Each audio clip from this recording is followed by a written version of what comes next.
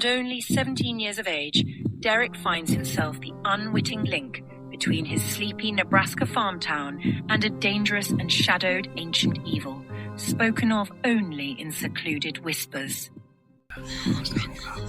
While spending time with his best friend Andy, an unexplainable storm rolls into town, bringing along with it a mysterious time warp window that leads to whereabouts uncertain. Through a heroic act of bravery, Andy falls victim to the abnormality. Derek, with no choice but to follow his heart, abandons all reason and leaps headlong into the strange and mystifying window which takes him to a place he can't see to save Andy from an unknown fate. Unbeknownst to Derek, what awaits him is an unimaginable adventure wrought with deception, betrayal, faith, love, heartbreak, and the discovery of a secret he doesn't even know he is keeping.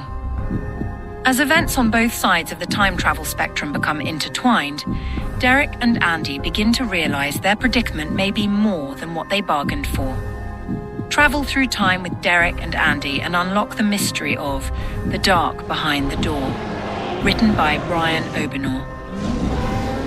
You deceived Maine.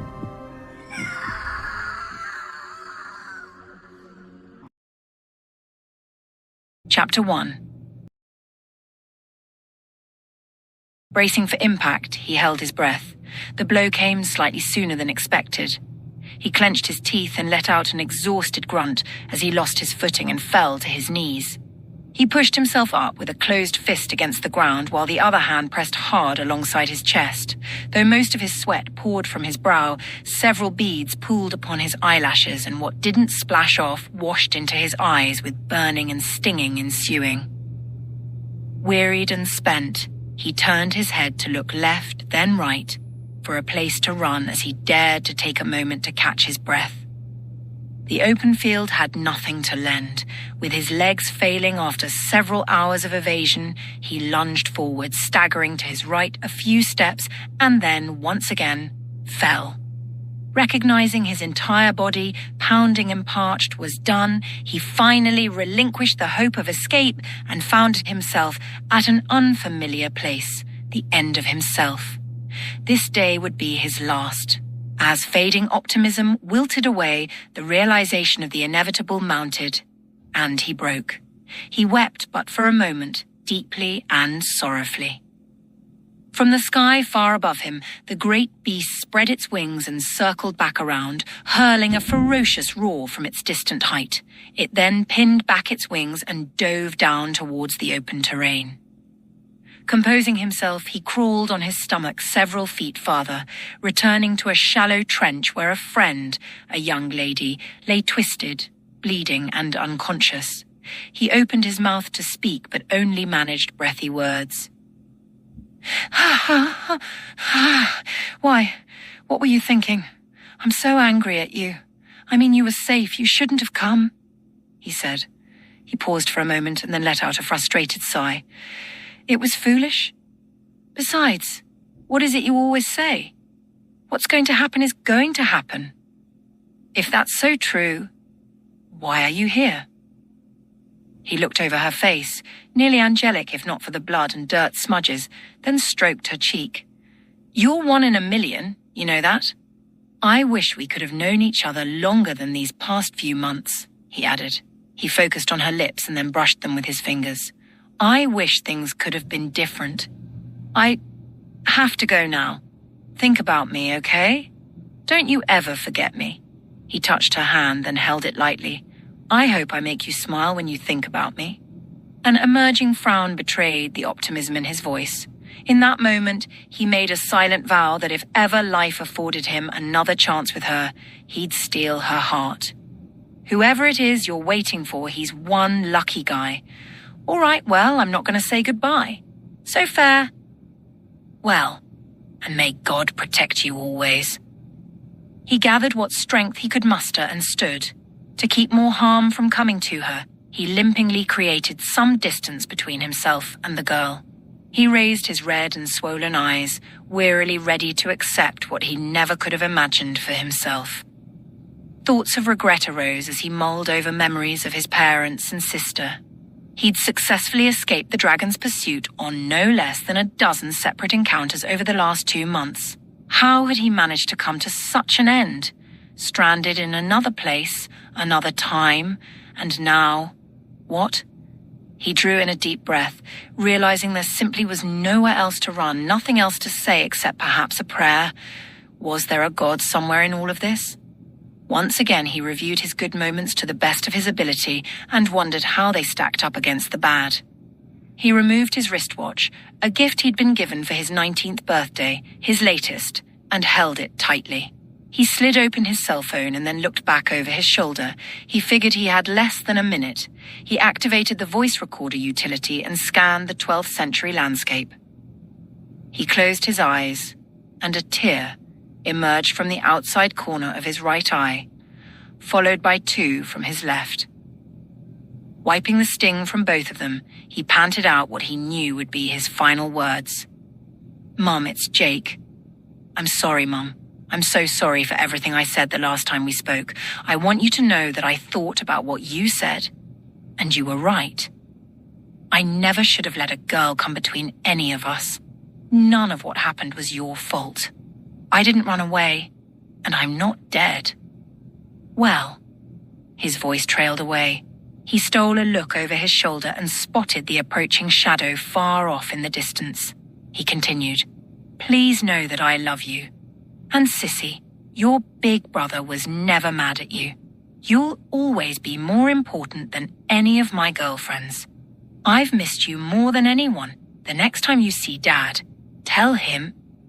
He paused for a moment reflecting and then added that he'd be proud of me. "I love you." He closed the phone and prayed, "Oh God, if you are there, please help them to see that nothing was their fault. God, I don't know how to do this. Please save me." As the words left his mouth, a mighty wind arose while trees began to rock. The beast stretched out its wings to decelerate for a final approach. Suddenly, with merely seconds remaining, out of nowhere, a horse and rider materialized and then sprinted toward Jake in a fateful race against the dragon. The rider, a grease-smothered young man sporting nothing but a loin wrap and shoulder bag, leaned to one side and held out a hand. "Jake! Jake!" the rider's familiar voice called. "Grab hold! We can make it!" Jake turned, only to see his spark of hope become dashed by the beast's quicker maneuver. Its open jaws swiftly closed in upon him and the rider. Jake drew in a courageous last breath, clenched his fists, and then averted his eyes. He felt the heat of the beast's breath as a sudden light flashed about him. With a single snap, in one great sweeping motion, it was over.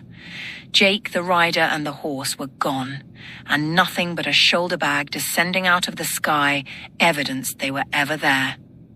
2. A large black crow cawed twice as it landed on the shoulder of the decrepit scarecrow. The eastward breeze swayed the tips of the stalks back and forth across the cornfield as it mimicked the peaceful surf of the ocean. In the distance, a Nebraska farm sat against a rapidly darkening autumn sky. Faded thunder rolls drew nearer by the moment. Lightning-charged clouds conducted a dancing ballet across the heavens. The crow jumped and cocked its head in a startled response to an extraordinary maze of light crackling downward upon the earth.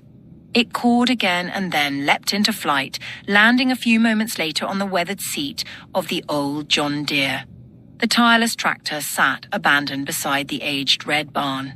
Parked in front of the old tractor was a much newer model, fully clad in the unmistakable green with yellow letters. Derek and Andrea were lying comfortably on a heaping stack of hay that was situated in the loft of the barn. Derek had a piece of hay hanging out of his mouth. He fingered his unusually warm emerald amulet, which hung around his neck as he spread out and sank in as far into the stack as his weight would allow. At his side was a bandana, with all 4 corners tied together wrapped around 2 large peaches. Derek was 17. Experienced with a tractor, and old enough to possess a driver's license, but still not quite old enough to take Uncle Ken's truck into town for a few of the groceries. as told to him many times by his Uncle Ken. "Life stinks, you know. Why can't he let me just drive into town? I've been driving his precious tractor for 4 years now and never even as much as scratched it or ran out of gas. I could so handle that old beaten-down pickup." He took the hay out of his mouth and threw it onto the floor. "I wish he'd listened to Aunt Frida. She knows I'm responsible enough." Andrea, his down-the-street neighbor and longtime best friend, was sprawled out on the opposite side. "Must be about time to go home," she said, raising her arm to look at her watch. How did I know?" "That's rich, Andy. How would you know your battery died 2 weeks ago?" Andrea was a year younger, but far beyond her years in maturity. She was the eldest of 5. Her siblings comprised of 1 younger sister and 3 younger brothers. She hung out with Derek simply because he was the only one around for 2 miles who was anywhere close to her age. Besides, his abhorrence for boredom, accompanied by his sense of adventure, culminated to keep the 2 of them busy when chores were finished early. The 2 of them placed themselves just so on the haystack to be able to look out the loft door and watch the storm roll in. "Oh, good grief, stop your whining, Derek. He's probably just being protective." "What? I don't need him protecting me. I'd be fine, I guarantee it." "I was talking about his truck, genius. Don't you remember when you set fire to the side of Old Man Cutter's barn?" "That was over 3 years ago, dang it. I'm 17 now. Besides, that was his grandkid's fault. He didn't light any matches to my recollection. In fact, all I remember is him daring you." "No, he double-dog dared me, Andy." "Oh Lord, here we go again," she sighed, rolling her eyes. 3. Old Man Cutter owned nearly 75 acres that swallowed everything directly across from Derek and all the way to the corner lot at the end of the street. Farms accounted for most of the properties for miles around, corn-yielding farms specifically. Old Man Cutter's farm was one of the largest properties in the area. He was also mighty proud of his robust peach trees.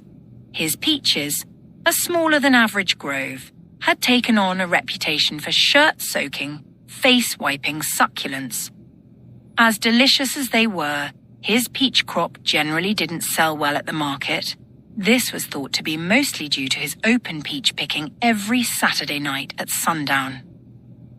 For several seasons, local folks had been trying to convince him to ship a few boxes off to the state fair for the summer fruit competition. He just plain wasn't interested in the publicity or the extra work he'd be faced with in filling large orders if his peaches did well. He was more than content to watch from the front porch as his front and side yard were transformed into the weekend's social hub. Mr. Johansson, the market owner, added to the enjoyment by bringing bottles of soda ice-packed in tubs and selling them for $0.25 each. Every summer, about mid-July, Old Man Cutter's daughter would send her 2 troublesome boys out to Grandad's farm for a couple weeks. The plan was always 2 weeks. However, only twice in 7 years did the visit ever last so long. And 4 years ago, their visit extended just 3 days, the shortest as yet. Nick and Alan were 1 short year apart in age. 4 years ago, they were 9 and 8, respectively. Each year, right after the 4th of July, Derek would inevitably get a sour stomach in anticipation of their arrival. To make things worse, Andy would make herself scarce, leaving Derek to deal with his across-the-street neighbors by himself for a great majority of the time. This particular summer 4 years back, the 2 scalawags brought leftover fireworks from the 4th with them. They deviously agreed to fire them off from the loft of Grandad's barn. From his own loft, Derek spotted the 2 of them sneaking a brown bag across the yard into their barn. Knowing full well what suspicious looked like, he headed over to see what they were up to. Old Man Cutter had a small storage room behind the back wall of his loft that the boys didn't know about. Sitting directly beneath the storage room was a padlocked walk-in tool closet with walls reaching up to the loft. The only access to the loft storage room was via a ladder in the tool closet. Derek picked the lock on a regular basis and spent many evenings up in the old storage room with a lantern at his side. The room housed chests, furniture, and valuables that Old Man Cutter didn't care for others to know about. On different occasions, while rummaging around through some of the chests, Derek had found military artifacts from the first 2 world wars. Old, faded pictures of people, books, paintings, heirlooms, and many other fascinating trinkets and gadgets. When he first learned of the room a few years prior, he figured if he was going to spend some time up there, he might need a quick escape route in a pinch. So he'd stacked a few chests upon one another against the wall that divided the room from the rest of the loft. The storage room's wall stretched only to the rafters, so in case he ever needed the quick escape, jumping the wall was already set up as the appointed route. Every summer, Derek also used the storage room to spy on the boys routinely. He'd then jump the wall and sneak up on them in the midst of their mischief. In their estimation, he'd simply appear out of nowhere, which also happened to be exactly what he told them he did. He also told them a phantom lived in the barn and granted him special powers. They weren't sure they were willing to completely buy that story. However, the boys were so convinced of his capability to simply show up out of thin air that they found themselves looking over their shoulders for him everywhere and every time their mischief was on the rise. That day, when Derek saw the boys head into the barn with the paper bag, he straight away headed for the storage room. Within moments, he was observing their every word and movement as they formulated a plan through their giggles and snickering whispers. Derek quickly scanned the muddled room and found a top hat, a long, dark cape, and a gentleman's cane. He stealthily crept over the wall with objects in hand and then snuck into the shadows where he donned the apparel. When one of the boys took out a match and prepared to light the first firecracker, Derek stepped out of the shadows with his chin tucked into his chest. He advanced himself a few more methodical steps, and then, suddenly, everything went deathly quiet. He stopped, holding his stance for a moment, and then slowly looked up just enough to keep his face hidden beneath the brim of the hat. Images of popular horror/slasher film villains came to mind as Derek analyzed their dreaded expressions. He fought hard to keep from breaking into hysterics, believing if he gave in to even the semblance of a grin, he'd lose all composure. As Derek took one last step, Alan, the younger brother, lost it, backing away, giving in to a fit of screams. He quickly gave up his brother. "Nick made me. He makes me do everything. Do him, mister. Do him." Nick tried to say something, anything, when his hand went limp and the unlit firecracker fell to the floor. His face transformed from a blank stare into a large frown, followed by several promises that he wasn't really going to do anything. "Honest, mister, I wasn't going to hurt your, barn, or I promise, Mr. Phantom, I wasn't going to light anything," he pleaded with big puppy dog eyes. With that, Derek snickered and the ruse was up. Nick's puppy dog eyes became narrow with suspicion, and then, as he realized it was Derek, they turned into large, angry saucers. He glared at Derek. "You're such a jerk, man, I can't believe you." Alan wiped his eyes as giggles of relief slipped out of a half-hidden smile. "That was funny, Derek. You scared Nick half too," he said, pausing with a little laugh, and then abruptly held his tongue when Nick swung around with a harsh look. He stole a glance at Derek again, chuckled, and then wiped his eyes once more. "So what are you guys up to now?" Derek asked, snatching up the paper bag. "We have a few extra bottle rockets and firecrackers." "Nothing major," Nick said, swiping it back. "A few? Where'd you learn to count?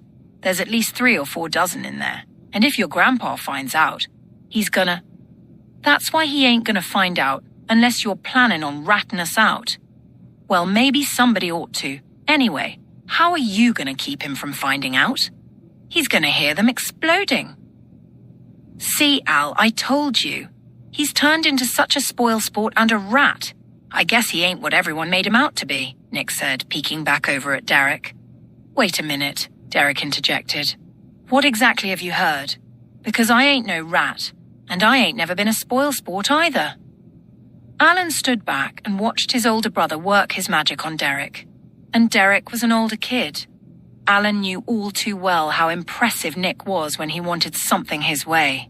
The two went back and forth until it was time to ante up. "Okay, fine. Prove it then. Go ahead." "You like the first one," Nick said, handing over the matches. "I don't have to prove anything. Afraid you're going to get caught?" "Get caught? I get away with 90% of the stuff I start because I know how not to get caught." Nick snapped back. "So what have you got to lose? Everyone's downtown at the market, so nobody's going to hear anything." Then he lowered his voice into a stern whisper. "Go ahead. I dare you." Derek rolled his eyes in exasperation, then ever so slightly moved his hand towards the matches, but thought better of it. In the same whispery voice, Nick added, "I double. Dog dare you." Alan gasped, then immediately placed 2 hands over his mouth. Derek knew that in all his life, as far back as he could remember, he'd never passed on a double dog dare. But did they know that? Would it get out that he was yellow? Should he counter back with a triple? Well, it seemed clear to Derek that everyone knew the only time you countered with a triple was if you had no intention of walking out the double dare. 100 thoughts flashed through his mind in a matter of seconds. He placed a hand on his forehead, then dropped it down over his eyes, and slightly shook his head. "Man, I can't believe I let him double dog me," he thought. "Fine," he said, snatching the matches from Nick's hand. "I'm only doing one, so hand it over, then back up." Nick pulled out the deluxe Roman candle finale and said, "Since you're only doing one." Derek wondered how he'd allowed himself to get into such a predicament. He closed his eyes for but a moment, then drew in one of those deep, "I'm such an idiot" breaths. "Just give it here," he said, gritting his teeth. He pulled out a single match and struck it against the side of the box. It instantly ignited. All 3 sets of eyes centered in on the flickering flame as each of the boys wore the allure of imminent danger on their faces. Derek placed the match against the fuse and waited. The fuse smoked, but didn't take on the flame. He sighed with relief. "It's a dud!" Nick cried. "Dang it, that was the best one." Derek quickly dropped it into the bag and then retrieved a much smaller one, a basic bottle rocket. He began fingering for another match when the bag suddenly lit up from the inside. The suddenness startled Derek, and he dropped the bag and then jumped away from it and yelled, "Whoa! Oh, crap!" "Oh, no!" Alan screamed. "We're all going to die." "Well, are you just going to stand there? Grab it," Derek said to Nix. "You grab it. You did it. It's your bag and your stuff." The wick was burning down. A dazzling light show of sparks erupted from the bag, sending some of the sparks 4 or 5 feet into the air. The tension mounted within Derek. He stepped toward the bag several times, trying to decide how to handle it, and with each one stepped back again. "Do something!" Alan cried. Time seemed to stand still as each of the boys envisioned the next few moments. Terrifying illusions spanned from half the barn blowing up, then someone going to jail, all the way to half the county blowing up with someone getting spankings. Figuring that he only had a few seconds left, Nick turned and ran. He slammed straight into Andy, who'd just stepped off the ladder. Get off me, you little weasel," Andy commanded, pushing him away and then dusting herself. With her curiosity quickly swelling into irritation, she said, "Derek, what?" She spotted the sparks. In the world, she stepped toward him. As she did, he cast an unnerved look at her. "Derek, are those firecrackers?" His eyes darted back to the bag. He shuffled his feet in a nervous prance, arms set directly in front at the ready. It seemed absurd that all common sense would desert Derek on such an occasion. "Criminy, Derek, get rid of the bag," she shrieked. "It's going to blow us all up," Alan yelled, backing up against a wall. "Derek!" Andy screamed, throwing her hands up. All at once, Derek leapt forward and kicked the bag from the loft.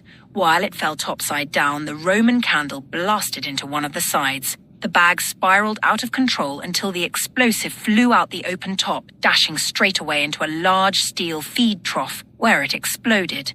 The inside of the entire barn lit up and flashed like a strobe light. Smoke filled the air.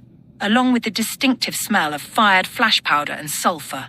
Several embers streaked into a wall and then fell, landing into a small pile of hay.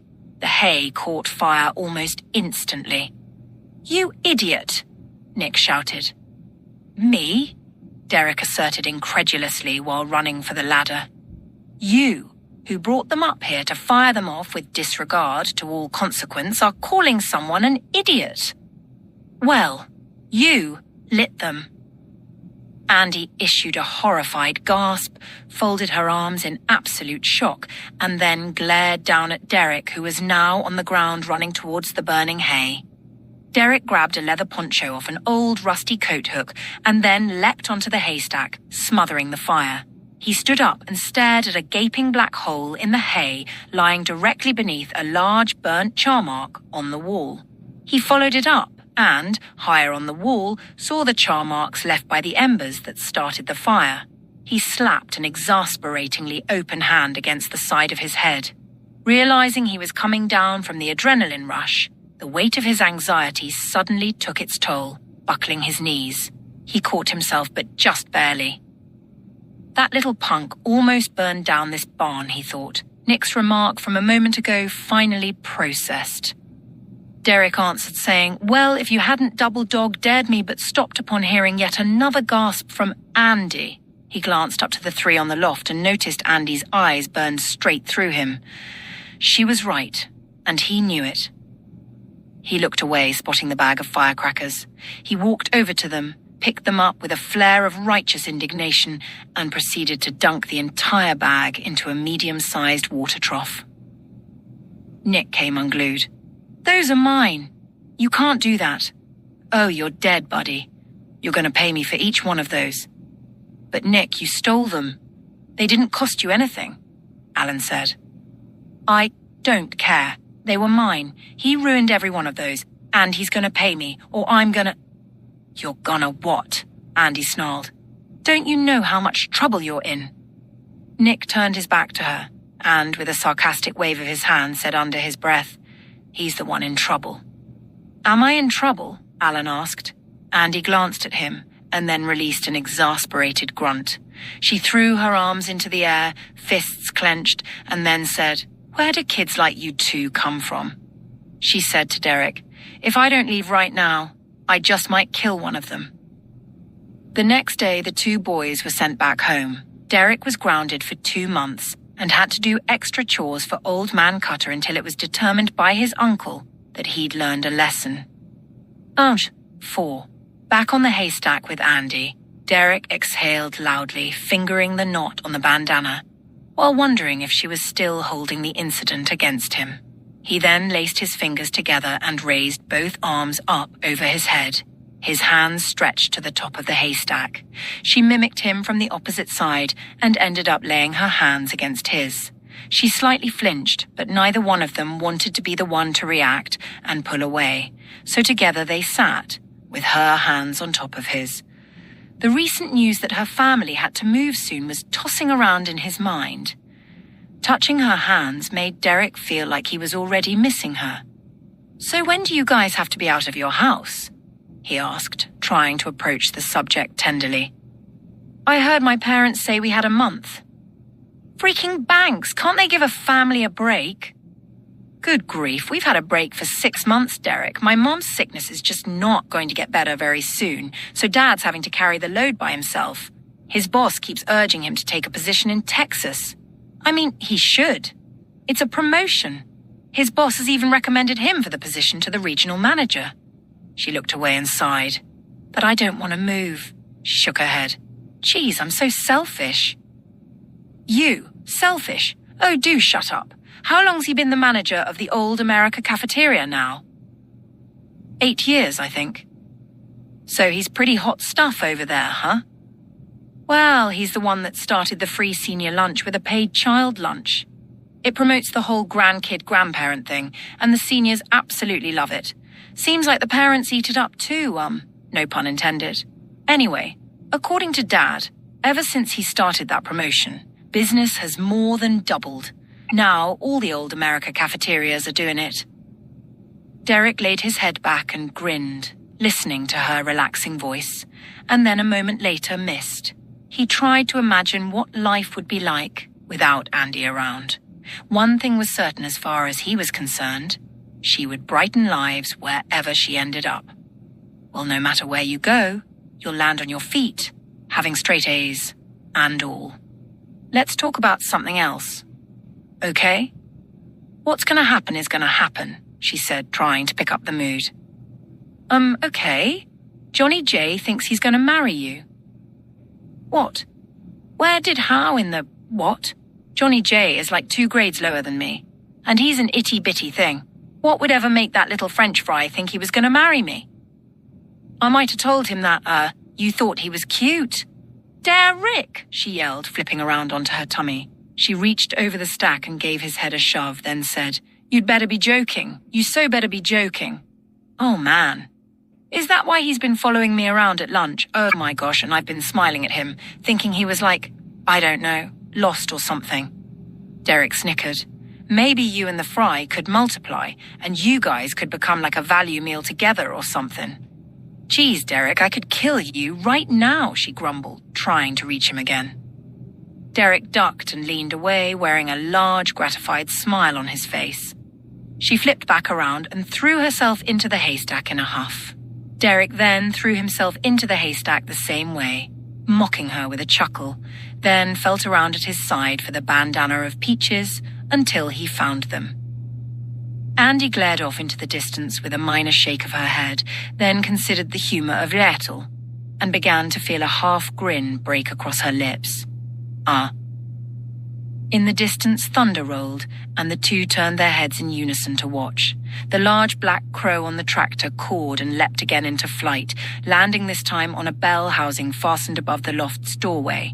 The large door was held open, locked against the outer barn wall. The crow spotted the two resting in the hay.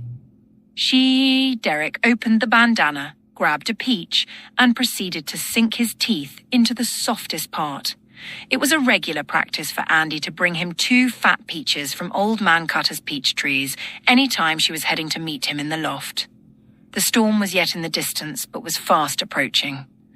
I love big storms. They help me relax, Andy uttered in a delightful, almost inspired tone.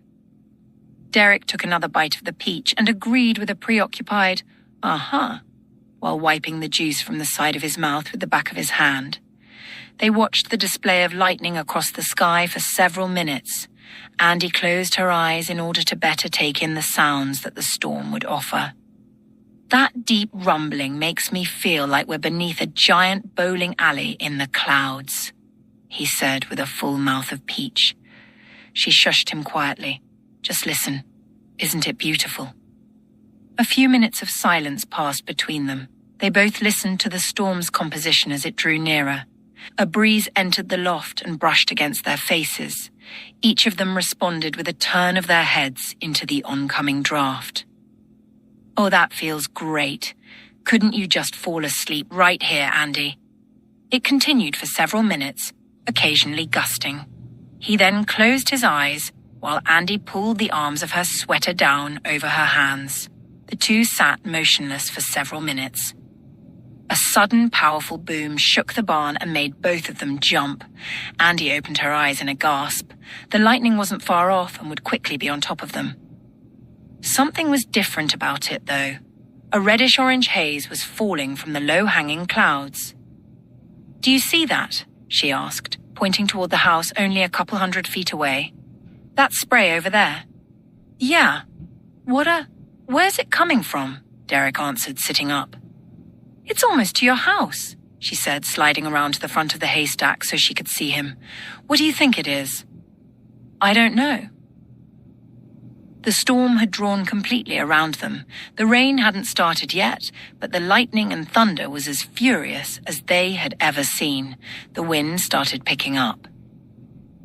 I think I'd better head home before the rain starts, Andy said, pulling strands of blowing hair away from her face.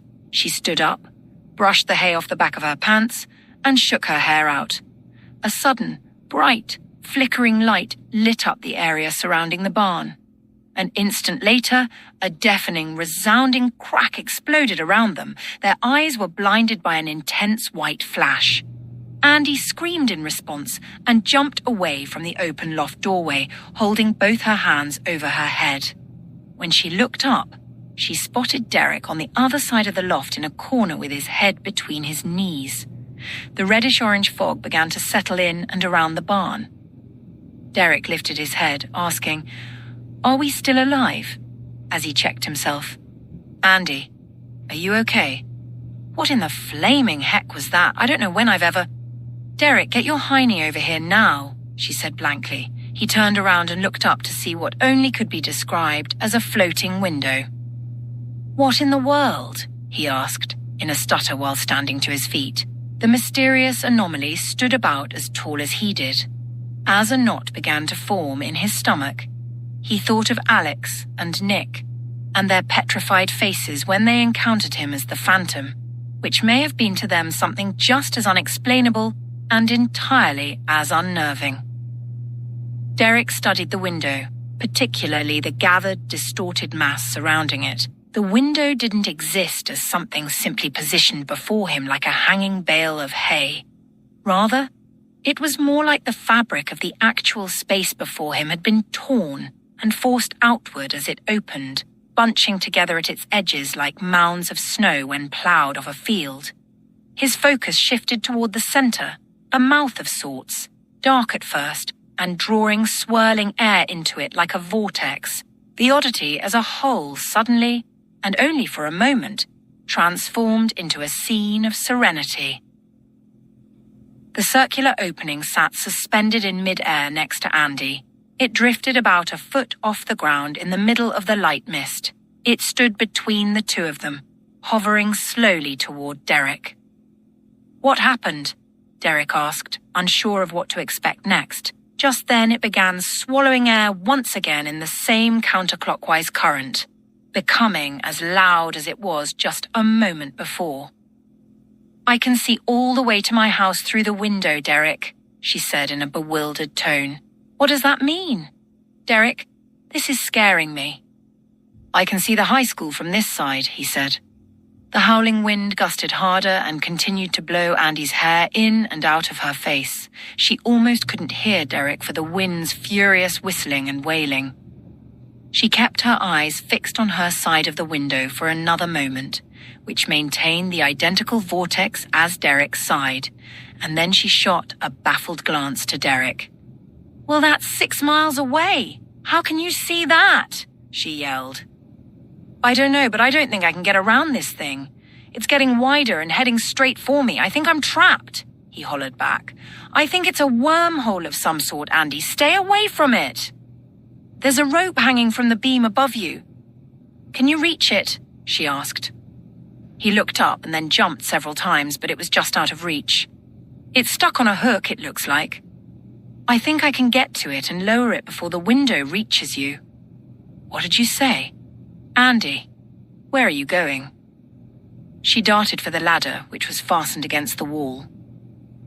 She scampered up to the crossing beam in the rafters and then managed to get her balance on her hands and knees despite the spiraling wind against her. She began slowly crawling across the beam, realizing she was at least 12 feet above the floor of the loft. "What in the heck do you think you're doing? Andy, go back. Besides, I don't think you're going to make it in time. Just turn around and go back, Andy. Go back."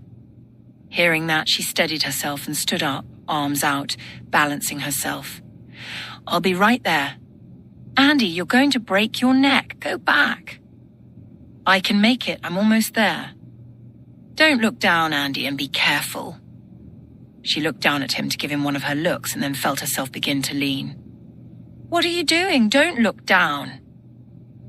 "That hole is going to get to him if I don't hurry," she thought.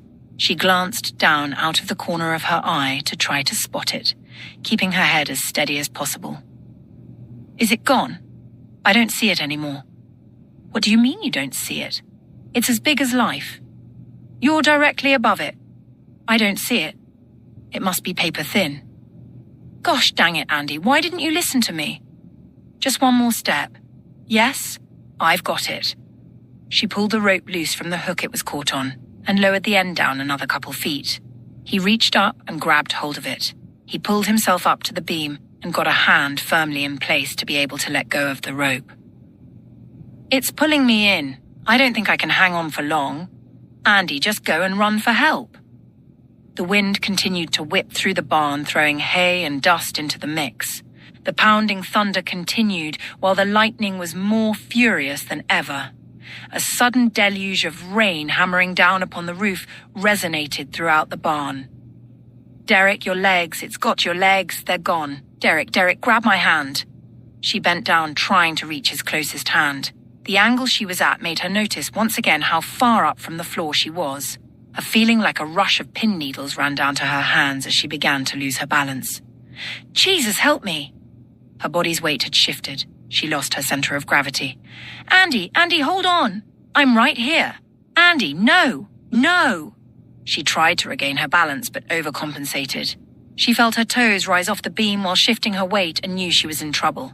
She turned and in a quick glance saw Derek's horrified expression as she passed him on the way down. Derek waited for the hollow thud from Andy landing on the loft floor. There was nothing. He repositioned his hold on the beam to be able to see beneath him. She was nowhere to be found. She had simply vanished. Realizing she'd fallen into the drifting porthole made his stomach hurt. He hung from the beam, staring into the window that was slowly engulfing him. "I can't leave her there wherever there happens to be," he thought. Before another moment could pass, he drew in a deep breath and let go of the beam. As he surrendered himself to gravity for just a brief moment, he thought he saw his emerald emit a sudden flashing glow. The crow observed the commotion from the bell housing, then cawed loudly several times, flapping its wings. It dove off its perch, glided into the barn through the loft door, and proceeded to follow the two through the open hole. The window collapsed immediately, and then the storm's ferocity subsided. 5. Derek found himself falling, rear end first, through a large, dark chasm. Pictures rushed through his mind of what lay at the end of his fall. He couldn't help the recirculating thoughts that involved lots of large impaling posts or rigid mountainous rocks. His breathing quickened and grew shallower. His heart raced and pounded against his chest while his thoughts settled on his demise and that of Andy. A barrage of memories flooded his mind. He centered in on one. It was last spring. Andy didn't make it over to Derek's loft because both her mother and father had left for town. Andy needed to stay home and look after her siblings.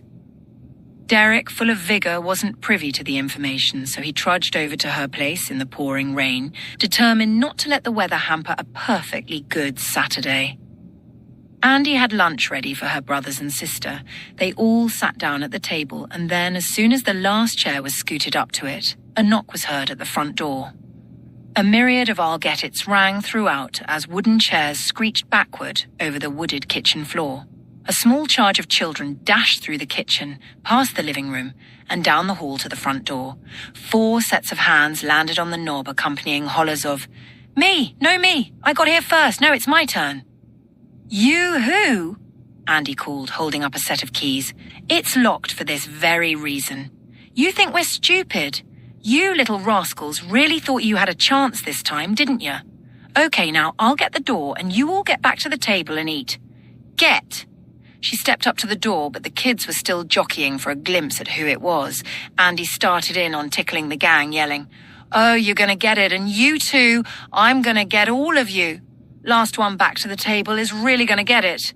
The fading pitter-pattering sound of feet, together with screams and laughs, poured out the front door as it was unlocked, then opened. Derek stood on the front porch wearing a large hooded coat that was dripping from the rain. "Oh, dang. I thought you'd get to ditch the little monkeys today. What's up? Mom and Pop in town?" "Some of us have responsibilities," she said in a huff. "Come on, get in here. And leave your coat on the porch, would you?" She took a few more steps, then, after hearing Derek's squeaky shoes against the hall's wood floor, turned around and rolled her eyes. "What now?" Derek asked with a slightly detectable attitude. "Take off your shoes, please, and would you mind shutting the door?" She turned back around, making a gesture with her hand to her head, suggesting mindlessness. Geez, Andy, you sound like my mom. Oy vey, I don't need another monkey to clean up after. Comprende? I don't make messes, just take a look at my house. Really? Seen your room lately? Well, I know. You haven't, he said. It's not hard to spot from the loft. I've talked to your mom, and radioactive Myers aren't her thing. Your room needs disaster relief. The 3 older kids busted out in a screaming laugh, repeating the declaration. Whatever, Derek said, rubbing the oldest boy's head. So what's on the menu? Smells like chili, as in hot chili peppers, he said, dancing the mamba. The kids busted up again, this time in ear-splitting hysterics. Andy snorted, trying to swallow an unanticipated burst of laughter, then held a hand over her eyes and said, Don't ever do that in public, please. Oh my goodness. Lord, save him from himself. And yes, we're having chili. Would you like some? Only if Katie here helped make it, he said, giving Andy's 4-year-old sister a kiss on the top of her head. 2 hands eclipsed a flabbergasted smile across Katie's face as several muffled giggles escaped between her fingers. Starry-eyed declarations of love accompanied the 2 older boys' sniggers and woos. Andy placed a bowl of chili in front of an empty chair and then set a glass of root beer next to it. Have a seat, lover boy. Derek sat down and winked at Katie. Katie gasped and then gave Andy a quick look with a smile that could turn any bad day right side up. Andy gave Katie a wink and a big smile back and then peeked over at Derek. She held her gaze for a moment while he wasn't looking and then grinned and looked away. She served herself a bowl of chili and a glass of root beer and then sat across from Derek at the end of the table. Katie watched as Derek chugged his root beer. Then she looked at Andy and asked, Are you going to marry Derek? Derek coughed and then sprayed root beer out his nose and mouth, spewing it onto everything directly in front of him within reach. Derek tried to recover from his coughing spell as quickly as possible but found no immediate relief. The entire event had Andy nearly falling out of her chair from her fit of laughter. She managed to reach some towels off a nearby counter and threw them at Derek. I'm so sorry, he stuttered through several coughs. He glanced at Andy, then started laughing about the whole thing. He took hold of the towels and began cleaning his mess. They both looked over at Katie, who had been clapping and laughing along with the boys, unsure of what might have incited such commotion. After lunch, Andy escaped down into the basement pantry to grab some food for dinner. Her sly behavior caught Derek's attention. He followed her to the basement door and then snuck down the stairs in a stealthy manner of his own. He peeked around a corner and saw an open door to a dark room. He backed up and scanned the basement for anywhere else she might have slipped off to. There was no sign of her anywhere. He deduced that she must have slipped into the dark room. He tiptoed to the open door and stole a glimpse into the darkness. Man, that's dark, he whispered to himself. He cautiously stepped into the room and then took a couple more tiptoed steps. He turned and glanced behind him back to the lighted basement. The darkness started getting to him. He began to imagine what would become of him if the door suddenly closed and locked him in. He felt the regret rise up of all the monster movies he'd watched over the past few years. The Saturday night scary movie finally scored one on Derek. I'm out of here, he said under his breath. Suddenly the door slammed shut. Derek nearly jumped out of his skin. Ugh! Sheep biscuits, he said, getting ready to punch whatever was to crawl out of the walls. It was complete blackness everywhere. He started heading back to the door, shifting his feet inch by inch with his hands stretched out in front of him. He stopped, wondering if something else in the room had moved. His eyes shot back and forth, trying to penetrate the darkness. Suddenly, a small sound broke the silence. It was heavy breathing. Derek turned his head to the right, then to the left. He started swinging his arms all about. Finally, he said, "Who's there? Andy, is that you?" All of a sudden, a ghostly face appeared out of the darkness. A face full of shadows, but brightly lit. "Ah!" he screamed. The room unexpectedly lit up, and there stood Andy by the door with a flashlight under her face. Andy was sure if she laughed any harder, her face would switch from beet red to purple and then to blue from the mere absence of breath, but not from a lack of trying. With her eyes closed tightly, spilling tears, and her lips pressed together, she laughed so hard that she simply couldn't draw a breath. And it took Derek 3 or 4 seconds of staring at Andy before he was able to break a smile. "Oh my God, you are so dead. Do you hear me? You're dead meat." Andy fell down into the corner, still trying to breathe. After her face actually turned 2 shades of purple, she inhaled with enormous suction. A mammoth laugh ensued. Oh, I've never seen you so," she managed to mutter through her laughter. "Are you crying? You are crying, aren't you? Laugh it up, sister. Your day's coming." Still breaking into hysterics 5 seconds at a time, she managed. "Oh my goodness, if only you could have seen she said, sweeping tears from her eyes. "Oh, ha, sheep biscuits. Really? Thank you for sparing me the word you were going to say. You actually have gotten a lot better." Derek started laughing simply out of watching her laugh so hard. "You're something else, you know." He stretched out a hand to help her up. She fell into his chest and grabbed his shoulders to keep from falling again. Her laughs had subsided to a few giggles. He put his arms around her to help her keep her balance. She wore an ecstatic smile while putting her head on his shoulder and then hugged him. "I'm sorry, but I've really needed to laugh like that. Are you okay?" she asked as she let go of him. Derek grinned and shook his head. "I can't believe I let you scare me. I mean, I knew it was you, but still, I got all freaked out. I'm sure I'll be fine once my heart rate gets back under 300. The remark sparked a snort from Andy. She held a finger across her smile and then sniggered again. "Sorry," she said in a giggle and then looked away. "You know, you didn't have to follow me down here." "Well, you were being so secretive about it. I was intrigued. Why were you sneaking down here anyway?" "Well, I didn't want anyone to know," she said, turning away. Derek bit his lip. "Know what?" "I didn't want anyone to know that we were struggling." "How would I know that from down here? What, because the pantry's low on food? This is how ours is on a regular basis. Besides, I've never seen your pantry." "Andy? Are you down here?" Katie called from the stairs. Andy reached for the door and opened it. "Yes, sweetie, I'm in the pantry." Katie rounded the corner and then held up, obviously taken aback. "Were you guys kissing?" she asked, in a halfway miffed yet thoroughly disgusted tone. Andy immediately blushed and glanced at Derek. At once, both of them tried to hide their grins. "No, honey. Derek's trying to help me pick out food for dinner. Is that okay?" she asked, kneeling in front of her. Katie slid her eyes away from Andy and onto Derek. She frowned. "I guess so." She dragged her eyes back to Andy. "He's not going to break me up, is he?" she whispered. Andy frowned, trying to disguise her smile. You mean break up with you?" Katie nodded soberly. "I think you're okay for now, sweetie pie, but someday down the road, he might decide to kiss someone his own age."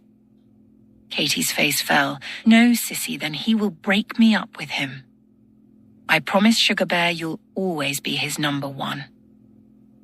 Katie studied Andy's face. "Do you promise?" she asked reluctantly. "Cross my heart. Even if he kisses you? Even if?" Katie smiled and then threw her arms around Andy. "Okay, honey. Go see if you can snitch on your brothers." Katie's eyes lit up. "Okay," she turned and trotted away. Andy looked over her shoulder at Derek. "Well, you've got your hands full," she said. She stood up and then walked back into the pantry with her eyes scanning the floor. She stopped in front of Derek and raised her eyes to his. "Just make sure you guys always have Christmas with our family," she said with a smirk. Ha, that's hilarious," he said dismissively. "She's afraid you're going to drop her for the next girl you kiss." "What, never," he said, raising a finger. "Hey, I'm not the one you've got to prove it to." Derek put his hands on either of Andy's cheeks and kissed her on the top of the head. "There, she has nothing to worry about. And you're my witness." Andy, a bit startled, said, "Wow, from lover boy to heartbreaker in one night.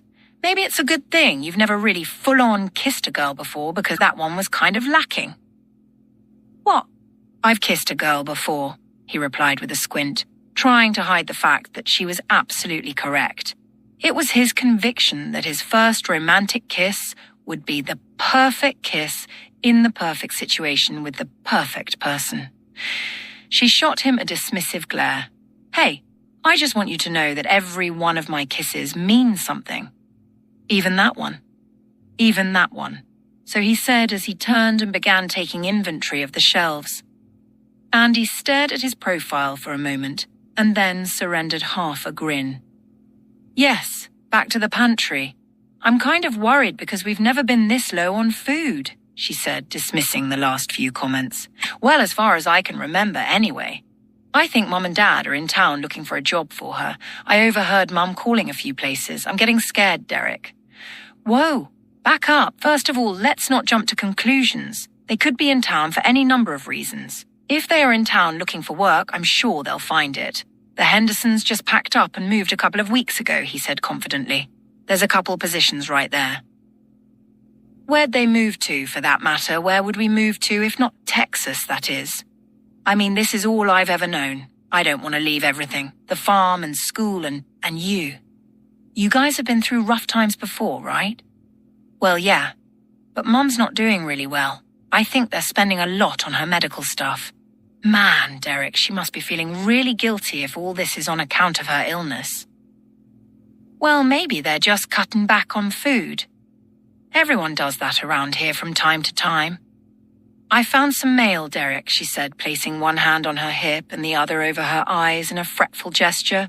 "It's not good news." Derek stood quietly. "It was from the bank. I just quickly scanned it and saw the words 4-month extension and foreclose in February. They don't know I've seen it." Derek remained still. "The world's falling apart on us, Derek. I don't know what to do," she said as a tear fell. "Look, no matter what happens, you and I are forever friends. Miles may separate us, but we'll always have each other, okay? I'll write you all the time and send you Old Man Cutter's peaches. And you can always come visit for a few days, I'm sure. And you know what? I'm going to get a car soon. I'll come to you for a few days and it'll be just like old times. I promise." Andy slid a finger under her eye and then enveloped Derek in her arms. "Promise nothing will change between us. You won't let anyone forget about me?" "I promise you, Andy. No matter where you end up, I'll come find you." 6. As Derek continued to fall, he felt the speed of his descent begin to slow. He cocked his head after seeing a distant orange glow. A brief glimpse of the underground lake's surface caught his eye just before he plunged deep into its tepid water. He winced as his back splashed hard, creating a burning sensation against his entire posterior. The full effects were felt within a few short moments. Derek emerged with a large gasp of air, and then an echoing breath of reprieve. Although relief was dominating at the moment, a rising sense of despair was slowly swallowing him. The desire for answers had his eyes darting in several directions. His eyes slowly began to adjust to the darkness. "Where am I?" he asked quietly. Looking around, he studied the area for any sign of light or movement. "Andy, are you down here?" he whispered heavily. The sound of breaking waves echoed against the high, far-off dark walls surrounding him. Catching a whiff of something quite unfamiliar, he drew in a more analytical sniff. A musty, rancid odor blending horribly with the stench of lake water caught him off guard and might as well have slapped him senseless. With a large croaking sound, he immediately vomited, followed by a dry heave a few seconds later. "Oh my God, what is that putrid smell?" With darkness everywhere with the exception of a dim glow far above him and 100 or so meters to his rear, he said to himself, "This must be a cavern of some kind." Reacquainting himself with the lapping breakers, he determined where he thought the sound was originating from and then began swimming. Maybe it's better I don't see what I'm swimming in, he said, trying his best not to breathe through his nose. As Derek approached the rocky shore, the loudness of the breaking waves made it apparent he was very close.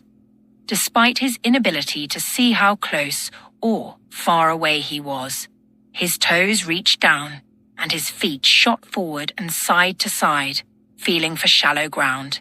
He felt a rock. Finally, he grumbled. Thank you, God.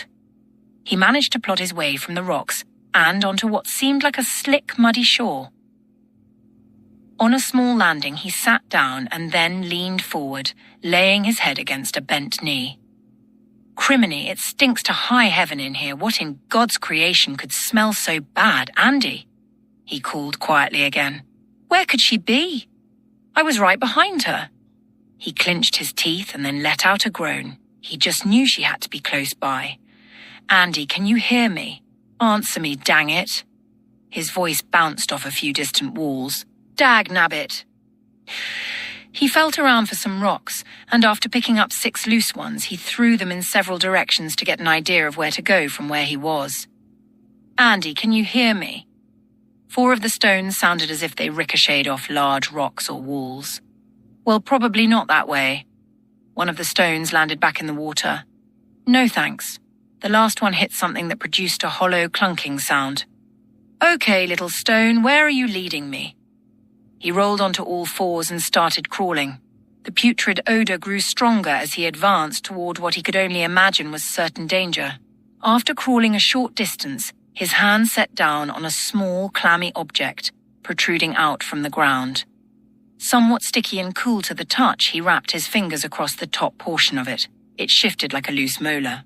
With a little nudge in one direction, followed by a fair pull in another, the muddy terrain surrendered it with an unresentful suction sound. He picked it up and fingered it. Huh, he huffed, wondering what it could be. He crawled a few more steps, and then his hand landed on something that piqued his curiosity. Brushing his hand over it, he found half of it rounded and smooth like an oversized softball on one side, with 2 large cavities and a 3rd smaller hole beneath them on the other side. He picked it up, grimacing, hoping it wasn't what he thought it was. He worked his way down just a bit, probing along, visualizing what his fingers felt. Ugh, a skull, he cried, dropping it after finding the teeth. Great. Human remains. That doesn't bode well for me or for Andy. Andy, can you hear me? He felt along the ground again and discovered another skull, then another, and then came upon the outside edge of a large mound of bones. He took one of the skulls and, wondering how large a mound it was, skipped it across the top of the pile. The skull continued to clunk and clatter along, bouncing off bones until it came to a rest nearly 100 feet away. He stood up and stared off into the blackness before him, allowing the bleakness he'd been fending off to finally mount. Suddenly, the sound of rattling bones rose out of the darkness. Then he felt it, a small tremor followed by a larger one. He felt the pace of his heart quicken. God, I'm not a praying person. I'm sorry I haven't followed you. I know I don't deserve your pity, or even for you to think about me, but I'm calling out to you now. He dropped to his knees. Please, God, I'm not expecting a miracle. Just a hand. I'll do anything you want if you just help me get out of here. I'll tell everyone how wonderful you are. I'll be a missionary. Oh, who am I kidding? You know I'm not going to do any of that stuff. I'm such a loser. I don't do anything that betters me or anyone else. Geez, I'm so selfish. He leaned onto his hip, then kicked his legs out from under him and sat there. You know, I wish I'd done things differently with my life. I could have been nicer to my uncle. Maybe I should have told my parents that I loved them more often before I lost them. Are they up there with you? Man, I can't seem to do anything right on my own. Maybe that's why I need you. Maybe you need to get in and drive for me, if it were only that simple. Suddenly, through the darkness, a faint melodic alarm began to sound. A dim light appeared about 20 feet away. Derek jumped and then spun around to see what it was. What though that sounds like? A reminder chime a second or two passed while he observed, and then he said aloud, To a cell phone. He scooted onto his belly and quickly maneuvered over the bones in a combat crawl as fast as he could. Keep ringing, come on, keep ringing, come on. He was about 8 feet from closing in on it when it stopped. No, no, no! Criminy! Dag nabbit! He felt around the hundreds of bones immediately in front of him. Gosh dang it, I was so close. Why would you do that, God? Ugh! He picked up a bone and threw it as hard as he could. It landed on some soft ground way past the other side of the mound of bones. Oh, wow. That's got to be the way out. Maybe that's why. Do I even need the cell phone, God? At once the alarm sounded again and the phone dimly lit up. Yes, thank you, God. The phone sat under several interlocked bones at the top of the heap, now nearly 2 feet away. He frantically separated and dug through until he grabbed hold of it. He found himself lost on the technology, for nothing seemed to do what he expected as he continued to press and slide his finger across the on-screen menus. Bright lights flickered and flashed, cutting through the immediate darkness encompassing him. Suddenly, a hologram appeared above the phone. It was the image of a beautiful young lady about his age. The image dissipated, and then was replaced by a young girl who was about 8 years old. A moment later, a 3-dimensional family portrait consisting of an older teenage boy, the same young girl, and a 30-something woman and man replaced it. The hologram program closed itself, followed by a low-charge warning. "Geez, I just want to make a call," he said, pressing more buttons in a senseless craze. A quiet, silky woman's voice poured into the still air. "I'm sorry your voice was not recognized. If you'd like to make a call, tell me the number you'd like to call." "I'm trying, lady, but—" "I'm sorry," she said, cutting him off. "Are you authorized to use this phone?" "Lady, just call 911, 911. "One moment," the voice said. "I'm sorry. A signal cannot be located. Would you like me to tag this phone with an EMS broadcast signal?" Yes, that's fine." Well, she let me try to call out at least, he thought to himself. "Maybe I'm authorized now," he said quietly. He cleared his throat and prepared his best authoritarian voice. "Call home," he said in a deep tone. "I'm sorry. Your voice was not recognized," she said again. Crap. But wow, this is cool. I've never seen anything like this. The entire phone was made up of a solid gel substance. He sat up, trying to figure the thing out. He managed to get to the battery page, which read, "Solar charge, lifetime energy." Wow, I wonder if I ended up in the future. He raised the phone to his mouth. "Tell me today's date," he said. "I'm sorry. Yeah, I know. Your voice was not recognized." Jeez. He fiddled with it for a few more minutes and then stumbled across the voice recorder utility. There were 67 messages recorded. He selected play. A young man's voice emanated from a small, round, marble-looking piece at the top of the phone. He listened to a couple recordings and then realized that the battery would eventually drain all the way down if he didn't get it into the sunlight sometime soon. He stuck it in his pocket and then started crawling in the direction in which he threw the bone. He returned to his crawl, and every 20 feet or so, he tossed another couple of bones ahead to help him navigate through the darkness. He eventually ran out of bones to grab and resorted to tossing large stones once again.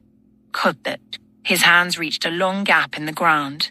He felt along its edge 4 or 5 feet one direction, then the other. He picked up a few stones and tossed them forward. They landed a couple of feet directly in front of him. At least it's narrow. He got down on his belly and reached forward as far as he could and as far down as well, partially leaning into the gap. He touched a ledge across the gap, and then his fingers swept across something solid at the bottom of it. He pulled out the phone, hoping it would give enough light to see the bottom. The light was barely visible as the battery was nearly drained. He pocketed the phone once again. Well, it's not that deep. I could probably step down, then reach for the other ledge, he contemplated. He swung his legs around and slid his feet down. "Ah, horny toads and viper venom," an old, throaty voice shouted. Derek lurched into a frantic jig, nearly jumping completely out of his skin, and screamed, "Ah!" Then, in a delayed adrenaline panic, he leapt up and out in a single spring, landing on the other side of the gap on his shoulder and side of his face. Who goes there?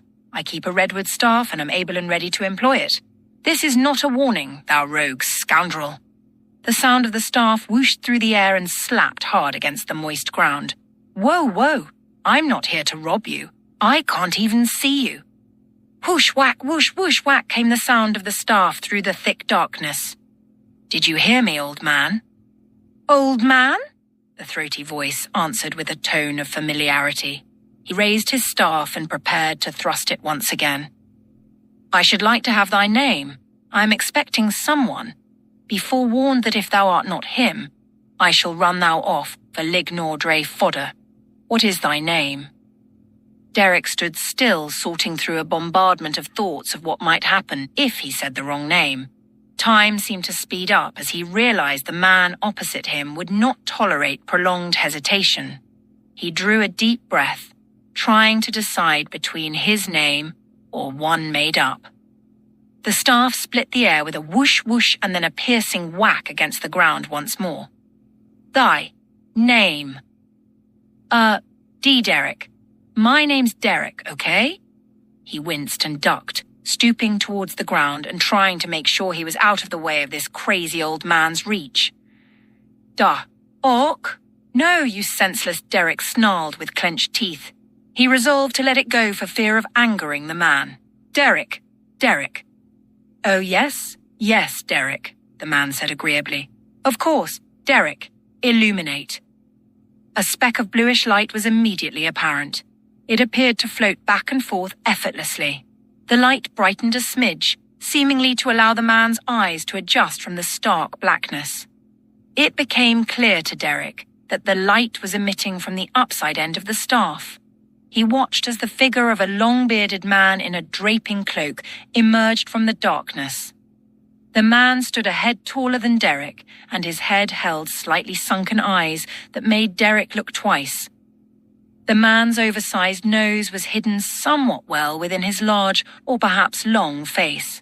Derek couldn't decide, but his high cheekbones gave his face an overall slender look, though his face was still fairly larger than Derek was accustomed to. The man's smile revealed several crooked teeth, but all were intact. He turned his head one direction and then another, looking up and down as the brightness began to shed light upon his whereabouts. It was a cavern, he thought. He was able to take notice of the high ceiling, the encircling walls, and the heavily grooved terrain directly surrounding them.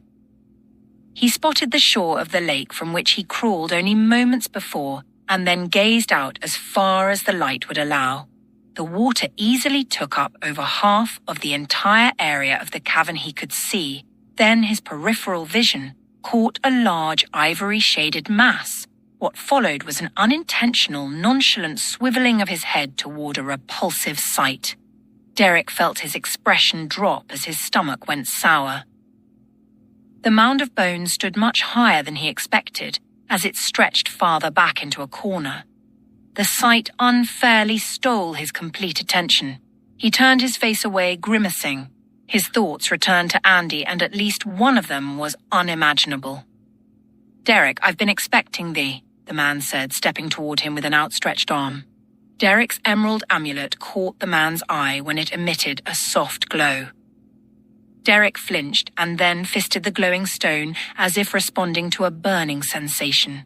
He then stepped back, preparing to break into a sprint. Get away from me! I don't know you! My apologies, young man. Allow me to explain. He stopped his approach and placed both hands on the staff that stood before him. I was sent here to collect thee by thine companion. A distant caw echoed against the walls of the cavern. They both looked up. Blasted Beerwell. We must commence. We haven't much time. Time? Time for what? And are you talking about Andy? Where's Andy? Tell me where she is, you old goat. The man chuckled. Regrettably, in all mine days, I have answered to much worse than old goat, he said, glancing at Derek. And for good reason, he added with a smirk. But impolite was by no means among them. You can address me, as he said, but was suddenly cut short by an unexpected tremor.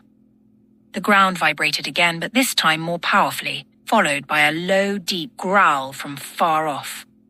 Derek looked down and noticed ripples in the many puddles laden throughout the area surrounding them. "Earthquake, the cavern's gonna collapse." "No," the man said sternly, turning to Derek. "I'm afraid it's not an earthquake. However, we must go. Come this instant. Follow me." The man hurried off toward a small crevice at the foot of a wall. "Come, thou must come now. She's been waiting." "She? What do you mean waiting? I was right behind her. Wait, are we talking about the same person?" Believing the man was speaking of Andy, Derek closely followed. The man turned back to Derek and said, "If separation should befall me and thee, thou wilt find her at a small clearing to the east just outside the mountain. The way can be found in the darkness. You need not eyes to grasp vision, lad." Derek pressed his lips together in an unimpressed fashion, as the philosophy had been enormously lost on him. The man leaned in toward Derek and then looked into his eyes. "Pradicus," he said curtly. Drawing a fist, Derek quickly stepped back, seizing an untrusting expression. "What are you doing? What does that mean? Are you hexing me?" Rolling his eyes, the man sighed, then shook his head ever so slightly. "It's something mine aunt used to grumble in frustration hundreds of times a day, it seems." "Why?" Derek asked, now clenching his other fist. "Because, mine boy, that is mine name," he said, turning the other direction with a gentle, reminiscing laugh. 7. Guided only by the staff's soft glow, the two entered the crevice and into a passageway, a series of lumbering paths leading to an outlet. They exited out of a small fissure in the side of the mountain. Several yards below them was a beautiful lagoon that Pradicus leapt into, then swam a few strokes to shore. Derek then watched him climb onto a boulder and stand amidst a substantial gusting of wind. The airstream whipped off the mountain and channeled through a gulch, then blasted over and around the boulder on its way to freedom, wherever that might be. Derek watched the bearded man's wet hair and garments thrash about and thought certainly they wouldn't take long to dry. As Derek stepped to the ledge, the scenery of a lush wooded forest greeted him in the early afternoon. His sudden loss of breath caught him off guard as he peered out across the northern horizon. Mountains, tall and short, posted far in the distance, stood valiantly in military fashion, the farther ones robed in lighter shades of violet than the nearer. Immediately before him, and to the south, was a magnificent forest of ivy-covered trees. His eyes fell once again on Pradicus. "Welcome to Helenus," Pradicus said proudly with both arms raised. Derek eagerly followed the other's every step and hollered out a "Wahoo!" as his clothing flapped and flailed every which way in the same current of air. Enveloped within the moment, he raised his eyes and took in his surroundings with another astounded gasp, unsure of where in the world he might be. As he turned, his eyes fell on the mountain behind them, out from which they just came. Holy cow, it's gigantic. I thought it would be big, but the mountain stood several thousand feet high, with the top reaching far into the clouds. The ominous sight captivated him for several moments. His eyes slowly scanned the thriving landscape of trees and shrubs decorating the mountainside. "It's beautiful," he shouted. "I've never seen anything like it." Nearly dry after a mere few minutes in the wind, he jogged several steps down the grade to where the older man stood waiting. "It is Mount Ablawan Leaf-Freya." Abla who? It means breath of our Lord. Beautiful it is, but full of death. The statement ensnared Derek. He turned quickly to the man with a slight tilt of the head. "What do you mean by that? Are you referring to the earthquake?" "Lad, if only it were that simple. Come, walk with me, tell me about thee." They trekked a quarter mile or so, then stopped near a thick stretch of the ivy-covered trees. In the distance, a stunning young lady in a ragged gown that extended to just below her calves rounded the corner of a widened path. Upon a log shoulder harness, she bore the weight of 2 large buckets, each splashing with water. One hanging on either side, they slightly swung independently with every subtle movement. Steadily she considered her steps, head down, shuffling her feet along so as to keep the water spills to a minimum. Hearing a faint voice, she stopped and lifted her eyes. Standing silently with a slightly stressed grimace on her face due to her lower back pain, she paused between two panted breaths to blow her bangs aside. She caught sight of Pradicus standing on the edge of the path just behind the outskirts of a few trees. The branches, however, obstructed her view of the other he was speaking with. She sighed with relief, then mumbled to herself, "Finally, Pradicus, you're back. You are not going to believe what that little vermin did this time," she said quietly in a huff, and then paused. A moment later, she began toward him again, waddling along, continuing her story. "And then that furry little bugger tried to," she muttered, lifting her eyes again, and then froze. The long-awaited moment had come. Her countenance quickly changed, revealing the collected, dashed hopes of months past. She whispered, "Derek," partially regretting that she'd crossed over once again into the realm of hope. Then she heard his voice carrying in the breeze. "Derek?" she said louder. He turned his head. "Oh my gosh, Derek!" she screamed, dropping buckets of water. "Derek, oh my God, oh Derek, thank God!" she cried, running toward him. Derek spun completely around. "Andy, my goodness, Andy, is that you? What in God's creation happened to you?" She slammed into him in a running, weeping embrace, hurling both of them to the ground.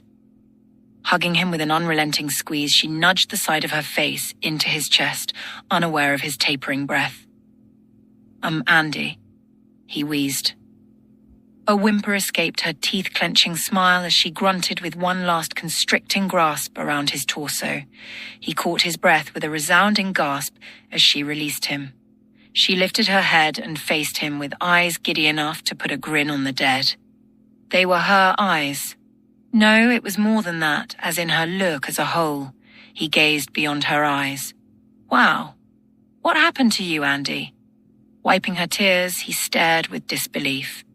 After finding his way up, he helped her to her feet, studying her eyes, her face, the air about her, and realized she was no longer the girl he'd always known. This was a young lady who had matured seemingly overnight. The slender athleticism of her face, a developed temperament beaming from miles beneath her expression, and eyes which disclosed the enormous difficulties she'd confronted, along with the inward battles she'd lost, all culminated into the manifestation of a woman, and no longer the teenage girl who lived down the street. She leapt back into him with another full embrace. He put his arms around her and was utterly amazed at how tightly she cleaved to him. "Thank you, Jesus. Oh, how I've missed you. I've been waiting for you for 18 months to the day, Derek, and I can't believe you're really here." She looked up into his eyes with a magnificent smile. "On my grandmother's grave, I swear, I thought I'd never see anyone from home again." She dug her head into his chest and held him. "I thought I'd never see you again." The thought that she could have lived hopelessly for so long seemed impossible to Derek, yet her emotional display and newly altered appearance spoke for themselves. "What? How long? What did you just say?" He paused, placing an open hand against his forehead in contemplation. "How is that possible, Andy? We just left the barn a little while ago." He saw her looking at him, but it wasn't the Andy he knew. It was Andrea Schaefer, but it wasn't. She was older. She was different. He stepped back and looked her over in the ragged gown she wore, holding her by the shoulders, noticing their firmness. Her hair was longer and unstyled. She was a smidge taller and a bit curvier as well. "Andy, you filled out," he said, becoming quietly aware of the awkward pounding in his chest. "Andy, what's going on? How did all this happen? Is all of this around us what we fell into?" "I don't know, Derek. Did the time thing pull you in too?" He shook his head. "Well, then how did you end up here? I mean, it took you so long. Did you wait for another worm thingamajig?" He gave her an offended grimace. "No, of course not." "Well, what happened then, if it didn't pull you in?" Her face suddenly became still. "You came after me?" He nodded. You really came after me? She asked, in a higher pitch with an awestruck smile. You mean you followed me into the window after I fell off the beam? The semblance of a gloating grin peeked from his lips. That's what I'm telling you. Oh, she said, waving her hand rapidly in front of her eyes. I can't believe you did that, she added, sliding a single finger under one eye. How long did you wait before following me? I'm not sure, maybe 10 or 15 seconds. She wasn't sure why the answer startled her. She expected as much. She looked past Derek off into the trees surrounding them. Derek's gladdened demeanor flattened out.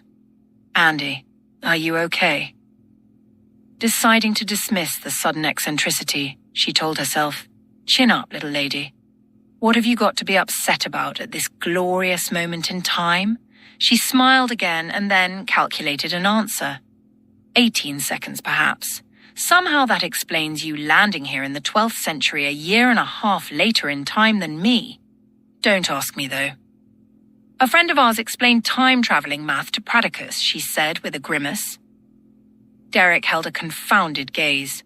12th century, 18 months. But how can that be? It was just such a short time ago. Look at me, Derek. Do I really look like I just got here a short time ago? He chuckled. Well, no, actually, I mean, look at you. You're gorgeous. She raised her arms in validation. Yeah, I'm the one who's been here for 18. She stopped in her tracks. What did you say? His face immediately began to burn while his stomach twisted into knots as the gravity of what he'd just let slip began to sink in.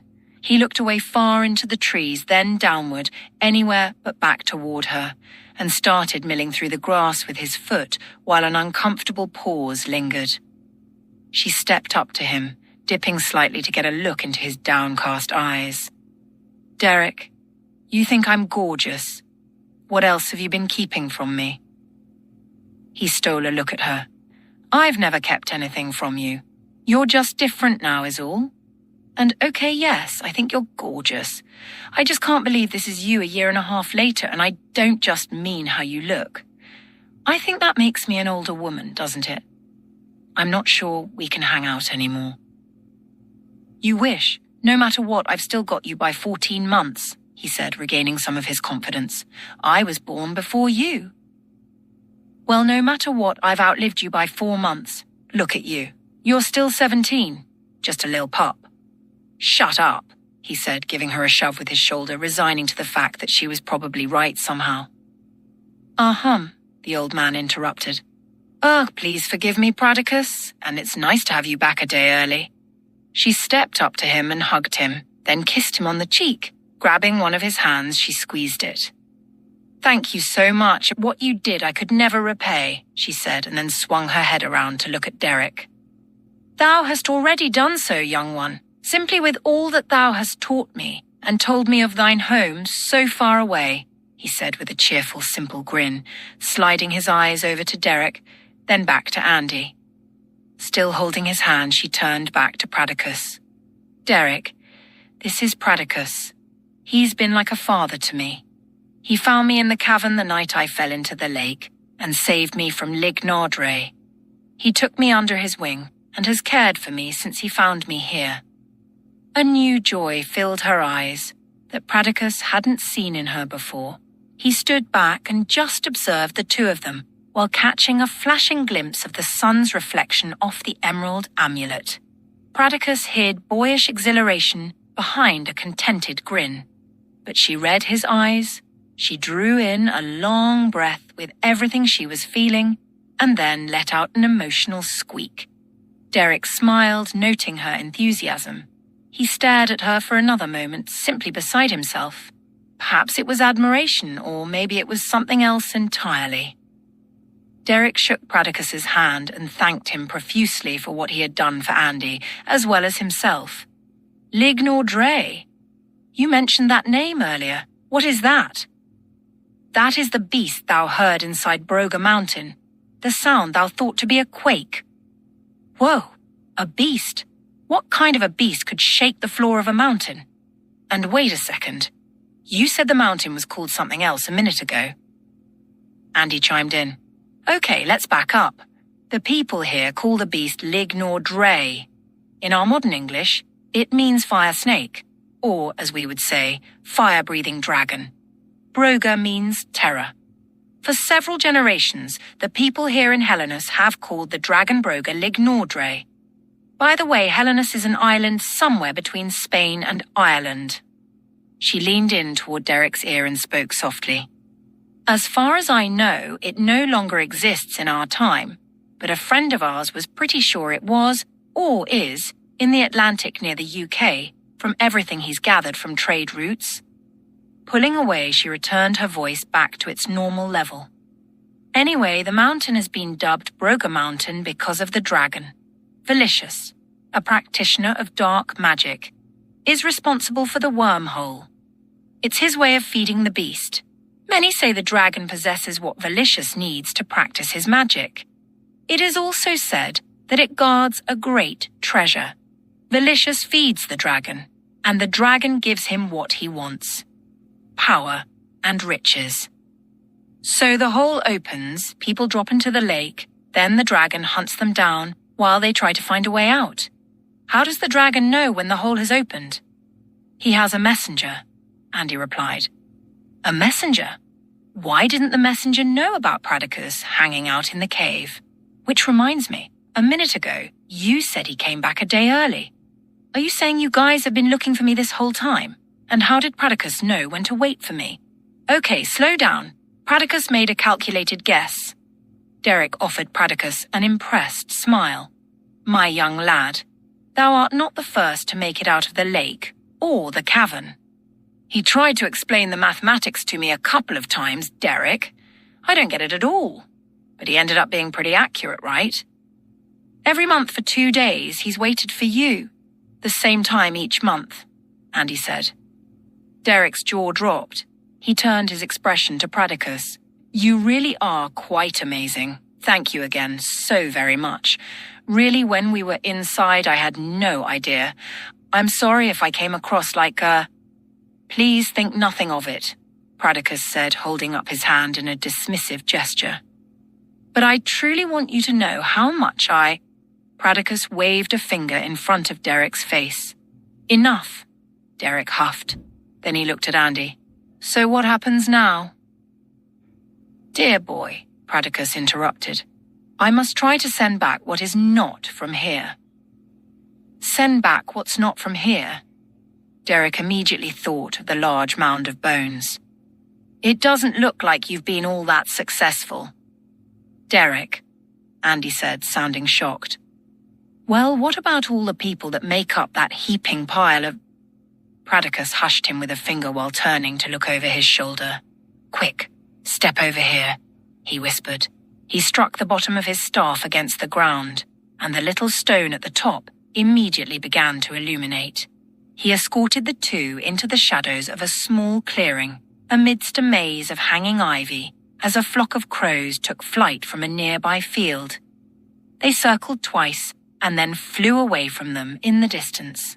The ivy was thick and hung from oak trees, large and small, comprising several hundred acres.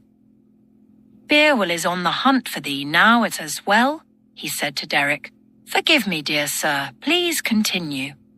What I was saying was, what of all the bones inside the mountain? Don't they belong to people who also needed to be sent back? Andy, you should have seen them. There were thousands of them. Why didn't they get to go back? It's not like he's just been allowing it to continue, Andy said. Derek, it's taken him the last 2 years just to get this far. Besides, technically, they'll all live their lives just as before. I mean, in the future, the time will come for each of them to be birthed all over again. They don't cease to exist because they died here. She looked at Pradicus. Right? The thought of the bones jogged Derek's memory, and he suddenly remembered the phone he found. Look here, he said, reaching into his pocket. This belonged to someone who didn't make it back. He held it out toward the other two. Andy looked down at it and then gasped. The object captured her widened eyes, while her thoughts swam to a familiar place. She glanced at Pradicus. Oh my God, Pradicus, what happened? That shouldn't be here. Well, at least shouldn't have been with the bones. Her voice began to quiver. I thought you said he made it back. She reached her hand out toward the phone but hesitated, then drew it back. Her eyes slowly fell while discouragement and confusion captured her expression. Looking away, she exhaled a long, defeated breath. Derek's eyes darted to Pradicus, who was slightly shaking his head in dismay. Derek then sheepishly stole a look back at Andy. Derek lowered the phone. You knew him. I'm sorry. It never even occurred to me that... He halted with a hard swallow. A few nervously uttered apologetic fragments fell hollowly into a thick, awkward silence. Oh, man. I can't believe that he finally mumbled, his words trailing away while he returned the device to his pocket. Andy sniffled and then wiped a tear from her cheek. Pradicus lent his support, wrapping a sympathetic arm around her. She lowered her slightly quivering hand over her lips, then, leaning into him, broke. Derek tried to think of something to say. While trying to get his pants to cooperate in repocketing the phone, his fingers inadvertently pressed some buttons on the device. A stoic voice emanated from its backside. Pradicus was so sure of everything it must have been his evil brother. How'd he know where the hole was going to be? Well, he's going to pay. I'm not going to let this happen to anyone else. I promised Andrea she'd make it back when her friend gets here.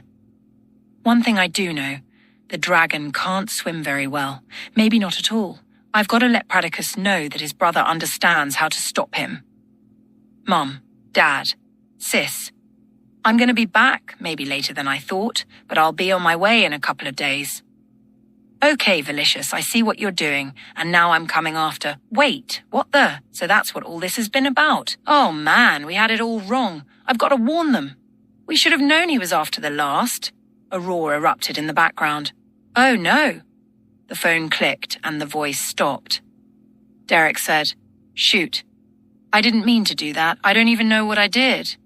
He looked up at the other two, who were both eyeballing the phone tensely. Andy lowered her hand from her mouth in a closed fist. No, he had to have made it back, she said with a tinge of certainty. Pradicus, I'm sure of it. I mean, the hole was gone when you found me in the field. That means its objective was completed, right? Derek held the phone up again. It's like futuristic or something, he humbly explained, looking the phone over. I don't know. I didn't mean for that to happen. No, it's good that it happened, Andy replied. We need to try to retrieve that whole message. He was obviously going to warn us of something before he made it back. She looked to Pradicus for confirmation. She smiled uneasily. Right? He was going to try to tell us something before he went back. Andy watched Derek handle the phone. She thought about how she'd been missing her short-term friend the past few months. He was about 10 years ahead of us, you and I. His name was Jake.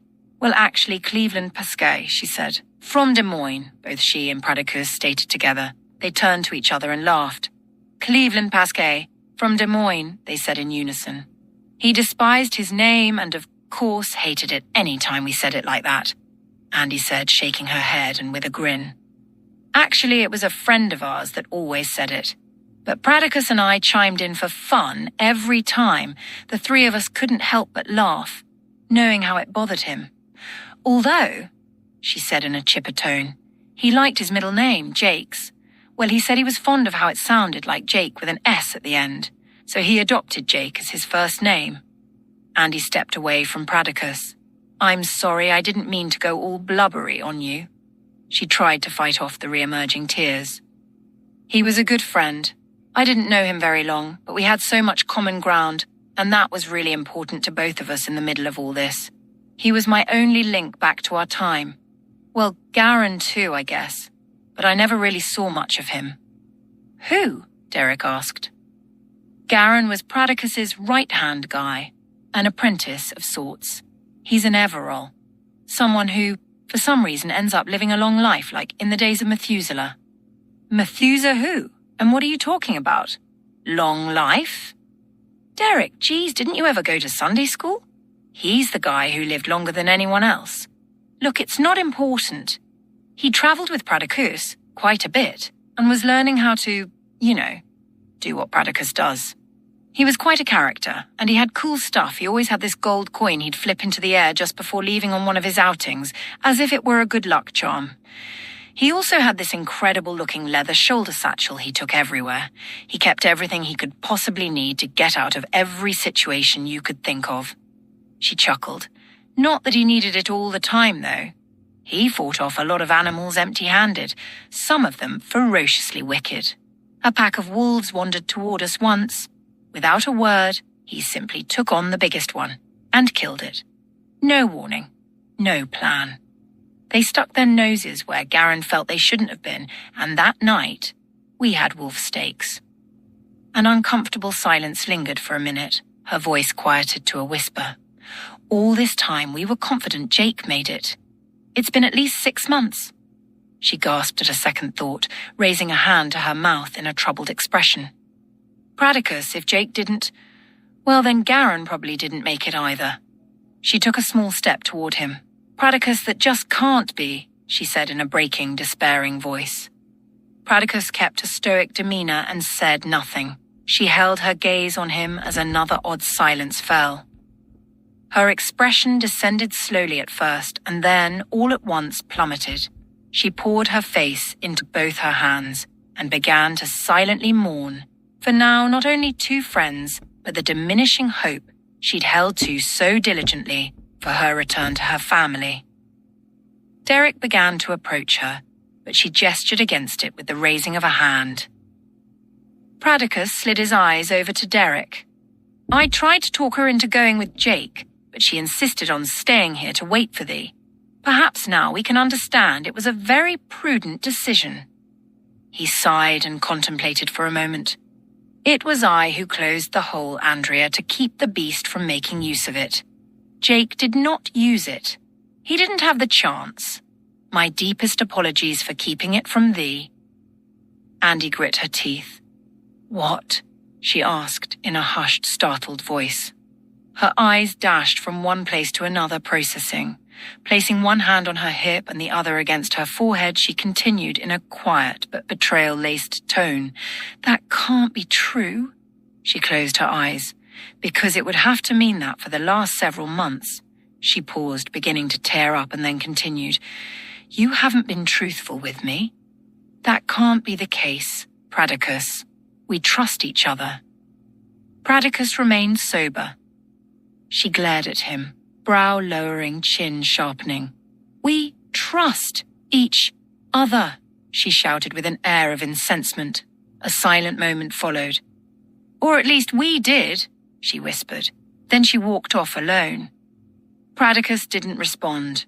Derek, afraid to say anything, took to humming to himself. After a brief venting and with a concerned expression, she returned and asked, So what exactly are you saying? Merely that the boy did what he was here to do. Andy decided not to respond. The boy was a fresh breath, full of life, always ready for an adventure, exceedingly knowledgeable, and very deliberate. So what happened to him? Pradicus Derek asked. It sounds like you're afraid to tell us the truth. He nodded at Andy. Just tell us what happened to him. Andy gave Pradicus a stern glare that asked, Well? Pradicus sighed and ran his fingers through his hair. Lignor Dre happened, he said grimly. Andy closed her eyes tight, shaking her head. Andrea, come now, Pradicus said endearingly. No, you're lying, Pradicus. I see it. What you see is shame. I shouldn't have kept it from thee. With her legs feeling suddenly weak, Andy lowered herself to the ground. She scowled at Pradicus, then snapped in a whisper laced with rage. You. Deceived. Me. After a few moments passed, she composed herself. You told me Jake made it. After I tried to stop him and was nearly killed by that flipping wicked dragon, which by the way was waiting for him, you all but swore to me that he made it back. She raised her voice again. I trusted you. Heck, he trusted you. Do you have any idea, Pradicus, how much I want to hate you right now? Derek had never truly seen his longtime friend from the farm quite like this. He drew in a breath, sighed, and then turned to Pradicus. "Do you mind me asking?" he said, only to be cut off by Andy. "Shut up, Derek. How do we know he's not in it with Valicious?" She tucked her chin into her chest. "For all we know, he could be Valicious." 8.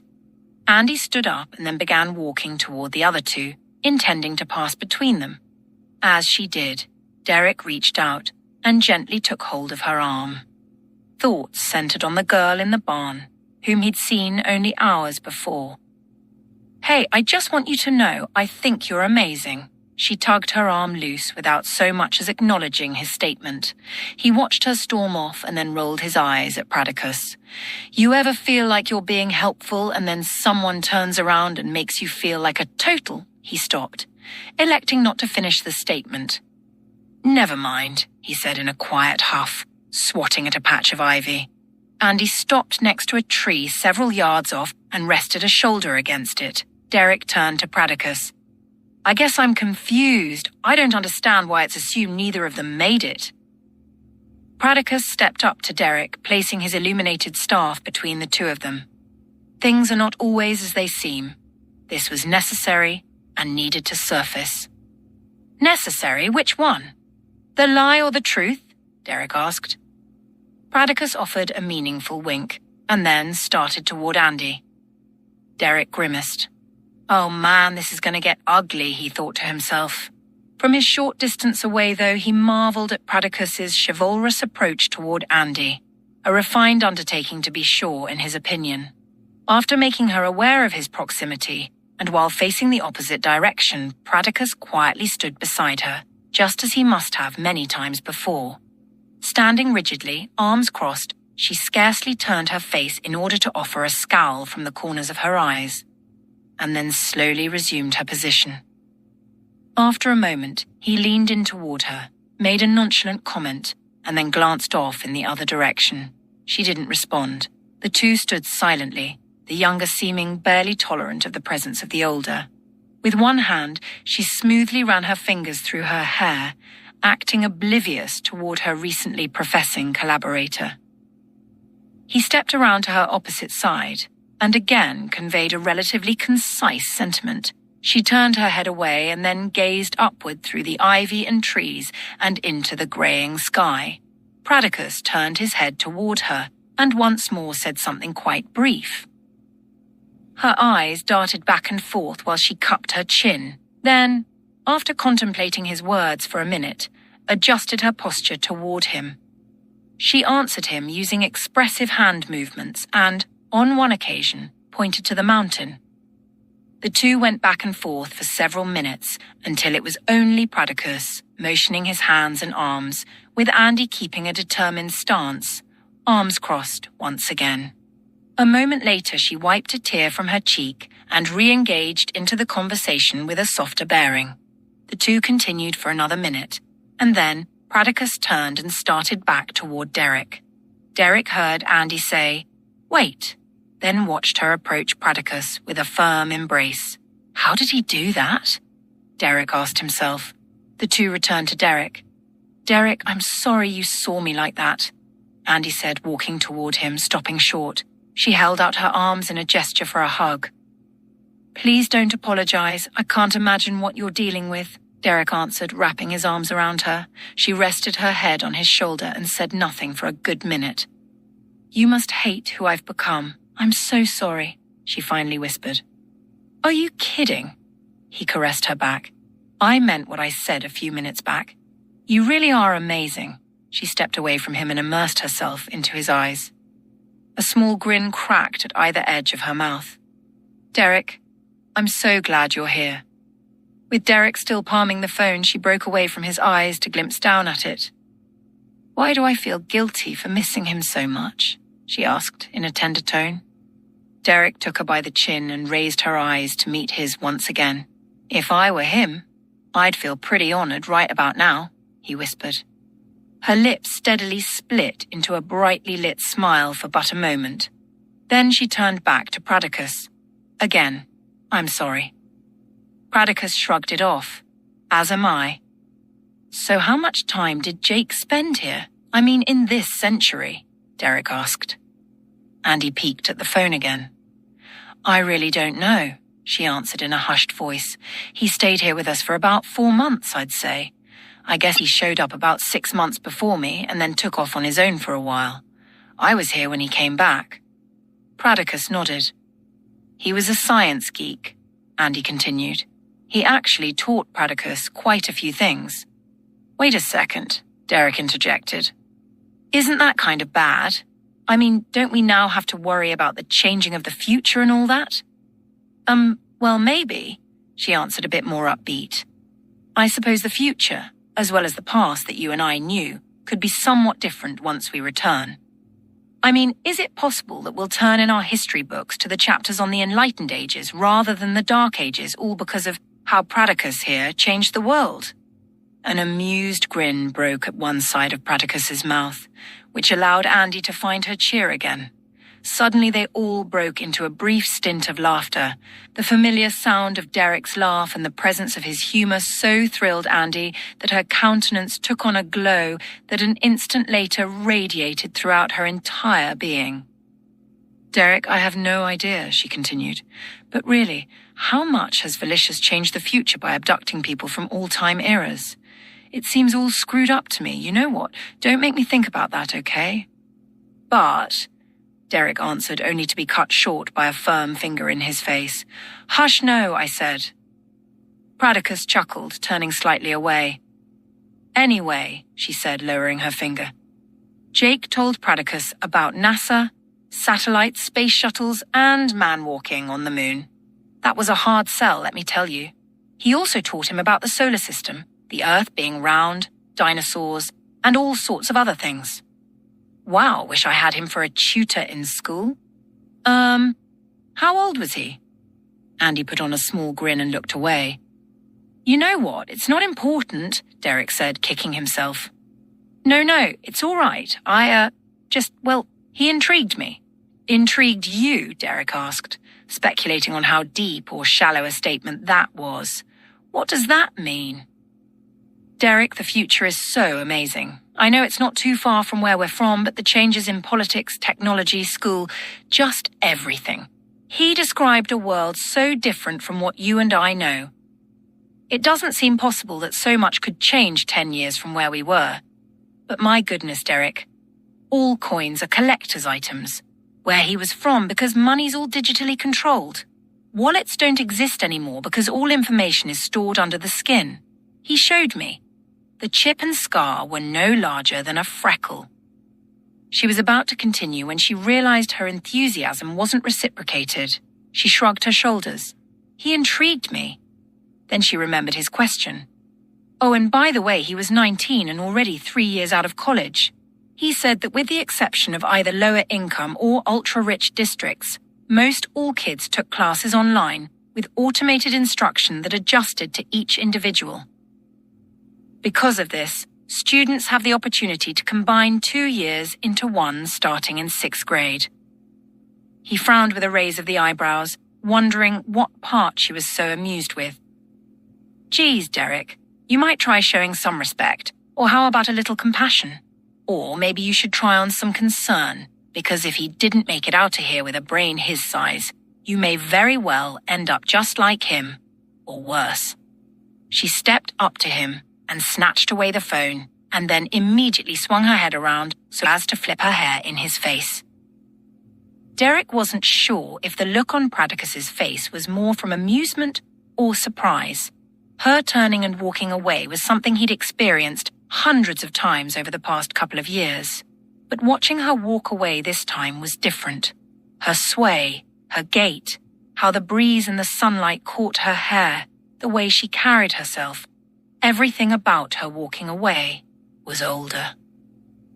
The realization that she truly had been there for 18 months began to set in.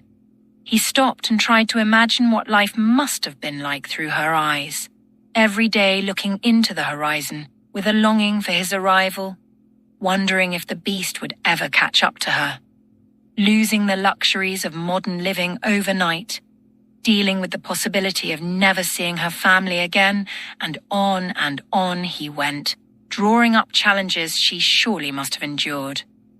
Suddenly this Jake character fit into the picture, and it all made sense. What else could she have latched onto? How did the hope she held continue to carry on for so long? I'm sure he made it back, Andy. If he's everything you say he is, he had to have made it. I mean, it's guys like me that end up getting the axe. This Jake guy is starting to sound like someone I wish I was. She sat down, legs crossed. Of course he made it, she replied. He's awesome. But that recording, she said, looking off toward the ground. Then, as if trying to work things out in her mind, she rationalized somewhat audibly. He must have made that recording the same day he left us. He said he was going to go back through the wormhole, and I told him I wasn't going to go with him. Remember, Pradicus. Pradicus drew his thoughts upon the memory and, with the smallest glimmer in his eye, nodded. 9. It was 5 months before Derek would arrive through the wormhole, and 1 day before Jake would undertake the risk of a journey back home. It had been 13 months since Andy landed in the cavern, where Pradicus happened upon her. Jake awoke particularly early to find Garen and Pradicus already sitting around the morning fire, conversing quietly. The discussion took on the tone of a debate rather than a casual chat.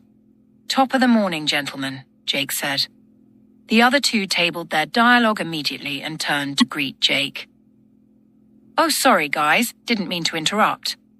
What? No, Garen replied, with a dismissive gesture of his hand. What's got you up so early this morning? Nervous jitters about mañana? Nah, just wrapping up a few last things. What about you? Garen chuckled and patted Pradicus on the back. While neither of us has had a minute of shut-eye, we've been up all night talking. Oh, talking? Or discussing? The other two exchanged uneasy looks. After an awkward moment of silence, Jake chimed in. Well, I guess that's settled. So Andrea's still sleeping? We haven't seen her yet, so I guess so. Jake pressed his lips and slightly nodded. Okay, well, I guess I'll water the horses. Pradicus leaned back to see around Garen. Thou art travelling this early. Jake responded with a wink. It's all good. My friend, this is not beneficial. This is the poorest time to be alone. The very poorest. Thou hast an engagement on the morrow to return home.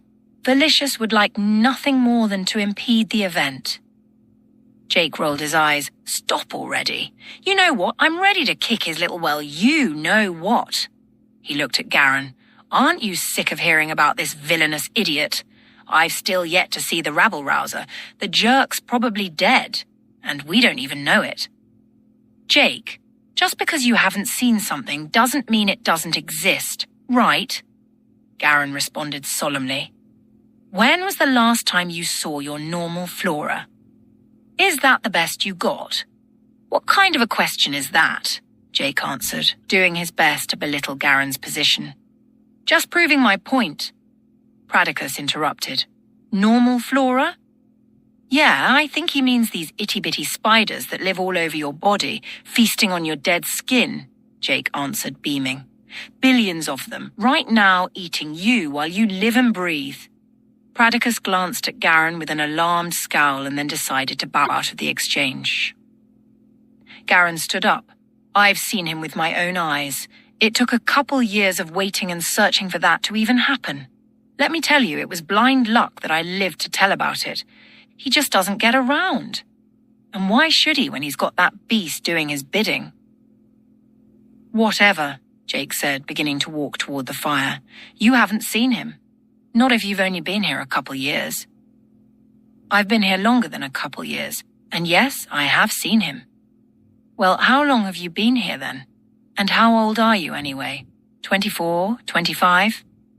Garen broke away from the discussion, glanced at Pradicus, and then chuckled as he observed him nervously studying his hands and arms. It doesn't matter how old I am. What difference does it make?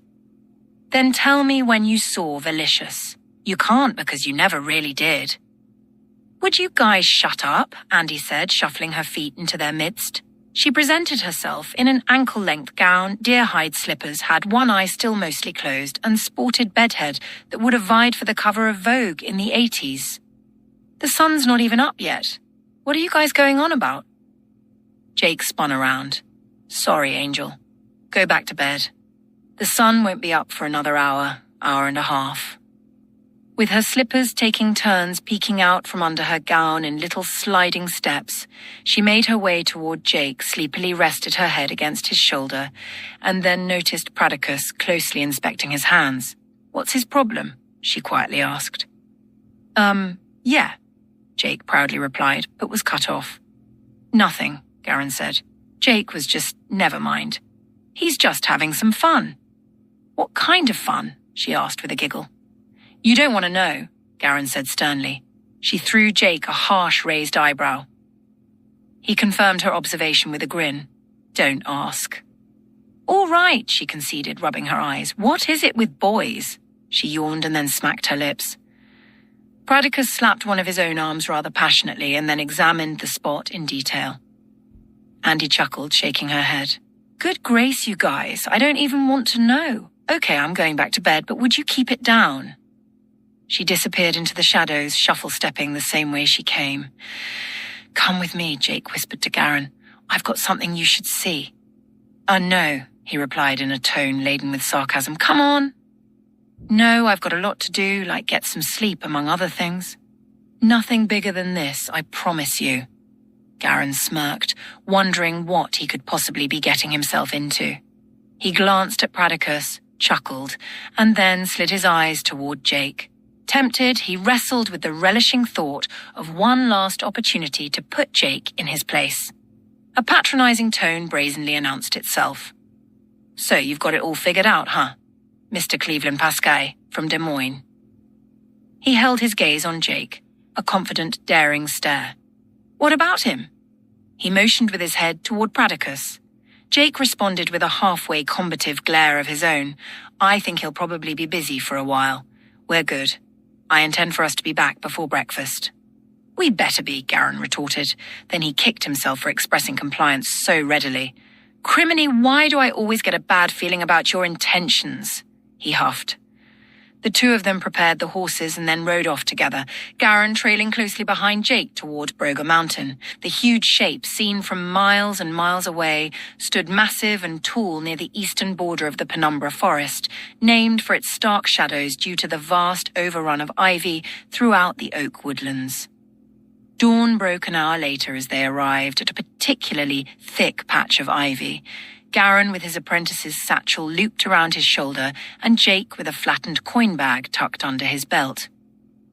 What in the devil's minefields are we doing here? Garen asked pointedly. You'll see in a minute. I've done this 100 times. Just follow me. They dismounted their horses, then ushered them the last couple 100 yards on foot. They tied the horses to a young oak, and then crept closer through the ivy toward the base of the mountain. Okay, just listen for a minute, Jake said. We both came out of the cavern in that mountain, right? What's that got to do with anything? Now tell me why we're here before we get ourselves killed. I'm trying to tell you, so would you relax, please? Pradicus was there when you fell into the lake, wasn't he? Jake, I swear this is the stupidest idea you've ever come up with. In just a few minutes, we're going to be in trouble. Big trouble. Look, Garen, this is the only time and the only place I can show you this, so again, relax. Just follow my line of thought here. Pradicus was inside the mountain when I got here, right? Garen heaved a glare at Jake, so pronounced that Jake felt as if holes were boring straight through him. After a lingering silence, Garen finally offered a stone cold. What about it? Don't you think it's strange that he knew? Not at all. According to Pradicus, he was on a mission to save anyone he could from the dragon. I'm not sure where you're going with this. Okay, only 2 of us have come since you started working with Pradicus, right? How long have you been working with him? It's been 7 or 8 years, right? Garen nodded. Jake extended his hand and held up a thumb, followed by an index finger.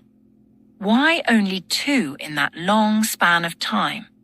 And why both of us so close together?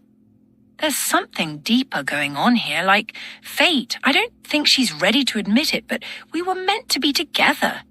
If her friend were going to come, he'd have been here already. Is that what this is all about? How you and Andrea have been thrown together by fate? No, I'm sorry. I got sidetracked. Garen impatiently raised his eyebrows in a gesture to get to the point.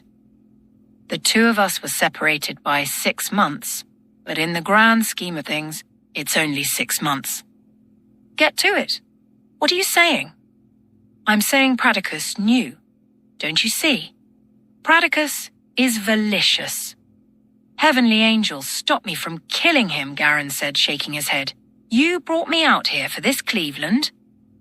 Jake held his index finger up toward Garen. Hold on, he said in a quiet but sarcastic tone. Before you go off on a little tirade, just listen. Pradicus said Valicious can only be spotted at dusk and dawn. Well, here we are. I've been here lots of times just waiting, and every time, no Valicious. Jake, think about it. That's because Valicious knew each time that you were coming. Bull Pucky. There's no way he could have known I was here. I hide better than a gecko. Jake gave him a smirk. I'm saying he knew you were coming, he retorted. After he knows that, it doesn't matter how good you are at hiding. How on earth could he know? Well, let me ask you something. How is it that you're here in the 12th century instead of back wherever it is you come from? The wormhole. You know that. And how can the wormhole even exist? Dragonfire, magic, oh, I see what you mean now. You're saying that's how he knows I'm coming. What if I found a way to trick him, get around his magic?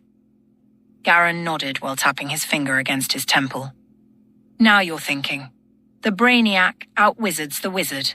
You're just destined to have your head mounted on his trophy wall, aren't you?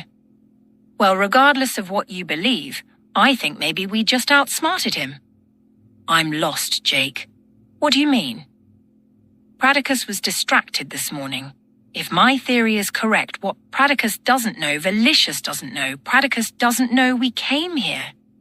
How in the world could you come up with such... He paused, clenching his fists and teeth, then continued, a lame brain idea? How do you even justify such a thought? Jake held out his hand because of this. In his palm lay a small golden coin. Garen gave Jake a cynical look. What's that? Oh, don't play coy with me. You know exactly what this is. Garen offered a naive expression. Don't even try, Garen. It's all over your face. Fine. You want to see if I know what this really is. This little gem lights up when trouble's brewing. That's all I need to say. And guess what? It's not lit up. Those last few words hung in the air. Jake watched Garen look away. When he returned his gaze to Jake a moment later, Jake couldn't decide if the look Garen held in his eyes was caution or conviction. Garen allowed his expression to steep within Jake for a moment. So how long have you known about the coins? Long enough to realize that Pradicus didn't act suspicious about my travels to Broga Mountain after I started carrying it on me, Jake added with a half grin. It's like it keeps him from knowing. Garen slapped an open hand against his forehead. Or perhaps it lets him know exactly what you're doing, thus removing the need for suspicion. Jake bit his lip and scowled. I didn't think about that. He pondered the thought for a moment. Do you think that's what's been happening? Well, I know if you're carrying that coin, then you're a beacon in the world of Valicious and his cronies. Dang it! Why didn't I consider that? The biggest reason I know is because I have one of my own, Garen said, fishing one out of his satchel. Well, I think this came from inside the mountain, and I believe there's more in there, a lot more. I plan on taking some of it back with me tomorrow. So is that what we're doing here? Yeah, we're going to sneak in because Pradicus is Valicious, meaning he isn't here. Valicious is a figment of his imagination. He just plays the part. Jake, I already told you, I saw Valicious myself. Under what circumstances, though? Isn't it possible that Pradicus set you up? Jake, he was with me. Pradicus was right beside me, Garen said, shaking his head in frustration. Besides, with you carrying that coin, you've basically announced yourself. Okay, fine. Tomorrow I'll come back without it. But Pradicus is malicious. Look, feel free to stay here, but I'm heading back. I can't believe I came all the way out here for this. And let me tell you something else. Valicious isn't someone you want to mess with. He's wicked to the core, like the devil himself. A terrible roar suddenly erupted from up high on the mountain. Lignaudre perched itself on a cliff. Beside the dragon stood the barely discernible figure of a man dressed in an oversized cloak. The beast leapt off with a spring and sailed high into the sky. "Criminy," Garen said, and then let out an irritated grunt. "Now you've done it. Jake, don't move a muscle. We're both dead right now, if you so much as twitch." Keeping still as possible, Jake raised his eyes. To his amazement, there stood the evil villain himself. "What the Hellenistic? There's a man up there. He's real." He looked down at his gold piece and noticed it still wasn't lighting up. "I snuffed it," Garen whispered. "If I hadn't, we'd have been made already." Jake started crawling away slowly. Garen seized his foot. "Stop moving," he growled. "You're not going to like what comes looking for us on horseback if we're spotted." He turned his ear to the breeze and listened for a moment. "That reminds me, it goes without saying to stay as far away from the dragon as possible. You get some dragon drool on you, you're cursed for good. It'll change you, and I don't mean give you a bad attitude." Jake gave him a dismissive sideways look. "You're talking about the legend, the crazy belief about the half-dead, aren't you?" Garen responded with a shocked grimace for Jake knowing anything about them. "I don't care what you choose to believe. If that dragon does get a hold of you, it might just be better if it kills you then and there. You don't want to play any part in that half-dead garbage." A squad of crows blasted out of a nearby cave. "For the love of can't we cut a break? So help me, Jake, if we get out of this..." "Lay off the tough guy role, okay?" Jake interrupted. "It doesn't suit you. I'm going to be just fine no matter what happens." "Dang it, Jake, you think you're impervious to risk. If you gamble enough times, it's going to catch up to you. It's a mathematical fact. Now just sit tight and wait. We should have a window of escape here in an hour or so." "Wimp," Jake said, taking a step out from behind the shrubs. "How are you going to get anywhere in life if you don't take risks?" He slowly began moving back toward the horses. "Jake, stop. You're going to get us killed," Garen said through clenched teeth. Watching Jake slowly recede his position, he shook his head slightly. "Where the heck is Des Moines anyway?" Jake maneuvered through the ivy all the way back to the horses, nearly 150 yards from where he left Garen. "Great, I'm toast," Garen said, placing a hand over his face. "Unless," he countered, pulling 2 small vials of powder from his apprentice's satchel. "Man, I hope this works." He mixed the 2 into 1 vial, shook it hard, and then started a dead sprint towards the horses. He threw the vial as far ahead in front of him as he could. The vial hit the ground, followed by a somewhat indistinct flash that opened a small wormhole. He hit the opening at full speed and then instantly exited another hole 300 yards in front of him, out from under the cover of foliage. Realizing he'd overshot the horses, he murmured a few creative expletives in a fit of frustration. His feet slid along the gravel in a quick attempt to change direction. The commotion caught the attention of all eyes. "Ugh, for the love of..." he said, wondering if he had indeed been spotted. When he caught his footing, he started immediately towards the horses. "Go, go, Jake, get out of here," he yelled. Realizing they had indeed been made, Jake took off on his horse in a mad dash in the opposite direction. Lignaudre, from hundreds of feet in the air, spun around and locked in on a target. The crows cawed crazily, and within a minute a distant thunderous rumbling was heard emitting from within the mountain. "Oh, no, no, no," Garen grunted. "The only chance I have is to get into the mountain before they make it out." He got to his horse and then in a scurried frenzy raced toward the mountain. "Come on, faster boy, faster, let's go. Yeah-haw." Lignaudre swooped down with incredible speed and aligned itself with the horse and rider. Using its front claws, it reached down and seized the horse and rider off the ground, then sped into a climbing ascent. Turning back and looking over his shoulder, Garen cried, "Jake, no!" as Jake and his horse were whisked away in the clutches of the great beast. Glancing back one last time, the breaking slices of daylight between the trees afforded him a glimpse of Lig Nor Dre landing high on his mountain perch. What he didn't see was Jake's self-propelled freefall into a thick patch of ivy-strewn shrubbery prior to the dragon's soaring incline. Garin made it into one of the mountain's larger entrances. Then, after reaching the first pitch-black crook in the corridor, he cloaked himself and his horse together with the use of another vial. The crows blindly followed in after him, blazing past him and his horse, forwarding themselves by the mere memory of the passageway. He dismounted his horse, making sure to keep constant contact with it, lest the cloaking fail one of them. He pulled a bandana out of his bag, secured a wrist to his horse's front leg, and then, within moments, drifted into an exhausted sleep.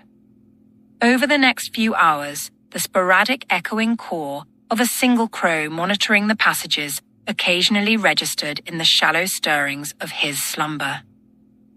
Among one such thin moment of sleep, the sound of Jake's whispered beckoning fell trivially to rest on the banks of Garen's wearied ears. 10. Derek, feeling awkward, offered a hand to Andy to help her up off the ground, which she dismissed. "Come on, you goof." "Say something, anything," he thought to himself. "Andy, I'm sorry. I couldn't imagine going through everything you've seen these past 18 months. Thank God for people like Jake." "It's okay, I didn't mean to overreact, I'm sorry." "No, don't you even. You have every right. And if you and he were sort of a couple while you were together," he said, but was silenced by Pradicus's gesture to quiet immediately. "What is it?" Derek asked. "Hush," Pradicus ushered. "Horses. Very big horses." Derek didn't hear anything. He looked at Andy and was startled by the panic in her eyes. Standing to her feet, she said, "It's the horseman, isn't it? Pradicus, isn't it? But Pradicus, you said. I mean, I thought we were safe." "Beerwell, he must have spotted our exit while in the cavern. There are only 6 known exits, so it's only a matter of time and deductive reasoning." "The crows. They knew where to be looking," Andy said. A faint grumble like thunder arose in the southern distance. Within moments, the horsemen were upon them. There were 6. Pradicus, Andy, and Derek knelt down in the narrow clearing and held still amidst the sheets of hanging ivy. The horsemen slowed to a trot, then stopped only a stone's throw away. One of the horsemen dismounted his great steed. Derek gasped as he captured a glimpse of the man, a man only half alive. Then he caught an elbow in the ribs from Andy as he dared to steal a peek at the rest of them. "This one must be the point man," Pradicus said, bobbing his head up, down and side to side for a better look. None of the horsemen had hair anywhere on their heads, nor had they any eyelids, ears or noses. Their pasty faces seemed as though skin was simply stretched over a skull. Red capillaries intermingled with grey veins were strewn across their faces. Each one of them bore thick fur skins that draped off their broad shoulders all the way down to their ankles. A wide, worn leather belt housing a dozen knives of varying lengths and sizes was fitted across each of their torsos. Each also had a silver-tipped bullwhip attached to one hip and a similar metallic-looking one hanging from their saddles. A large, dark bamboo cage was slammed to the ground and its door pulled open. A long 200-pound, ample, 4-legged, reptilian-like creature with stubby, hairy antennae, in place of eyes, crawled out, hissing in a tirade. Up high on the near mountain, the great Lig Nor Dre sprung off a cliff as a beastly roar echoed through the forest. "Mary, mother of, was that the thing we heard in the mountain?" Derek whispered toward Pradicus. He glanced up, then nodded. Andy, with her eyes bugged out and feeling the need to flee frantically, began to inch away through a swathe of ivy when her foot slid down a slope. She gasped and nearly let out a muffled scream, to which Derek responded with a horrified gaze. The mist step gave way to a small landslide of gravel and leaves. Derek threw both hands over his face in apprehension. Andy turned and saw that it led to a short depression in the ground approximately 3 feet deep and several feet wide. Thinking the area might help them better hide from view, she alerted the other two to what she'd found. In turn, they quietly slid backward on their bellies into the shallow rectangular-shaped cavity, each eventually taking refuge against one of its sides. The dragons soared over the tops of the oaks, leaving a forceful wind to rush against the ground. Ivy everywhere sprung to the sky. For just a moment, Derek got a clean, unobstructed view of the Point Horsemen. His heart leapt in a panicked frenzy as he felt like they'd been exposed. As the wind subsided, the ivy fell and the clearing was again obscured. Derek found some semblance of relief and turned his attention back to the hissing beast. Derek glanced at Andy when he heard her heavy breathing. He laid a hand on her shoulder, only to discover she had fallen into a full tremble, her quivering fingers touched against her lips. "Sweet Jesus Pradicus, it's the Jangues," she whispered. "Pradicus, what do we do? We're not going to make it out of here alive. Jesus, dear Jesus." She closed her eyes and started to hyperventilate. Pradicus reached over and held her hand. "Hush," he whispered. "We must not speak, and whatever thou doest, don't sweat."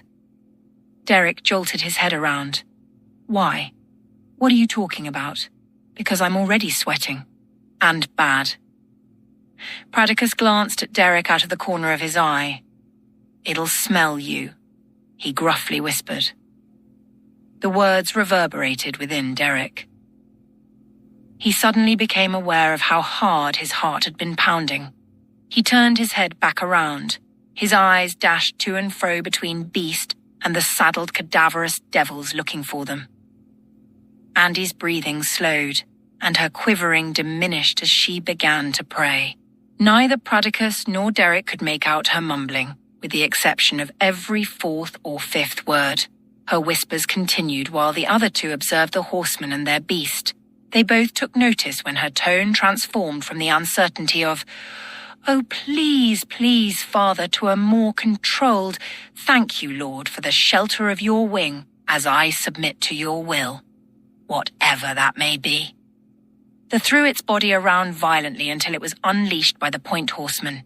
It immediately turned towards the three in hiding and was off. It crawled slowly but with hungry determination while its antennae honed in and held in their direction. The walls of ivy danced back and forth as the creature nosed its way toward the rut in which they were hiding. Derek took the hem of his shirt and wiped his face. The snaps and crackles of twigs and leaves grew relentlessly louder with every few steps of the Jangues. Derek looked away over to Pradicus, wondering why he wasn't doing anything. "They're coming," Andy muttered with her eyes closed. He mouthed the words, "What do we do?" to Pradicus. Pradicus laid his face into one of his hands and then slightly shook his head. He looked back over to Derek with a defeated gaze. "Nothing," he said, shrugging his shoulders. "What do you mean?" Derek replied under his breath. "You must have gotten away from these guys before." Pradicus shook his head. Derek sat stunned. "How can that be?" he whispered. "You mean to tell me you've never run into these half-living creatures before?" Pradicus shook his head again with another shrug. "Until this very day, I thought them to be a myth," he whispered back. Derek was astounded as the unexpected answer snatched his breath. He rested his head back, then 3 feet from his left shoulder. The Jangues's head burst through the wall of ivy and released a wild hiss. Derek's terrified reaction landed him directly on his tailbone, 4 feet away on the other side of Andy. His emerald burst into a brilliant illumination, as if about to rupture into flame. Derek seized it within a closed fist and then clenched his teeth under agony of its blaze. The Point Horseman drew his whip and a thick, jagged knife and then leapt to the beast's side. His eyes met Derek's. Derek prepared to get up and run, but Andy placed a firm hand on his leg. She slightly shook her head. The pale figure sounded for the others. Each of the other horsemen dismounted their enormous horses, unsheathed large blades, and then approached, disappearing into the woods. A disgruntled bat, disturbed by the stirring of the ivy, dropped from its oak branch and flapped away in an array of zigs and zags. One of the other horsemen, who bore a horned Viking helmet strapped to his back, drew his whip in lightning quickness and struck down the bat, splitting it in two, in mid-zig before it could gain any distance. The others held their positions until the Viking slayer dismissed the bat as a false alarm. Andy opened her eyes briefly and had a clear view of the happening and then gasped. She returned to her prayer. The point horseman, reacting to the sound of her gasp, drew back his whip and cracked it twice just over Andy's head. Derek sat up and leaned into her, stretching his arm across her front. The horseman then drew the whip back again and cracked it once more, landing it upon Derek's shoulder. Derek winced in pain but held himself quietly still. The janguis hissed wildly once again, its antennae pointing the three of them out. The horseman's large bare eyes, gripped with purpose, lay centered on Derek. The appalling figure stood void of emotion or pity, preparing to engage, breathing heavily. Suddenly, his eyes broke from Derek and then slowly scanned over Andy and Pradicus. He then turned his head and glanced over the rest of the area. He made a shrieking call to the others, and they returned to their horses. He sheathed his knife, then grabbed the janguis by its harness and pulled it away. The janguis screeched in protest and then lunged toward Pradicus. Pradicus grabbed his staff and struck the beast in the chest. The end of the staff lit up briefly. The horseman, busy with the janguis, yanked it back forcefully. Wearing an indignant scowl, Pradicus returned the staff to his side. "Hideous, filthy monster!" The creature hissed vehemently and charged towards the three in one last desperate attempt. Finally, the horseman grabbed the harness with a single hand and, in a sole mighty act, lifted the reeling janguis off the ground and tossed it onto his shoulder. He marched back to his horse, turned the cage on its end, dropped the janguis in through the door, and then closed it. The horsemen were quickly on their way and out of ear's reach within seconds. Derek let out a large breath of relief, then fell onto his side and cursed, grabbing at his wound with one hand while releasing his waning emerald with the other. Andy turned to him and put a hand on his shoulder. "Derek, are you okay?" He winced again and then gave a reluctant nod along with a sigh. He checked his hand and found blood on his fingers. His shirt was ripped where the whip landed. "Derek, you're not okay. Oh my goodness, look at you." Andy positioned herself to get a better look. "Here, take off your shirt." Derek gave Pradicus a self-conscious glance. "Fool. Oh, good Lord, shut up," she said as she began to pull his shirt off. Derek gritted his teeth in pain as he raised his arms.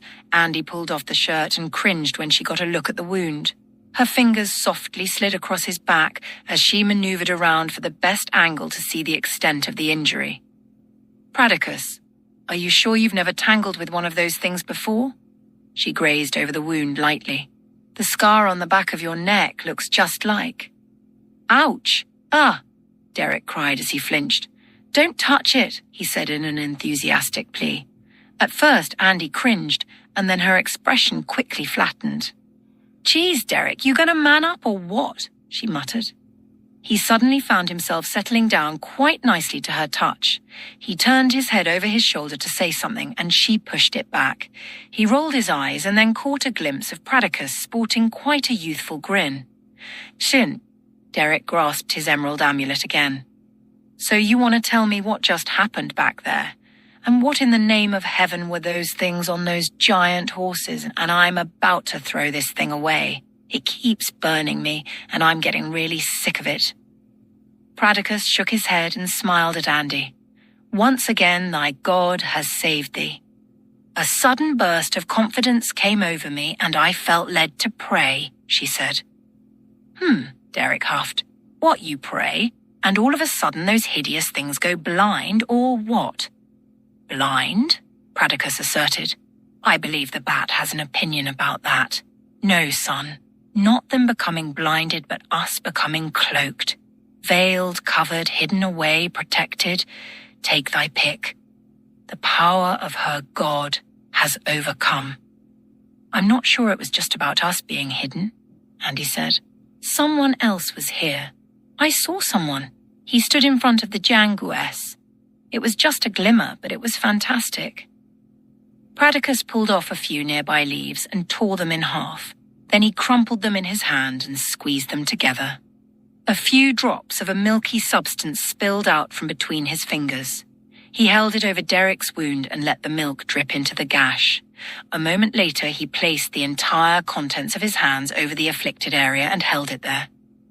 Derek gritted his teeth again. You never did answer me about the riders.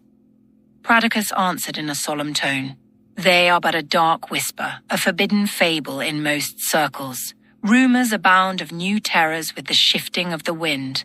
But most believe those whose tongues lay sway to such darkness invite that very darkness upon themselves. He paused for a moment. Their tongues should be cut out. Yet a sliver of truth defines the very axis around which every rumor turns, does it not? Hence, the legend and the myths unspeakable, which themselves are innumerable. The horsemen are said to ride as speedily as the wind, as thou hast seen, and are also said to be mistaken quite often for a distant rolling of thunder. It is believed that they are incessantly aware of their surroundings and are undeniably commanded to do away with all witnesses, no exceptions. Rumors have them racing into the heart of the woods and gathering at the southern end of the mountain. From there, they disappear into one of the passageways leading to the cavern, most likely.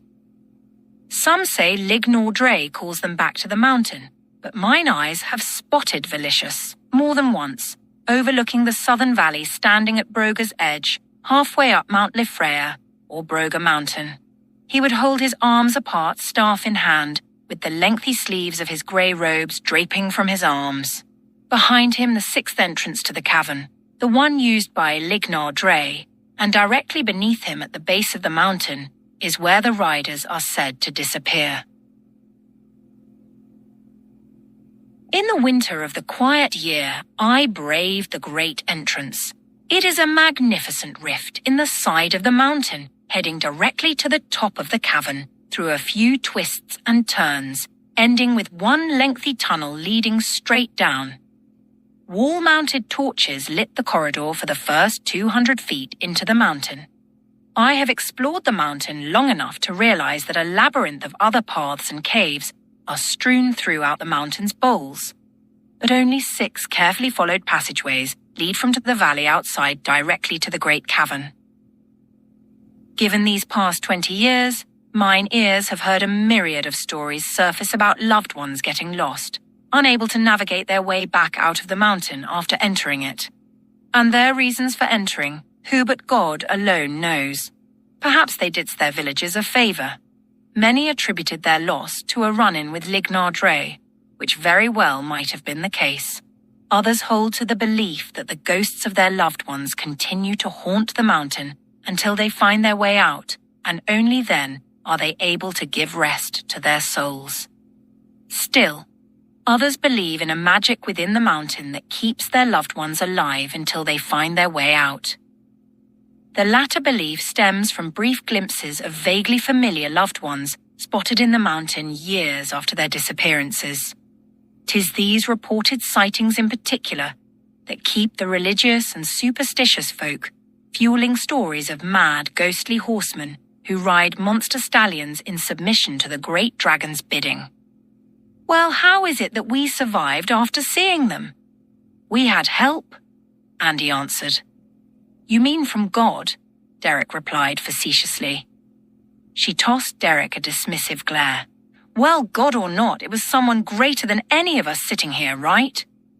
Since when did you take up God? Derek asked, turning his head over his shoulder again. Since I was about 11, you goof, she answered, pushing his head back again. Get out of here, you never went to church. Well, no, but I read a few books and listened to some old CDs I found in the attic. Whatever. Like God's got time for you. Well, it's more like since I've been here, I found time for him. Derek frowned and bit his lip. Can't argue that, he thought. Anyway, what about those god-awful monsters? As I said, until now I thought them to be a myth, a legend, Pradicus said. You live here, they live here, and you've never tangled with these things before? Pradicus shook his head. Derek peeked at Andy. She shook her head. What the heck? What would possess them to show up now, he asked. Andy stood up. Maybe it's just the right time, she said. She turned to Pradicus. Derek leaned over to pick up a stick and chuckled. Yeah, speaking of time, did you get a look at that slick watch? Hey, maybe yours would work here. Did you bring it? Andy caught her breath, then turned around. What did you just say? Your watch. Did you bring it? No, before that.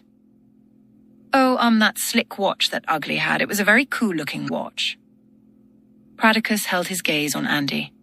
I was saying that if I had one, maybe my timing. Whatever, Derek, that's really neat. Do you remember what it looked like? Andy asked. Oh, it was, really cool. But it was slim, sort of like a girl's watch, only not. It was definitely dudish. Could you see the face? Not really, just a bluish, silvery light. Andy puckered her brow, shooting a look at Pradicus. Pradicus shook his head. Andy, please, he said softly. What's all this about? And is someone going to finish my shoulder? Andy, he is gone. It was not him, Pradicus reaffirmed. Derek, what did you tell me once about your friend Greg's computer? You can't get internet here, doll. Andy rolled her eyes. You're kidding, she said, smacking him in the back of the head. Well, what then? That biotech stuff you mentioned a couple summers back. That was 3 months ago, Andy.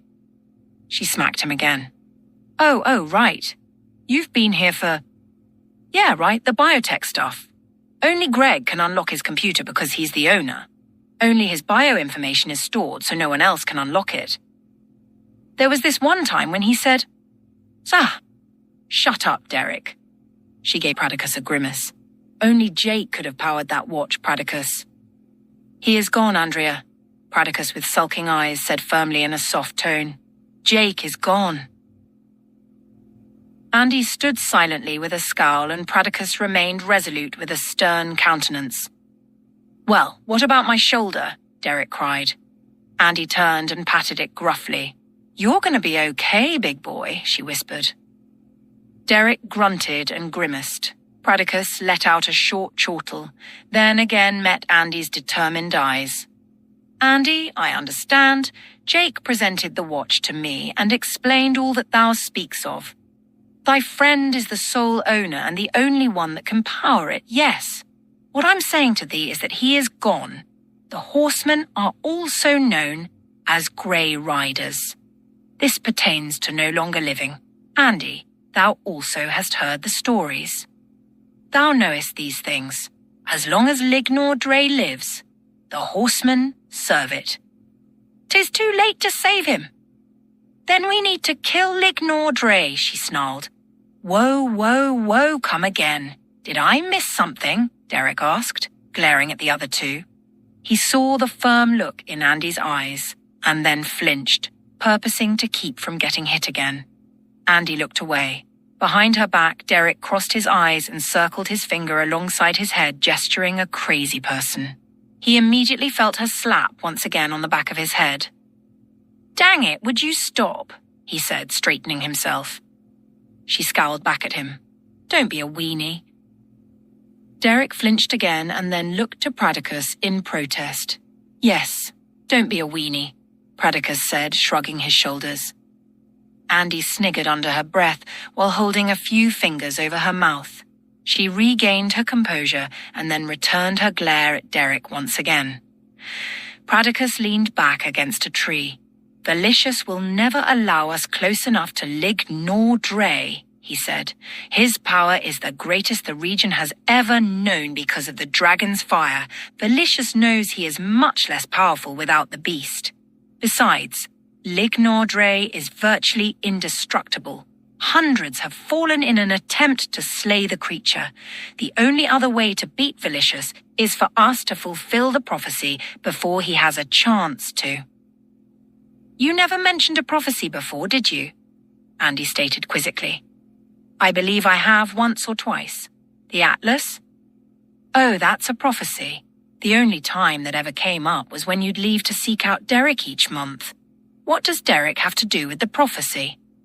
A somber expression washed over Derek's face as he thought about the cavern and the secret it kept. His contemplation focused on the large mound of bones once again.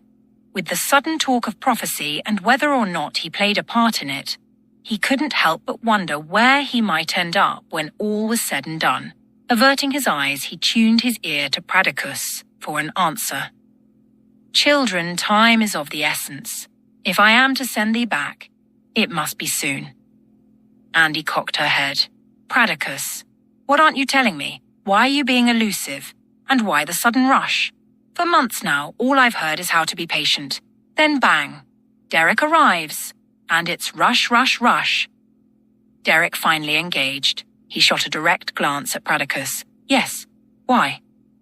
"The Atlas, the prophecy? These are things not intended for innocent minds to ponder. Let us be on our way." "No," Andy retorted with a glare. "We're all here right now. There's something big behind those eyes, and it's scaring me. You owe me this, Pradicus. What are the prophecy and the Atlas?" Pradicus sighed, rested his head against the tree, and then drew in a long, steady breath. He gazed back at the other two. "Velicious must not complete the Atlas," he said in a yielding tone. "According to legend, he who brings the Atlas to life will command the greatest control over it." "So what?" Derek asked. "What if he gets the chance to bring the Atlas to life? What does that mean?"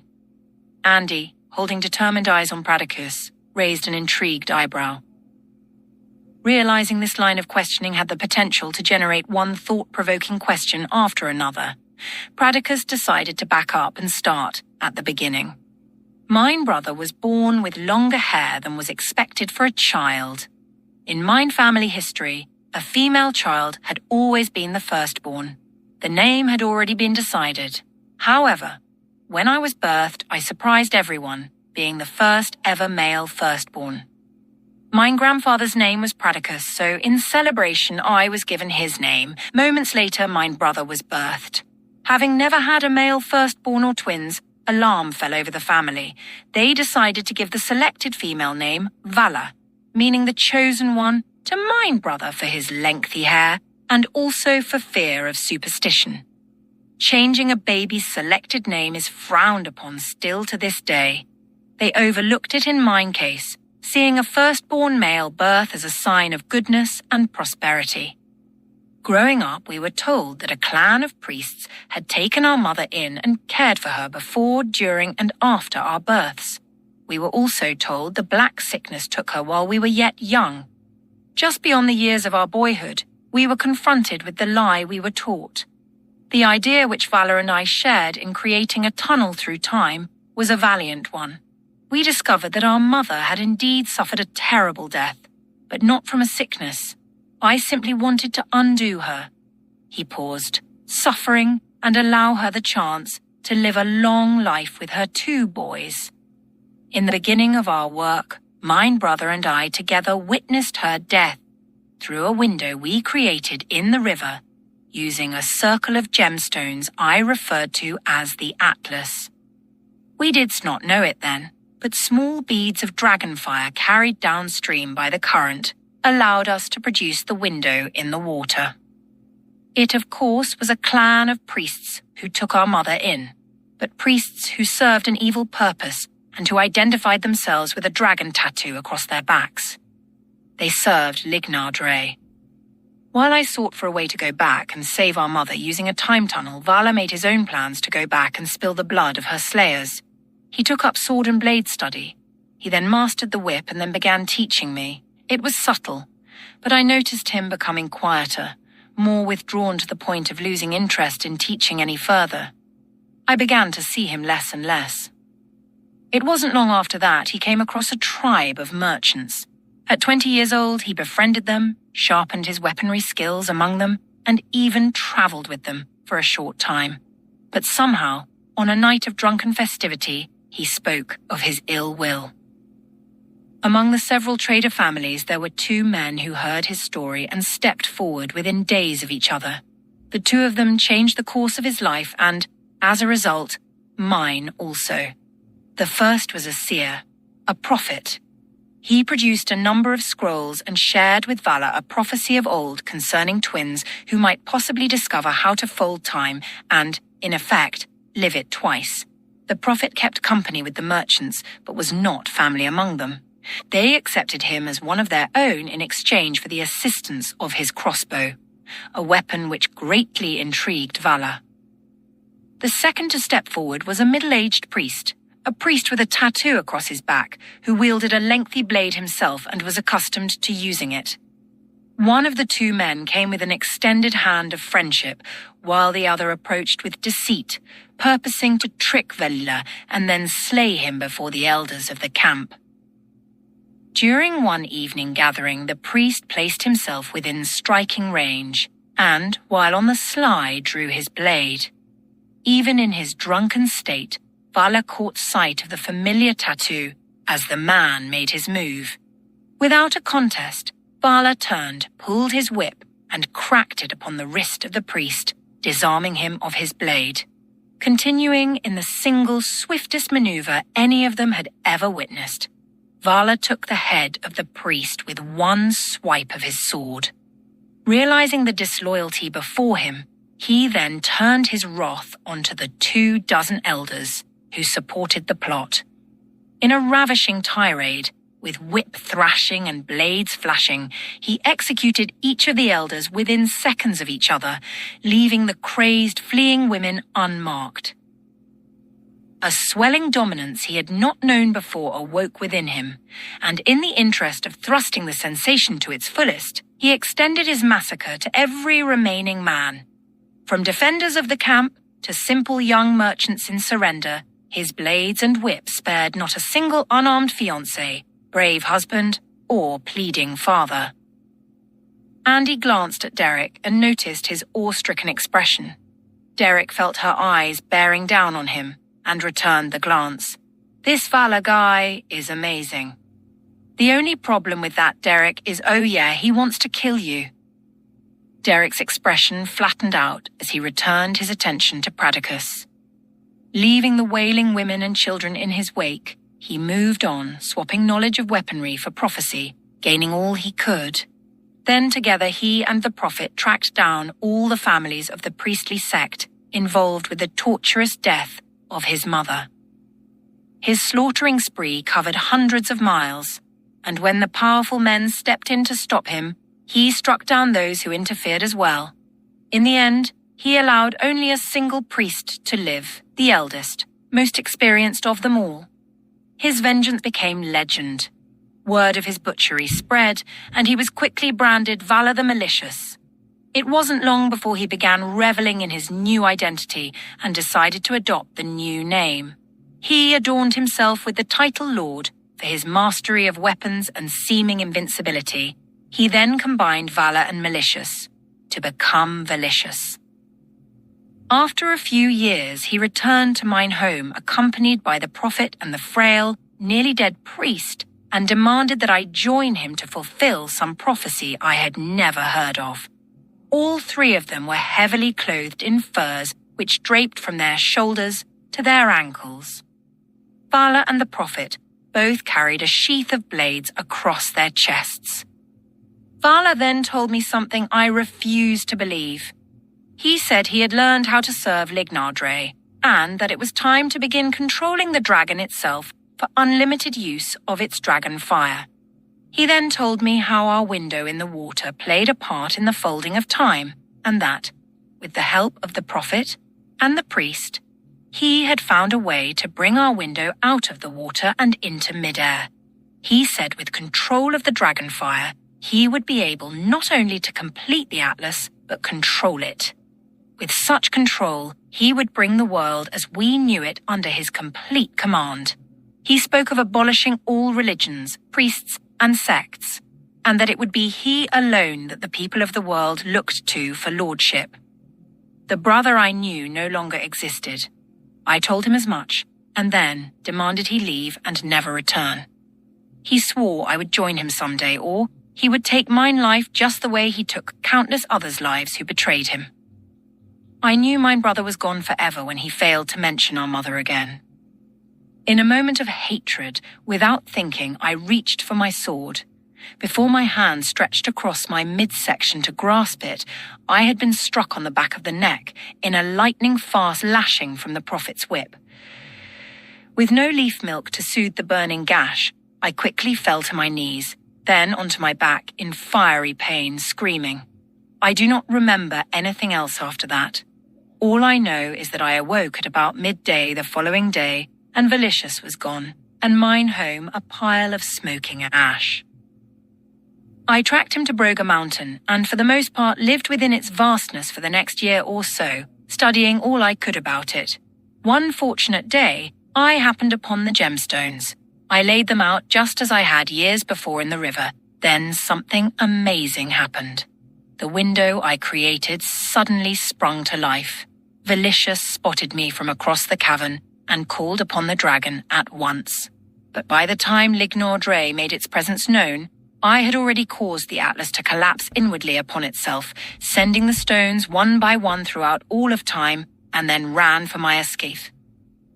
Since then, Velicious has made several attempts at my life, and much more so anyone I show interest in. Derek turned his head toward Andy, revealing a concerned expression beneath a furrowed brow. Andy's demeanor remained steady, stern, and, in Derek's opinion, somewhat grave. He looked back at Pradicus and, with a lighter overall bearing, broke a grin. That was awesome. Pradicus, he's your brother. Can you do all that stuff? Andy swatted him again and then slid her eyes over to Pradicus, apologetically. I don't get boys. I tell you what. You tell them there's a monster under their bed and all they want to know is how big and ugly he is and where he wipes after picking his nose. Come on, Derek, this is his brother, his mother, his family. This is real for him. He's... She paused. All alone now, she said, her tone quieting. Don't you see that? She squeaked, her voice failing her as she wiped a finger beneath either eye. She sniffled. Oh, that's right. I forgot. You don't know what it's like to be all alone and away from your family for months or years on end. Now, Pradicus said. That was a very long time ago. But you know what, Pradicus, she stated, pointing to her sternum. In here, it was only a moment ago. For only a moment, a tearful heaviness arose within Pradicus's eyes as he dared to gaze upon the demons of his past, which he knew full well still continued to taunt him. Derek dragged his eyes across the ground to Pradicus and then slowly heaved them back to Andy. He paused for a moment in reflection. You're right, he agreed, raising a palm into the air. I'm such an idiot, always putting my foot in my mouth. Guys, I'm sorry. Andy placed a tender hand on his shoulder. Thank you. It's not something you'd normally think about. I know you didn't really know. Pradicus shook himself free of the melancholy. Feeling the necessity to get back on track, he cleared his throat while sporting a rather satisfied grin. The other two simultaneously turned to look. It was exactly what Andy needed. Her eyes lit up as her dormant lips stretched into an enthralled smile. She threw Derek an elbow, followed by a head nudge toward Pradicus. Pradicus stepped away from the tree, then reached into his pocket and withdrew a closed fist. He held his gaze at the other two with a glimmer in his eye, and a moment later opened his hand. In his palm sat 3 berries which appeared to look like medium to large blueberries. These belonged, he said with a chuckle, to Velicious. He has put a time restraint on the wormhole. Your opportunity to return through the same hole will expire when these berries wither. He slid them onto Andy's palm. Derek stepped up for a closer look. They don't seem old at all to me, he said in a chipper tone. Ouch. Oh, hot, he whispered, grabbing his amulet. "What's with you, Derek?" Andy asked. "What, your emerald doesn't like berries?" "I don't know, it's crazy. Whoever heard of an emerald, or any stone for that matter, that just turns fiery hot on its own out of the blue?" He moved away from the berries and the amulet dimmed. The sight caught Andy's attention. "Derek, come back over here," she said.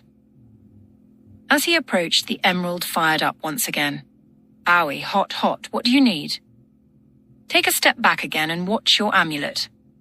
He did, and the stone cooled instantly. She walked toward him and held the berries up in a closed fist. A spark in the amulet's core twinkled a few times, then slowly began to blossom like a tulip. As she unfolded her fingers, the amulet emitted an illuminating heat once again. "Ouch, Andy," he snapped. She looked at Pradicus. "What does it mean?" "It means knock it off," Derek retorted. "Ah," she said, raising a finger. "Pradicus, how long have you had those berries?" "Several days now, I believe. I pilfered them from Velicius's wild garden just recently." "Well, if these belong to Velicius, then that's it, isn't it? It must have something to do with the dark magic he uses." "Derek, didn't you say the emerald never heated up before Pradicus met you in the cavern?" He nodded. "Let's have a look at those berries again," Pradicus said. He reached down and scooped up a small handful of dirt. He spread it over the berries. The berries instantly changed from colourful and succulent to dull and wrinkled. "What just happened?" Derek uttered in a panic. "It's one of Velicius's tricks. The dirt reveals the true state of things. If he can keep thee believing that the berries are always fresh, even though they have long perished, who art thou to question him when he offers what appears to be beautiful? These berries don't have much time, which means we haven't much time. When I prepare to send thee back through this wormhole, would thou consider, Derek, relinquishing the amulet? I believe it may play a part in the prophecy." "You get us both back and you can have anything you want," he answered excitedly. "Okay then, there may be a way," Pradicus said, cupping his chin. "The janguas. It's larger than I thought it to be. It must be 6 or 7 cubits in length, nose to tail. But the skin was smooth." He looked at the other two. "It's a water beast." Derek held a blank stare and Andy frowned in confusion. "Derek, did you see those 3 rows of short spines on its back?" Derek thought about it and then nodded. "The spines are dry, closed up, giving its venom no real hole to inject from, in essence, blocking it. But I believe those spines will soften and open up in the water." He grinned. Derek and Andy shook their heads, still wondering where he was going. "It is said that its spines store enough venom to kill a whale." He grinned again. Andy finally nodded. Uh-huh. Or a dragon. So how do we get one?" Pradicus looked back at Derek. "There's only one Angus." Well, what does that mean?" Derek asked. "It means instead of being the hunted, we become the hunters." "We're gonna steal it?" Derek cried incredulously. "Did you miss the owners of that thing? I'm not sure they're the kind of guys that'll give up their lunch money to a couple of bullies. 3 bullies, in fact. Frankly, I'd rather not even think about making any of them ornery, much less steal the family pet." Pradicus stared down at the berries.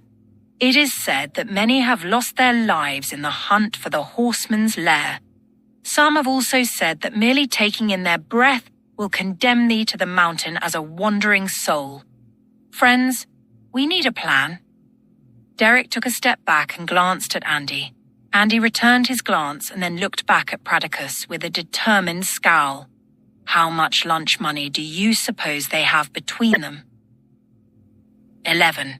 "If all goes well, on the morrow we will enter the mountain, but I shall need a few things from my own collected works. Come, let us sup," Pradicus said, starting to trek through the hanging vines. A plan began to develop as they reached the banks of the river. Pradicus reached into a pocket and drew out a small egg-shaped object hosting a reddish-orange hue in its midst. Using his staff, he drew a sphere in the dirt enclosing the 3 of them, and then cast the object to the ground. A flash of fire burst out, then dissipated upon the object's rupturing. Derek jumped. "Whoa! What's going on?" Andy threw a hand over her mouth and giggled. "Oh, sorry, I should have taken a second to explain beforehand. This is how Pradicus moves between his home and Broga Mountain. He uses the river." Immediately the encircled ground broke away from the riverbank and drifted straight away into the river and then began carrying them downstream at half the current's speed. Derek's excited eyes reminded Andy of her introduction to Pradicus's world of dragonfire enchantment. "This is amazing," Derek laughed. After a series of whoops and hollers of sheer exhilaration, he stopped upon encountering the engrossed grins the other two wore. He immediately began composing himself while the thrill continued to inflate within him. Andy threw Pradicus an amused glance and then returned her eyes to Derek's swelling expression. "Come on, get it all out already," she said. Derek jumped into her with an engulfing embrace. "I don't know what's gotten into me. It's like I can't help it. It's so wow. I feel like a kid." He released her and then dropped to his knees, dipping his hand into the water as the parcel of land moved effortlessly through it. Andy turned to Pradicus. "I wish it stayed like that." Pradicus nodded. "We certainly do forget all too easily. It seems the simplicities we long for are naught but a heart attitude away." "Okay, back to the plan," Andy said. "Yes, so we shall enter the great cavern discreetly, then I shall send the two of thee back. Afterward, I will close the wormhole and put a stop to the use of them once and for all." "Well, how do you plan on doing that with a fire-breathing dragon in there keeping it active?" Derek asked. "That's where the Jangoess comes in. And of course, Beowulf," Pradicus said with a calculated grin. "Beowulf? Who's Beowulf?" "The messenger," Andy answered. "Beowulf is the crow, Velicius's dark magic pet." "Wait a minute. A crow? Wasn't there a crow outside the barn before the storm hit?" Andy nodded. "The crow serves as Velicius's eyes. Beowulf scouts out the areas where the wormhole is sent." "So Beowulf steers the wormhole?" "I don't know. Maybe something like that," Andy answered. "Actually, I think Velicius steers it through the eyes of Beowulf." "Velicius hides his wormhole in a storm," Pradicus said. "Beowulf predetermines the path of the storm by searching for someone to, well, abduct." "So this is his entire fault?" Derek asked. "Ugh, the feathery little maggot. So what was the orange-reddish haze we saw falling from the storm?" "That was Nidre fire bleeding through the wormhole. Dragon fire gives magic its strength," Pradicus explained. "It is the key to all powerful formulas. Velicius has found ways to harness it for his own use, should Lig nor Dre become eliminated." "Like the little egg-like object you used a few minutes ago?" Derek asked. Andy peeked at Pradicus and grinned. Yes, Visaduro. It is dragon fire. Very powerful," Pradicus said. "I imagine you pilfered a few of those while you were berry picking," Derek added.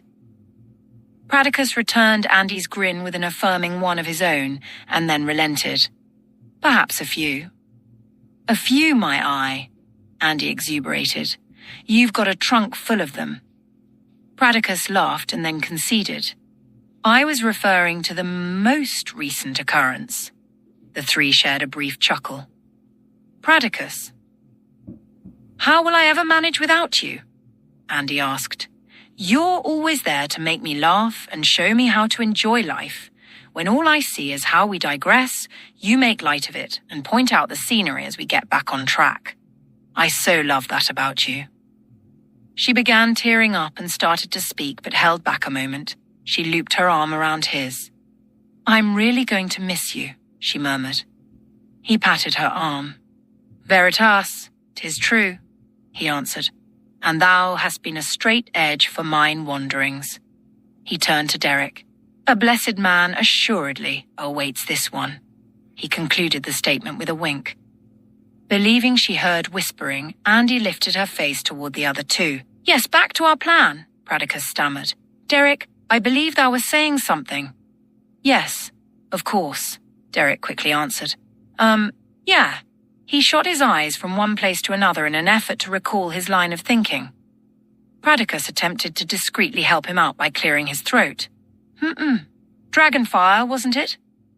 Andy gave them both a momentary, cynical glare. What are you guys up to? Derek leapt in. Yes, the reddish-orange haze, so Valiza guy was doing his magic through the crow's eyes, then saw us and basically thought we would make good dragon kibble. Is that it? A small smile cracked at the edges of Andy's lips. She thought of addressing their obscurity and then relented with a quiet chuckle.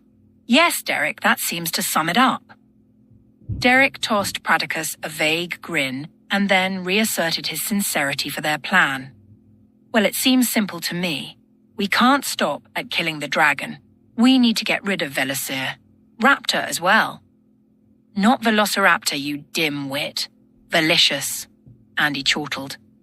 That's what I meant. Valish us, he countered with a discontented frown. He knows Pradicus, helped me escape, and has made several attempts to catch me again, Andy said. So now he's ticked at Pradicus for helping you, Derek commented. My boy Valicious has long been ticked, as thou hast said at me, for many years. Remember, he is mine brother, who has disowned me. I should say that at one time, he was my brother, Pradicus said determinedly. He's dead to me now. Whatever he has become, he is not mine brother. He paused for a moment, drawing in a lengthy breath. Mine brother was murdered a very long time ago. He sighed as he scanned the horizon. Well, are you going to try to kill him if you get the chance? Andy asked. Pradicus's eyes fell away from the conversation and landed halfway up Broga Mountain. Let me just say he has become the core of evil itself, he said with solemn resolve. If ever I am afforded the opportunity to remove such evil from my midst, I will certainly do so. Andy leaned over to Derek. I wonder if those berries are getting to him, she whispered. Derek answered her with a questioning smirk. Well, he's not been himself since you've gotten here, which is about a day after he took the berries. I think I'm going to suggest putting them in a jar so they're not so close to his body. Derek, I'm telling you, I've never seen him act so serious.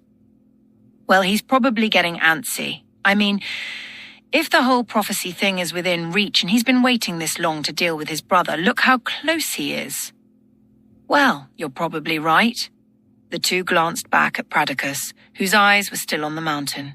Andy thought she saw tears drawing within his eyes. I wonder what's really going on, she thought to herself. Derek caught a glimpse of her studying Pradicus before she turned her attention to the mountain to share Pradicus's view. So you nervous about facing your old friend, Jake? Derek asked her. Andy swiveled her head around and answered him with a hurtful look. Oh, geez, I'm sorry. Did that sound bad? I promise I didn't mean anything by it. Really? I've just had this nagging thought that if he didn't recognize you and was bent on driving a blade into your heart, he paused, then stood up straight and continued. I'd have to take him out, Andy. I know he was a friend of yours, but given the chance, I think I'd, he said, pausing once again for a moment to consider what he was truly meaning to say. Andy, I wouldn't ever be able to let him hurt you. With God as my witness, if that jackwagon so much as breathes your direction ever again, so help me, I'll put him down.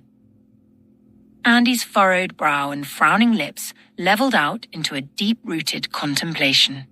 It was an expression Derek had never seen before. Derek felt as though he'd snuck a peek into her soul in an unprotected moment. He couldn't make it out. Was it hope? Heroism? Incredulity? Perhaps he'd discovered something unknown to him deep down in the waiting-to-be-discovered universe that was Andy. She studied his face as the breeze picked up and flirted ever so gently with her hair. Andy, Derek said, beginning to regret the statement. She stepped up to him and put her arms around him, laying her head against his shoulder. Her gown rippled against him in the breeze, occasionally wrapping itself around his legs. She held him quietly for a few minutes, while the long disregarded agony of her waiting for him the past 18 months caught up to her and she broke.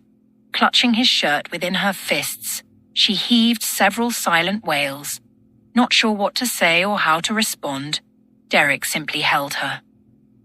"I've missed you so much, Derek," she sobbed through her tears as she began to tremble.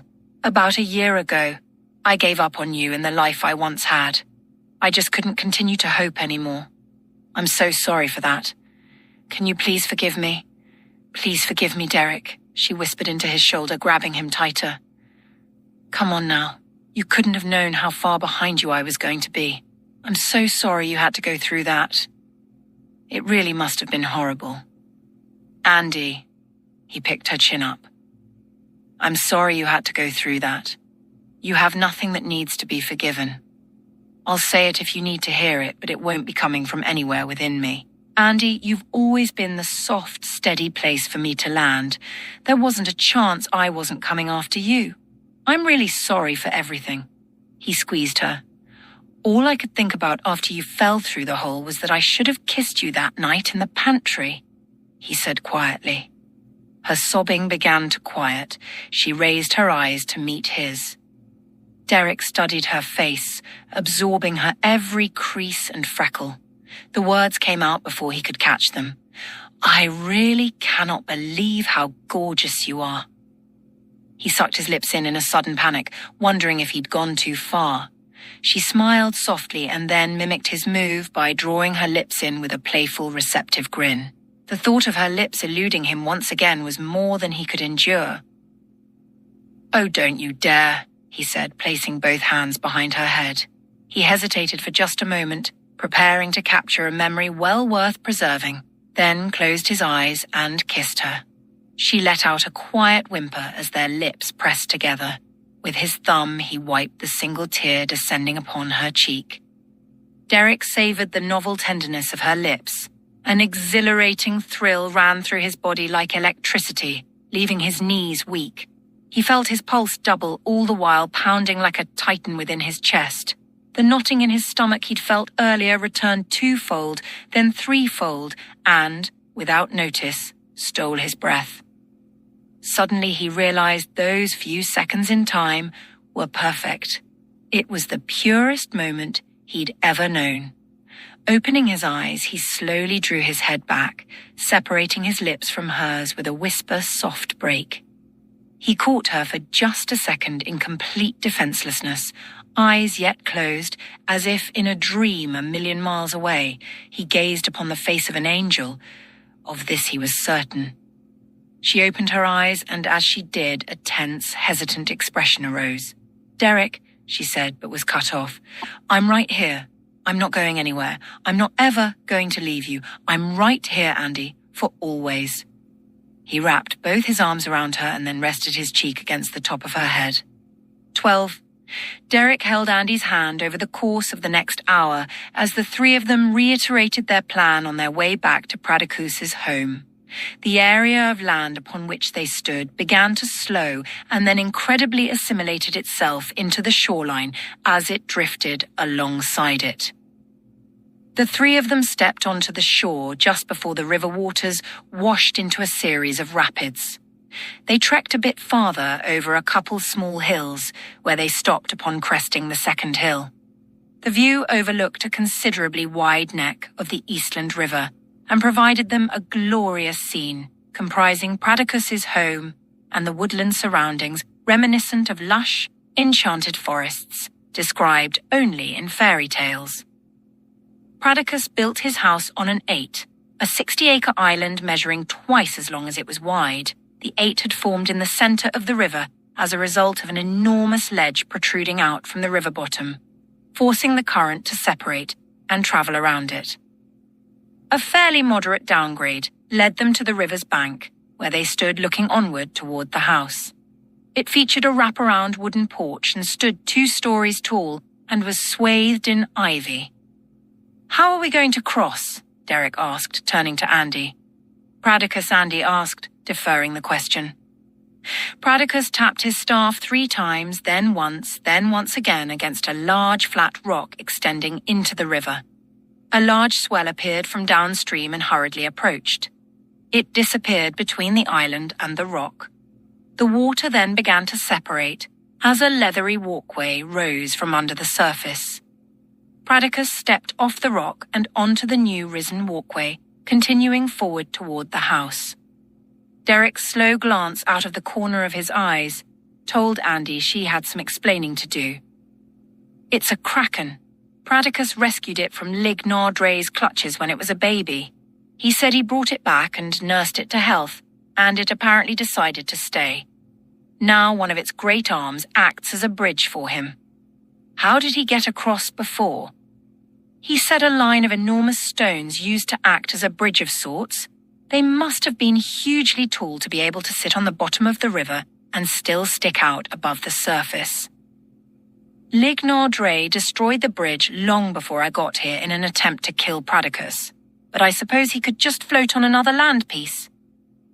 Why not just stay on the same land piece all the way down the river? Derek asked. Andy opened her mouth to answer, but he butted back in with, "Oh yeah, the rapids." Well, we did that once. And surprisingly, the rapids had almost no effect on the little piece of land we stood on. It was a beautiful trip, but a long, long trip. The river winds all the way down there around those hills before coming back up, she said, pointing into the hazy distance. I did see a pretty interesting-looking cave way out there that I wouldn't mind getting a better look at someday. Wow, well that thing's arm is gigantic. What's the rest of it look like? I don't know, it stays hidden. It plays downstream a lot and gets all the fish it needs because of the river's neck. They come right to him.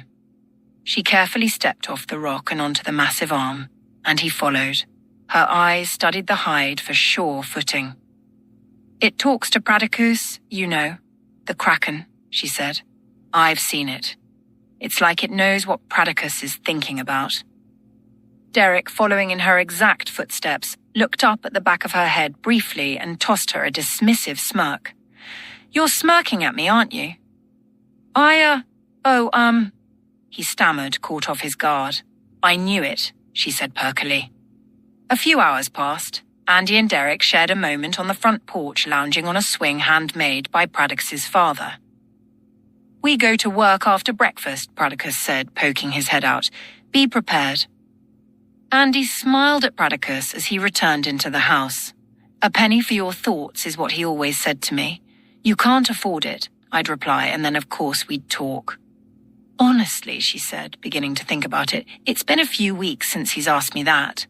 She pressed her lips together in a frown. What is it? Derek asked, putting his arm around her. Oh, it's probably nothing. I can't put my finger on it. Something's off. Hey, you said earlier that you gave up on me. Like a year ago? Andy looked back at him sheepishly and bit her lip. You know what? Don't even go there. How could you have known? Really, I'm just curious. How did you remain so hopeful for my, He moved his hand about in a gesture searching for the right word. Arrival, I guess. She drew her thoughts in for a moment or two. Pradicus. The answer surprised Derek. He looked over his shoulder and then slowly returned his gaze back to Andy. He kept assuring me that you couldn't be far behind. But I could see through his optimism.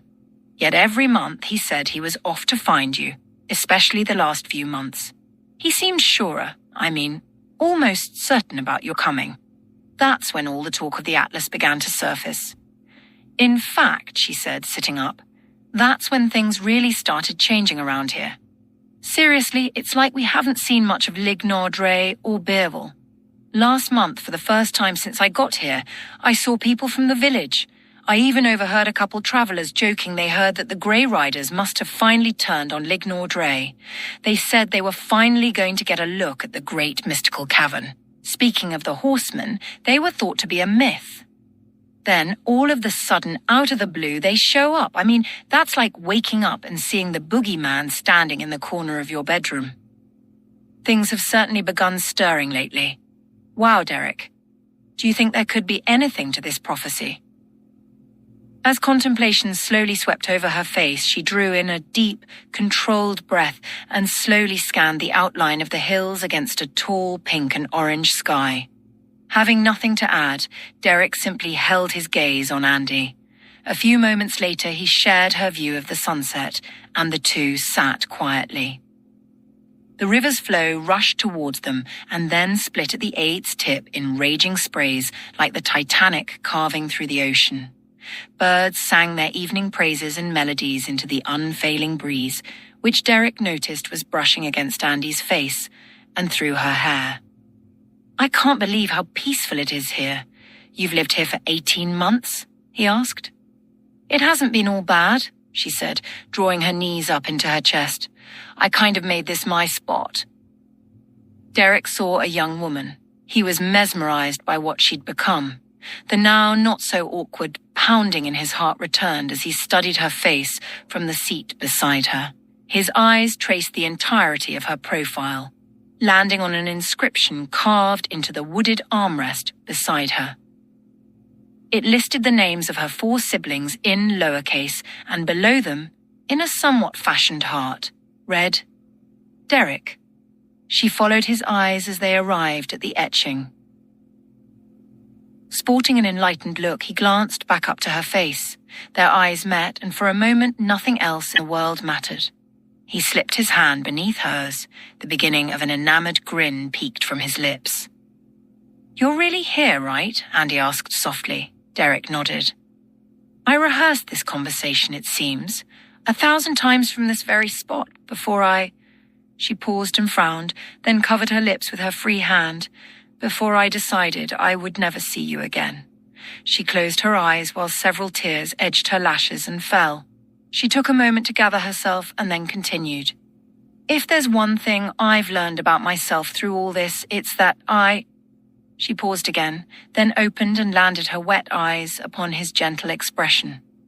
"Derek, she said, but was interrupted by Derek's single finger over her lips. "Hush," he whispered. He pulled her towards him and wrapped an arm around her. She nestled herself into his shoulder, then released a long, overdue breath of reprieve. He thought of the earlier incident on the haystack in the barn when her hands fell upon his and the somewhat awkward stirring he experienced. He found himself baffled on the dissimilarity, yet a blissful grin quickly emerged as he openly welcomed the occasion at hand. A mere minute or 2 had passed since she'd emptied herself with that alleviating sigh when a peaceful slumber fell over her, evidenced by a single, ever-so-hushed, snoring breath. He reached for a pink flowery quilt hanging from a polished oak quilt rack set up beside him, then proceeded to drape it around her. He watched as her face erased any remaining air of tension. Only a word more expressive than perfect could have summed up that single moment in time. If only he knew what shadow loomed down the corridor of his morrow. Derek left Andy on the porch for the alluring aroma of homemade roasted duck. "Goodness, Pradicus, that has got to be the best thing I've ever smelled in my entire life. So how do you guys cook duck these days?" Pradicus smiled, folded up a small cooking cloth and neatly set it down. "Roasted duck, lad. Roasted? It does smell wonderful, does it not?" He patted Derek on the shoulder and then proceeded out the screen door, joining Andy on the porch. Derek watched the screen door close. Did they even have screen doors in the 12th century, he asked himself, as the image of Jake sharing future technology with Pradicus emerged.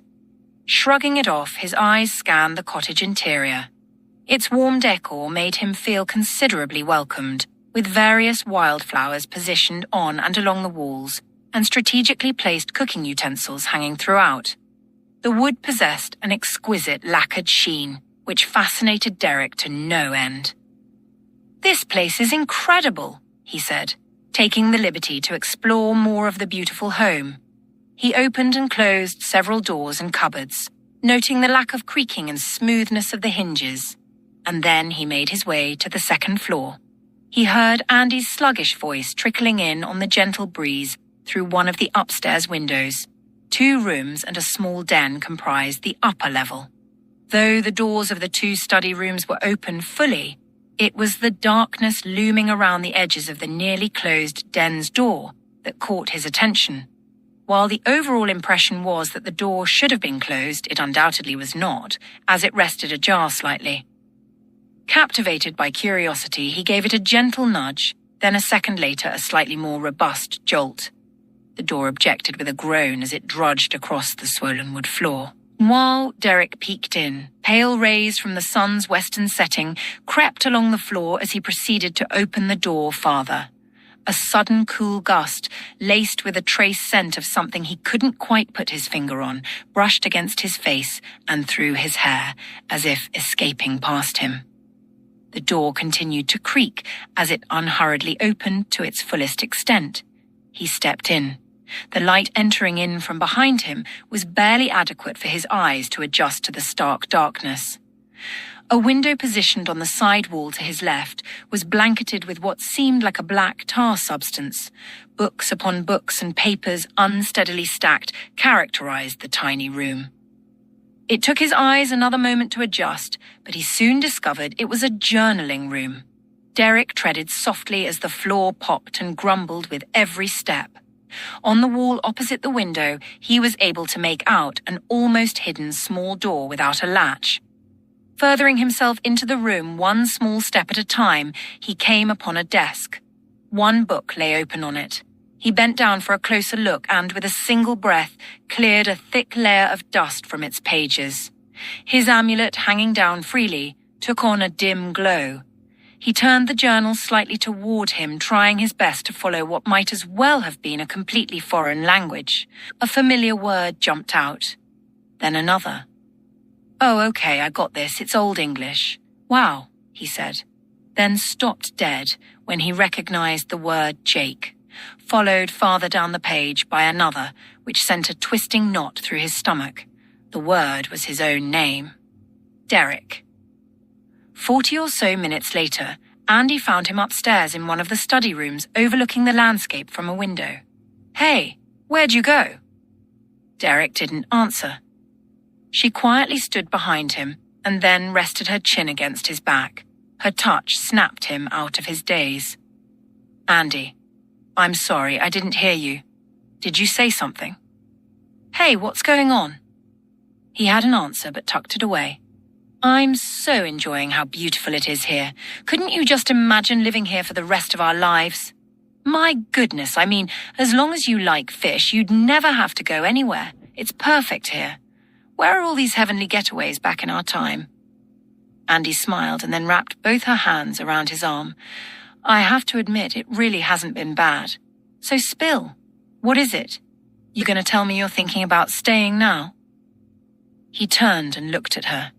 They enveloped one another, each in the other's eyes, for a lengthy moment. "What is it?" she asked. "How many times have you been up here? The upstairs, I mean." "Why?" He shrugged his shoulders. "Hundreds of times, well between the two study rooms." "What about that room?" he said, nudging his head in the den's direction. "Oh no, that door's been locked shut for, I don't know, months, years, probably." "Really?" he said, and then paused. "Haven't you ever wondered what was in there?" "I suppose. But it's always been locked.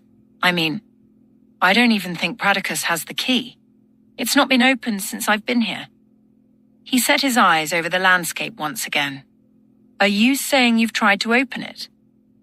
"Well, Pradicus has. He's tried everything short of breaking it down." "Is that what he told you?" "Uh-huh. Plus, I've seen him try. So what's the sudden mystery about that room?" "I was just in it." Shock exploded in her expression. "What? You're so lying to me." "I'm telling you, I was just in there. It's a journaling room." "That's not possible. I've tried getting into that room several times myself when he wasn't around. It's sealed shut from the inside. I'm telling you, Andrea Halley Schaffer, that I was just in that room. I read something I don't think I was privy to." She stood back away from him. "Okay, show me." "Open it." "I'm not sure Pradicus would be happy if he found you in there." She shifted her weight and then shot him a glare. "What are you basing that on?" "Call it a hunch." She turned away in a giggling snort. "You almost had me. I gotta tell you, that was hands down the best yet." "Come on, Dinner's almost ready. Doesn't it just grab you? The roasted duck. He douses it with spices I've never even heard of. Can you smell them? She drew in its fragrance in a slow, extended breath. Oh, it's the best. Praticus called to the two of them from downstairs. Sup's on! She smiled. You so almost had me. She grabbed one of his hands. Come on, she added in a gleeful tone. Wait until you taste this. This is the best cooked duck in the world. Roasted duck, Derek replied. She laughed. Oh, yes. Of course, roasted duck. 13. After supper, Derek and Andy headed back out onto the porch. Andy snuggled up under the large pink quilt she sat sideways with her shoulder against the back support of the swing, facing Derek and wearing a contented smile. I could so do this forever. Now that you're here, I mean. Derek grinned, trying to hide his blushing. Yeah, it's amazing. But you haven't forgotten what it's like back on the loft, have you? A yearning expression washed over her face. She cracked a trace of a smile. No, home will always be the best, she said with a tinge of sadness. Derek noticed her sliding her fingernail in and out of one particular grooved design on the arm of the bench. He'd not noticed it before, but how could he amidst the many etchings? We'll get home, Andy, I promise, we'll get home. She slid her eyes over to him and extended her smile in a manner that Derek perceived as particularly patronizing. Come on, I know that look, what is it? She inhaled slowly, turned her face entirely toward him, and then dismissed the impulse, returning her eyes to the etching. Hey, what was that? She didn't respond. All of a sudden, I'm not privy to your thoughts, your ponderings. Since when? Since 1.5 years ago, Derek. Andy, that's not fair. You haven't been away from me for more than a few hours since the loft. She nodded slightly, appearing to remind herself of the fact. He touched her arm. Whatever it is, it seems big, he said in a solemn tone. Come on, we never kept secrets from each other. He sat up straight. So spill already. After all, who would you share it with if not me? He said magnanimously with one of his famous smiles. She blew away the little shavings her finger had made and then took another long, contemplative look at the etched pie insignia Jake had left for her several months ago. She dragged her tearing eyes away from the etching and then slowly raised them to meet Derek's. Jake, she said. I would have told Jake. Her bottom lip started quivering and, a short moment later, curled into a pathetic frown. Derek placed an open palm against her cheek, caressing her lips with his thumb. You really need to get something off your chest. Tell me what happened, he said. One particularly large tear streamed her cheek. It's all my fault, she sniveled. She pressed her cheek into Derek's hand. I told him not to go, but he said he had one last thing to do. I messed it all up by trying to stop him. You mentioned this a little earlier. How is it your fault? She raised her face to the sky and took in the incredible starry sight with a large inhale, letting out the air slowly. He and Garen went out one morning. It had something to do with proving that Praticus and Valicius were the same person. I don't know. I never got the whole story on their outing. Jake came back that night without Garen. He said he found Garen sleeping in the darkness of one of the pathways inside the mountain. I don't know about that either. She chuckled. Actually, he said Garen hacked off a good 10 years of his life there in that darkness. She chuckled again and then sniffled. Derek cut in. Oh, with how badly Garen caught Jake off guard? It reminded me of your sheep biscuits that night in my basement, she said with a reminiscent smile. Derek grinned with a dismissive rolling of his eyes. Anyway, they found each other just inside the mountain. Garen told Jake to come back here for a few things, while he was going to go farther into the mountain, since the horsemen were gone out looking for the two of them. Jake said he had something to take care of before he went back to the mountain to find Garen.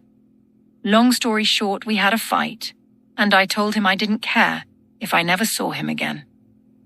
Then I said I thought he was stupid for risking everything, and that I hoped he... She paused. Derek waited. She finished her sentence somberly. I said I hoped he met up with Lign, but I didn't mean it. A momentary silence fell between them. I couldn't leave things like that, so I tried to find him that afternoon. I knew where he was going, but didn't know when he would be there. He had this gold coin that he gave to me before he left. He said it would let me know when trouble was near, so I took it with me. I told Pradicus I was running an errand. I took the only horse he had and left. It was amazing how quickly that huge beast tracked me once I got near the mountain. I swear it's like it knew I was coming. I got off the horse and ran into the ivy. I think I must have run 2 miles without stopping once. But everywhere I went, there was Lign, just a few seconds away. The sun was starting to go down, so I thought I'd have a chance to run for it in the darkness after the sun had set. The coin kept a steady glow, so I knew trouble was still near. After waiting for a couple hours and not hearing a thing from the dragon, I took off in a dead sprint. I knew there was a wormhole across the plains. That's where Jake was headed. I got about halfway there when I twisted my ankle. I fell hard and smacked my forehead. I didn't know how badly I was bleeding, but I knew I had to keep going. I found out later it wasn't all that bad. I got to a place where I couldn't put any more weight on my ankle, so I stopped to rest. I was terrified being out in the open with Lign on the hunt. I realized the coin could probably be spotted in the darkness, so I threw it as far away from me as I could in the other direction. I hopped and crawled for a little while until I started feeling sick. The giant bump near my temple was throbbing so badly. Every time I moved even a little bit in one direction or another, it screamed at me. I know I threw up a few times because of the pain, so I stopped hopping and then only crawled for what seemed like miles until I found this safe little ravine. I fell asleep for who knows how long, but what awoke me was a heated burst of air. When I opened my eyes, I didn't know where I was, and the sky was still dark. It all came back to me so quickly, though. I rolled over onto my stomach, and when I did, I saw something. I wasn't sure what, but something told me it was the Jangues. In a sudden terror, I completely seized up. I didn't know if it was the Jangues, but something was definitely in the ravine with me, not far in front of me. I tried to move an arm, a foot, anything, but Derek, I was petrified. It moved toward me using the shadows. Since hot breath had awakened me, I thought whatever it was had paused to inspect me as it traveled the ravine and then headed away from me. But that couldn't be right, because this creature seemed to be coming toward me while making a strange sound every few seconds. I couldn't tell what woke me. There was no wind, no breeze. Fearing it was the Jangues, I was sure I was seconds from death. I actually remember whispering to myself, "Don't breathe. Dear God in heaven, help me not to breathe." I caught glimpses of it, but only when parts of it passed through the moonlight.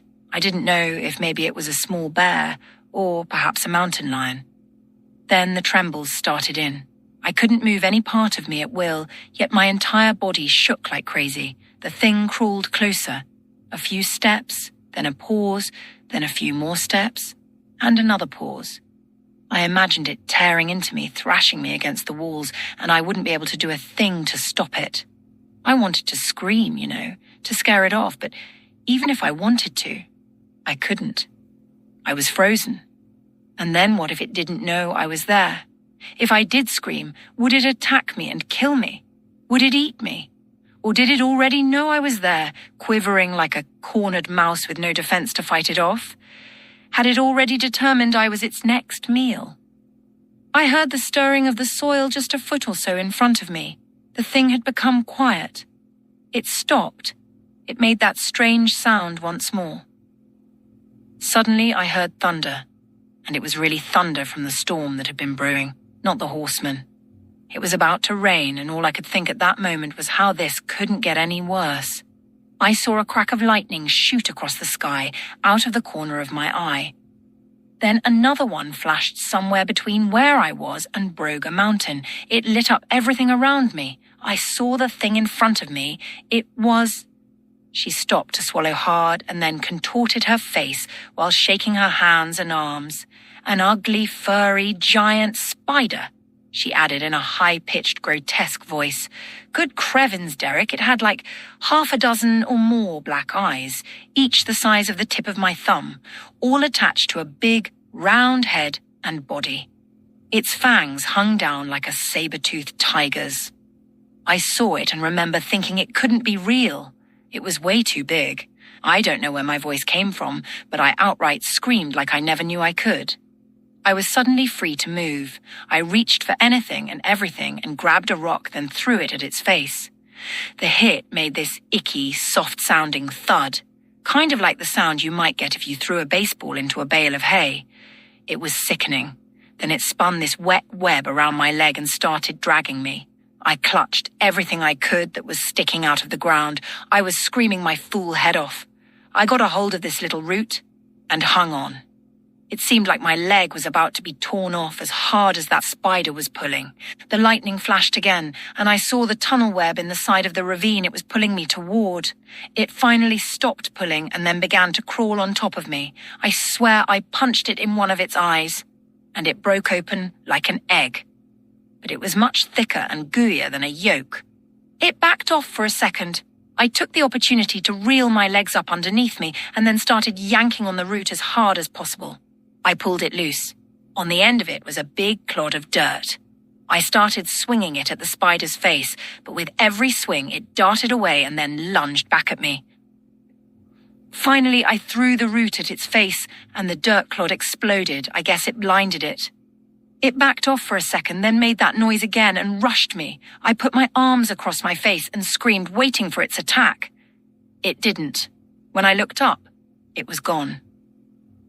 Suddenly, its carcass fell from the sky and landed a few feet from me, making a sound like 10 pounds of wet beef hitting the ground. Just a single splat, no bounce, she said, shuddering at the memory. Right after that, out of the darkness came this very deep growl, then a rush of heated air. All at once, the entire area lit up with a burst of fire from behind me, followed by a roar that deafened my ears.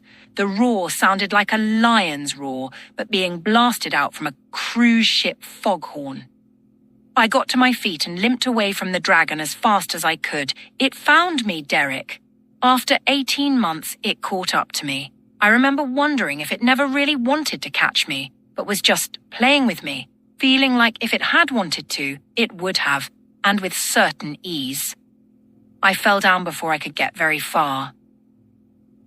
It was too dark to really see the dragon well, but it just stood there as if following some preconceived plan.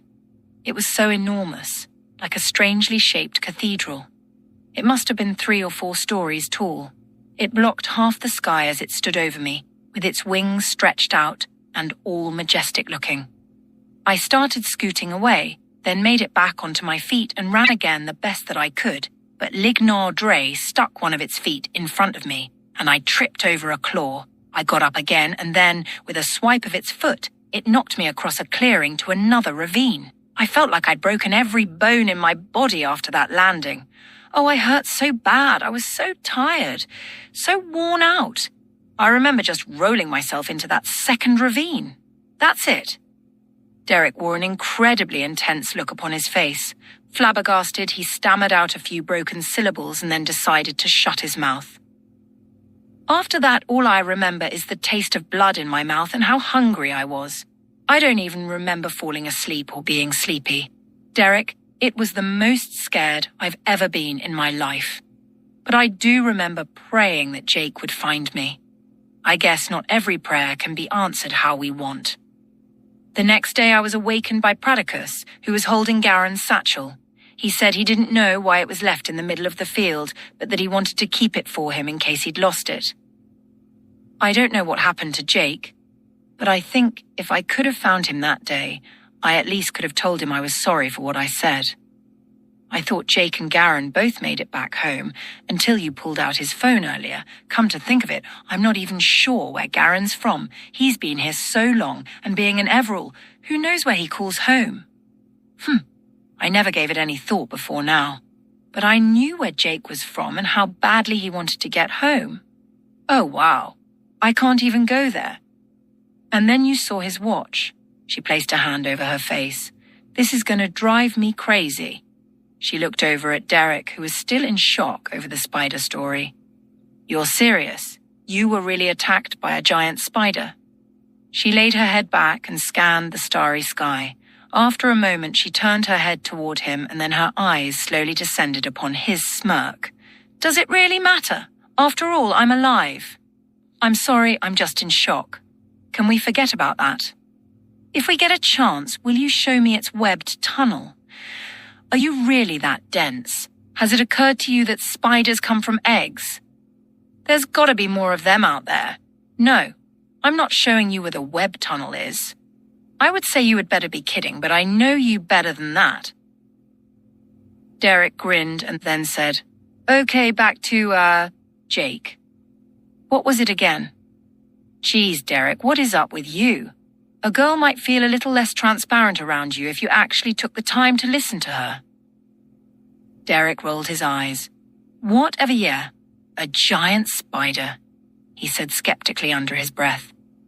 She turned her head so she was looking perfectly straightforward, and there she sat with a saddened expression. Hey, I didn't mean to hurt your feelings, he said, briefly resting his hand on her knee. I'm sorry. I can be such an idiot sometimes. She slid her eyes toward him. And a jerk, she said, shaking her head. Still such the boy, for goodness sakes. I can tell you're an only child, believe me. Well, maybe if I'd been the one here by myself for a year and a half, I'd have little patience for me too. I'm sorry. I'm still the same me from yesterday. The same juvenile little teenage brat. All right, I guess I'm not being fair. But can you at least try to act just a little bit older? She asked with a diminutive wince. He smiled and then sighed, gazing across the starry heavens and then landing his eyes back onto hers. Look, there's a rugged older guy deep down in here somewhere, perhaps a masked superhero, and debonair billionaire type waiting to be discovered and chiseled out by the right, the right girl, with the right hands. He placed his hand onto hers. Andy grinned and then turned away, rolling her eyes, unsure of why she felt a sudden blushing. She rotated her head back toward him, wearing a smile that shouted she'd just been slapped across the face with a generic line from a sappy romance novel. Why do I feel like I'm 14 all over again? She giggled. Derek joined her in a chuckle and then squeezed her hand. No one makes me laugh like you do. A sudden comprehension washed over his face for her last comment. That was a slam, wasn't it? You just slammed me, he said, continuing in his laugh. She stammered. I didn't mean it as a slam, she said light-heartedly. I was just meaning that... She paused for a moment. Well, I just mean that... She then looked him straight in the eye and conceded with a laugh. Okay, you got slammed. Derek smiled quietly and then shot a gaze straight into the brightness of the moon. The moment sharply turned. A serious tone settled between them. Okay, you can't take the blame for Jake, Andy. Promise me you'll try to let that go. He released her hand and then stroked her arm with a finger. Promise? Andy nodded. Well, it feels a lot better having told someone. She then took Derek's hand and placed it within both of hers. Especially you. The comment produced an air of worth in Derek's expression that Andy had never before witnessed. The two of them shared a quiet moment within each other's eyes. So now what? Derek asked. Now we trust. Derek decided to leave that one alone and was more than content to sit quietly with Andy for a while longer. The moon hung low in the southern sky, beaming in a bold brilliance unmatched by any evening either had seen back home. Andy pulled out a ruffled paper scrap from beneath the quilt. She unfolded it and then began studying it under the low light from the oil lamps at either end of the swing. Expecting that she'd share in its significance, Derek simply waited. What have you got there? He finally asked after a few quiet minutes. Nothing, she murmured without looking up. He shrugged it off for a few more minutes, taking in the night sky. He turned to her again. Really? What is that? I told you, nothing. Come on, let me see. She sighed and then held it out. It's nothing you'd be interested in. He snatched it away from her. What is this? A page out of a book? Okay, so you've had a look. Now can I have it back? Wait, what is it? Is this a page from the Bible? Just give it back, Derek. It's not like you'd know what to do with it. He handed it back, deciding not to hassle her about it. So where's the rest of it? He turned, giving her a skeptical glare. Did the dog eat it? You're not funny. It's all that's left of the Book of Romans. So what? You just reread the same page over and over? She held it against her chest. I can't get enough of it. I've memorized every word on both sides of this page. How did you end up with a Bible anyway? That doesn't seem like something you'd usually come across at this point in history. Oh, but a gel-based solar-charged phone does, she retorted. Okay, point taken, he said with a partial grin. I guess I'm wondering why someone would bring one with them. I mean, we came so suddenly. I guess that leaves me to assume someone had to have been reading it when they were taken. He thought of the mundane silliness of it all. Come on, really? Who sits around and reads the Bible? He added with a scoffing tone. She quickly threw him a dim-witted look, holding up her page. Besides you, he said, sniggering and shaking his head. Geez, I don't see why or how anyone could slave over the same dreary thing day after day. Well, I hope you at least get something out of it, he said rather patronizingly. Whatever, Derek. Like I said, it's nothing you'd be interested in or understand. But how can anyone be interested in it? It's just a bunch of thou shalts. Who needs it? She ignored him, returning to her reading. Okay, what do you get out of it? Don't worry about it. No, really, what keeps you reading the same old thing over and over? You don't really want to do this, Derek, just never mind. Look, I'm intrigued, he said, mocking her earlier use of the word. Intrigued? She said with a grin. We're back to that, are we? Look, if you don't want to tell me, fine. I just thought you might want to share. Share what? She interrupted. Share something precious to me that you'd just as quickly toss to the wind. No thanks. Don't get all bent out of shape. I didn't mean to step on any toes. You still don't get it, Derek. You've only been here a few hours. You're still the same you who ate peaches in the barn yesterday. Well, I'm not. I'll never again be that naive person who sat in the haystack with you. I have had to search for answers, for understanding. And when those things didn't reveal themselves, I had to look deeper. I had to look down deep into myself. And what did I find? I found an emptiness that desperately needed filling. That's when I came across the book of Romans. Back then, it was just a slim, vinyl-bound book with printed notes and comments on how to read and understand Paul's writing. And nobody even gave it to me, Derek. She looked away briefly, taking a moment to revisit the memory. I came upon it by accident, trying to ditch the rain, and there it was, safely tucked under the cleft of a rock, as if it were waiting for me to find it. She looked up at him, pausing as tears filled her eyes. Then she continued in a slow, solemn tone. I found it on the very day I gave up on you. It was the only time in my entire life. She sniggered, cracking a small, transparent smile. Yeah, my long-lived 19 years, right? Anyway, it was the only time I actually came to the end of myself, Derek. And God was there to meet me. I poured myself into the pages and used the comments and helps to gain understanding. As I read each day, I found not only answers, but truth. The words spoke life to me, and each time I read through it, I discovered something completely new, like I'd never read it before. I can't wait to read the rest of the Bible. I don't even know how many more books there are. Then out of the blue, Garen walked by and asked what I was reading. I told him. He suddenly took tremendous interest in me. He sat down and asked me to tell him about it. Well, after I did, he leaned toward me and said I was right on track. He started spouting off all this stuff about faith and difficulty. So I asked him to slow down and explain what he was saying. He said something I'll never forget. It's just around the corner. I asked him what was around the corner. He said, what you need to sustain you, He said God puts these promises along our way, and we can tell when one is near because the road starts getting tough to walk. In fact, he said he can tell by the look of almost any person how far away or close they are to that next promise. He said he's seen it over and over again. It's always during that last bit when people start to give up and they don't realize what they need is just around the corner. He said that's what hope is according to the book I held in my hands. Then he showed me.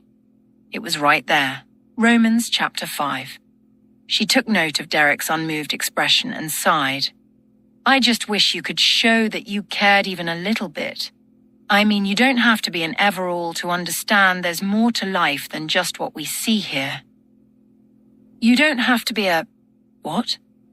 Sorry, an Everall is someone who lives a very long time. It's kind of like in the days of Adam and Enoch and them. For some reason, the gene re-emerges after several generations. Everall's bodies age much slower than the average person. Derek groaned rather dismissively. That's such hogwash. What have they been feeding you all these months? I don't expect you to understand any of what I'm saying. That sounds a little demeaning, he snapped back. But I'm not offended. You know what, Derek? I'm the one who got the raw end these past 18 months, yet somehow through it all, I can see how I came out on top. She paused, coming to a realization. I've never quite thought about it like this, but when we get back, I get to pick up where I left off with so much more than I had before. The tinge of a gleeful titter sparked in her voice. Oh, I can't wait. Derek, I'll get to see my little darlings again and Mum and Dad. Wow, it's going to be so good to see everyone. She summed it up with a weighty sigh, then turned her attention to the vastness of the star-swarmed sea blanketing the night above them, her thoughts centered on the sheer goodness of her Lord. God has been here every step of the way with me. My old life seems so empty now when I think back on it. What if you go back to what your life used to be without all these changes? Derek asked. What if you don't remember anything about any of this? Andy looked at him with utmost sincerity. If I knew that going into it, I'd stay here. There's no way I want to separate myself from Jesus and all he's become to me. But that's not really a consideration. I've been over this so many times with Pradicus. He's got to be sick to death of explaining it. Let's see. How'd he tell me to say it? Under the skin is my measure within. What that means is, as I develop and mature in my own progression of time, I'll continue to advance despite how time bends around me. Wait, you're saying that if I were to go back by myself, then return in a week or two, I wouldn't skip over time and somehow become older or younger? No, because time as you know it only advanced a week or two. Well, what about you? Would you be the same age? Here's where it gets tricky. You'd leave my time plane, but I would continue to age as normal. But the next time I see you, I might have lived 20 years in my time plane, while yours only advanced 2 weeks, meaning I actually lived 20 years while you were gone. And then, if we went back together at that point, I'd almost be as old as my parents, and you'd still only be 2 weeks older, but only because I actually lived those 20 years. It's the same reason I'm 18 months older right now. Derek gave thought to everything she'd just said. So you'd actually consider staying here? You still don't understand. This is my life now. I've moved forward, and my past will always be a part of me. Don't get me wrong, I desperately want to get back to my family. But if it meant losing all that I've gained here, meaning losing what I've learned about who I am, who Christ is, I'd choose to stay. Christ is Jesus, by the way. In Romans, Paul addresses Jesus as Christ. Probably already knew that, just saying. Anyway, she looked down at her ragged page. That's what this means to me. Derek smiled softly. That's cool. Wow. You so are not the same person I knew this morning. Andy exhaled a belabored sigh that waned away into a contemplating pause, followed by soft chuckle. I can't tell you how strange it is to hear you say that. It's such a long time ago for me, like maybe that entire part of my life was just a dream. I can't imagine what things look like from sitting where you're sitting. She paused. Well, that's not true. I guess I can. But you'll never know what it looks like from where. I'm sitting, will you? Honestly, I hope I never have to, he said somberly. I've learned so much about how people lived without modern conveniences. It makes me sick to think how spoiled I used to be. I feel it's much more rewarding to live this way. There's an appreciation for the small things we take for granted, like roasted duck. We had to hunt for that little guy. It's not like running down to the local marketplace and picking up dinner for 6 so we can make it home in time for television. Geez, I might never watch television again. I love living like this. The world moves slower, we talk, we get to know, really know one another, and God is so good. It's amazing how much I've had to lean on his provision. What an opportunity for him to reveal himself. She yawned. I know we don't have air conditioning. I have actually missed that, but most of the months have been okay. She yawned again. So you ready to call it a day? Derek's eyes traveled the horizon, followed by the sky. I'm not tired. It's only 8 o'clock. I've only been up for 13 hours. He felt a reciprocating yawn stir and begin to well up, but ceased it in his throat before it could engulf him. Well, I've been trying to keep busy since sunup and of course didn't sleep a wink last night, Andy said, recalling the mixed feelings she encountered each time Pradicus ventured off to wait for Derek. Derek replied, with a somewhat patronizing nod. His indifference tore at her. Geez, Derek, really? Her sudden shift in tone fell on the hollow ears. I just told you I've been trying to keep busy all day. That doesn't mean anything to you. And you have no idea, no concept of why I wasn't able to sleep last night? He shook his head nonchalantly. Have you gotten denser over the time I've spent here, or is my memory just that bad? I guess I've forgotten what a piece of work you can be sometimes. Huh? He said quite obliviously, trying his best to follow the last thought. Good Lord, what is the world coming to? Every month, this being the umpteenth time, Pradicus went off for 2 days. Oh, to find me, he interjected, and probably with more cheer than would have been appropriate. Andy rolled her eyes. Unbelievable, she muttered. She glanced away for a second and then swung back around with a fierce look. I gotta tell you, Derek, it wasn't easy all those times wondering if I was ever gonna see you again, dealing with the downside of hope. Wow. Really? Wow. That's all you have to say? Do you know what I've been through this whole time? I've changed. I've grown up. And you? You're a jerk. You haven't changed a bit. You're exactly the same as you were the last time I saw you. She stopped, realizing how ridiculous a statement it was. She held him in her glare until, crease by crease, her firm visage shaped into a half-relenting grin. He chuckled. Yeah, I was going to say, you didn't deserve that, she said, cutting in. Well, you kinda did, but yeah, okay, I get it, he said, placing a hand on her arm. You gotta know, though, it's so out of my universe to put any of this together. She nodded with yet another yawn. I know. It's still dizzying, even after a year and a half. Derek's suppressed yawn finally won out, overtaking his every effort to restrain it. He grunted. Now you've done it, there'll be no going back from that one. Well, he conceded, it's not like I'm going to be able to grab a soda and a slice of pizza and fall asleep watching TV. Oh, that sounds really good right now, she said, licking her lips.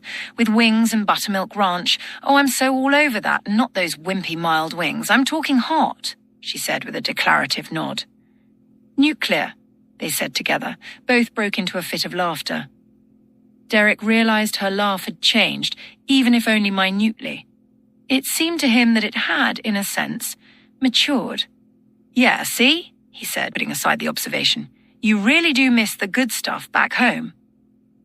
She held a quiet gaze for another few seconds. Seriously, I can't tell you how delicious that sounds right now. I wonder how long it's been since I've actually sat and thought about pizza, not to mention wings and a soda. How about we make it a date? Derek said.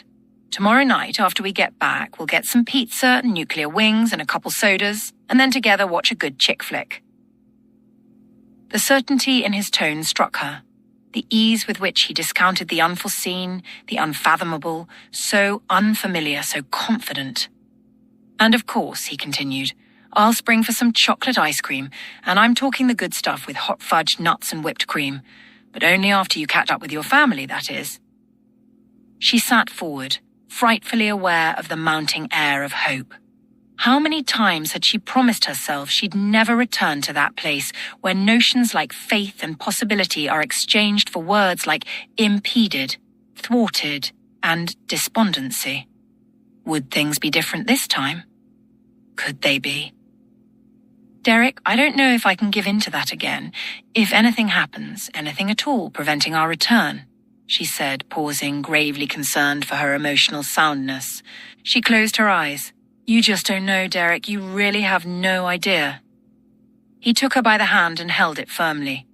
Hey, it's not the same as it was before, he said, smiling gently. I'm actually here with you this time. That's got to mean something. Her eyes held to his without release. Let me tell you something. The last thought I had hanging onto that beam had nothing to do with bringing you back. It had everything to do with being with you and making sure you weren't alone. The apprehensive frown she wore slowly stretched into an optimistic grin. Look, I fully plan on making it back. It may not be tomorrow, but it'll be soon. I just know it. She glanced away, reflecting on his thoughts back on the beam. He released her hand for a purposeful gesture. Besides, I have to make it back for Mindy Blake. Her tone quickly swelled into annoyance. I could have gone a lifetime without hearing that name ever again, she said through gritted teeth. Mindy asked me to clean up the audio from her video of Principal Herring, you know, the Teacher of the Year interview she's submitting for Channel 6 News. Well, tomorrow they're previewing it at a school assembly, of course, in Her Highness's honor, don't you know? Word is she's already prepared a shocked acceptance speech, even though they don't announce the winner for 3 more months. Like the evil witch even has a chance. Give me a break. Oh my crackers, what have you done? Andy charged with a cynical squint. Well, you know that audio recording from about 2 years ago that we've kept under wraps? Come on, you have to remember Principal Herring the Brownies. A blank stare washed over Andy's face. She began to wonder what other memories her 12th century excursion might have stolen from her. I cannot believe that this, of all things, has somehow fallen out of your brain. Okay, fine. You at least have to remember how she always confiscated student sweets, especially brownies, during Oral Health Week, and then stuffed her face with them after lunch was over. She shook her head with a detached smirk, somewhat surprised at how her memory was failing her. Well, I suggested double chocolate with laxatives, but you came to school with double chocolate, double laxatives, stating how you were going to get her good. Andy's jaw dropped as she sat lingering in suspense. Jenny, her disgruntled aide, took your recorder, voice-activated, mind you, or sound-activated in this case, and planted it behind the toilet. Any of this ring a bell yet? Her face contorted, as if reaching for a faraway memory. Well, it wasn't but an hour or so before she was spotted heading down the hall back to her office in the I have to go now. Quick step. Andy burst out with a short giggle and then slapped a hand over her mouth while her eyes jolted open like saucers. It wasn't all the cussing that had us on the floor laughing when we finally listened to the recorder, but your comment about the Tommy gun. A screaming laughter ensued, but only for a moment as recall instantly dawned. Caught in the midst of a full-on noiseless belly laugh, she gasped so profoundly it completely stole her breath as her frenzy continued breathlessly. Tss, yeah, now you remember, Derek affirmed. Well, I laid her Tommy gun over the background music that Principal Herring handpicked specifically for one part of the video. Her hysterics continued, now combined with foot-stomping and tears. She's gonna drop a brick. I mean, considering the expletives on the recording, we can all pretty much imagine the theatrics that took place. She reached out and grasped his arm. And you want to go back? She managed through winded breath. I wouldn't miss it for the world. She gained some control. You are so dead, she replied. Wait a minute. Didn't we get her cussing you out on that recording? Yeah, but she couldn't prove anything. I'm the first person she points at for everything, don't you remember? Well, she's going to know it was you after the recording plays on the video. He shrugged his shoulders. She's got it coming. And the best part is, it'll be one of those life-shaping moments psychologists talk about. You know what I mean. Some mumbo-jumbo about all of us having 5 or 6 defining or life-impacting moments that affect us forever and ever. This is going to be one of those, he said, chuckling maniacally. You are horrible. But she so deserves it, he said, feeling satisfied. Well, I know you well enough to know you're going to do what you want to do. That's right. My ways are set. I'm too far gone. Well, I can say life is so much more interesting with you around. She eyeballed the heart with his name carved into its center, then glanced back at him. A peculiar smirk, unfamiliar to Derek, crept into a contemplating grin. What does that look mean? He asked. Never know. I'm going to bed. Thanks for the laughs, really. I very much needed that tonight. She stood up, offered a good-night smile that sent Derek's stomach into knotted fits, and then entered the cottage. Wow, he said, rubbing his eyes amidst a drawn-out yawn. He then stood up after a minute of reflection and followed her in. Fighting to keep his eyes open, Derek laid a sheet out on the floor of one of the upstairs rooms and then collapsed on it. He was lost in slumber within seconds. Later that night, he visited the dark den again, except this time the room had called to him in his dreams. He found himself standing in front of the small door. The eeriness, the scent of something familiar, the unfriendly presence, all of it met him there. He looked over his shoulder into the deeper darkness to where the journaling desk sat. A shadow hovered over it, and as his eyes adjusted, he recognized it as the silhouette of a man. He was writing. Derek's overall impression was that this was not Prodicus. A small bump from the other side of the small door stole of his attention. His heart leapt in fear. He quickly cast his eyes towards it. Listening to the pounding of his pulse within his ears, he wondered if a part of him knew what lay in wait for him. The door narrowly moved back and forth, as if being stealthily tested by whatever loomed on its opposite side. Derek snuck a peek back over his shoulder to find the corner empty this time. His focus returned to the undersized gateway, but gateway to what or from what? Clenching his fists in unrest, he thought of turning away from it, but then knew he couldn't, or, more importantly, wouldn't. Something was awry, and though he felt terror teetering at the edge of his emotions, he couldn't explain the sudden allure. He felt for his amulet, probing the tips of his fingers about where it normally lay, suddenly aware of and stumped by its absence. He drew in what courage he could gather with a weighty inhale, swallowed hard, then took one short, shuffling step toward the small door, and then abruptly halted as the pungent stench of death filled his nostrils. Not malodorous decaying remains, but simply death, an unexplainable smell which captures the very absence of life itself. It suddenly registered with him, the familiar scent. He'd caught a trace whiff of it in the cavern. It was the underlying, almost indiscernible odor which lurked beneath that of the musty lake water and putrid human remains. Pressing on beyond the trepidation, he reached his hand out towards the small door when suddenly the entire wall was met with a fierce slam from the other side. The room shook violently. Derek jumped. Then there was another slam. Derek jumped again. Dust and wood particles fell from the ceiling while cracks splintered the wall. A final brutal smash blew a gaping hole in the wall 6 feet wide, floor to ceiling, sending the door whistling across the room. The explosive surge threw Derek aside. He landed on his hip and shoulder and slid several feet across the wood floor. Quickly sweeping the dust and debris from his face with a forearm, he gazed in horror at what entered the room from the other side. It was a grey rider upon his enormous, terrifying horse. Suddenly, an emerald-green light cut the darkness and burned brilliantly from the amulet which the rider wore around his neck. A deformed face glowed radiantly among the cast shadows. It appeared to him at first as Jake's face, but as his vision sharpened, he gasped in stunning horror to discover it was his own. The realization turned his stomach so pointedly that the startle jarred him right out of his sleep. He sat up, sweating, panting, wondering what could have possibly stirred him so, for his memory served no recollection.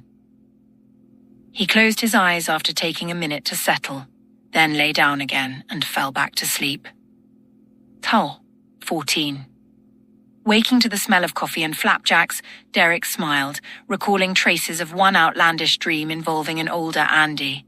Expecting to see the old red barn out his second-story window, he opened his eyes and sat up in a panic, realizing it wasn't a dream at all.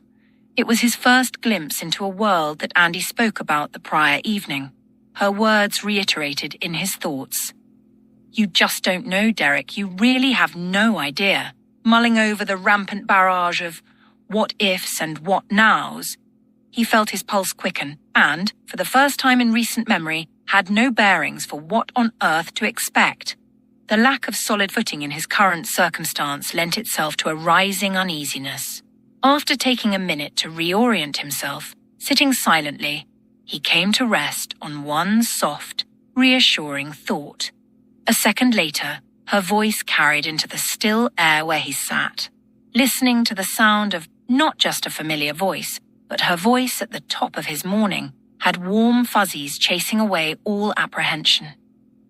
A chord struck in his heart as he listened to the melody of her tone while she milled around downstairs, preparing breakfast with Pradicus. In that single moment, disquiet melted away into serenity, and he found himself challenging whether he would actually want to go back. Gazing around the room, he took in all he could of Pradicus. The thought occurred to him that if for some reason they did stay or had to stay, Pradicus would probably fall into a father sort of role for Andy, which followed logically to father-in-law. He smiled, then shook it off, curtailing the notion. Hey, sleepyhead, Andy said in a welcoming tone. Now what would put a smile like that on your face this early in the morning?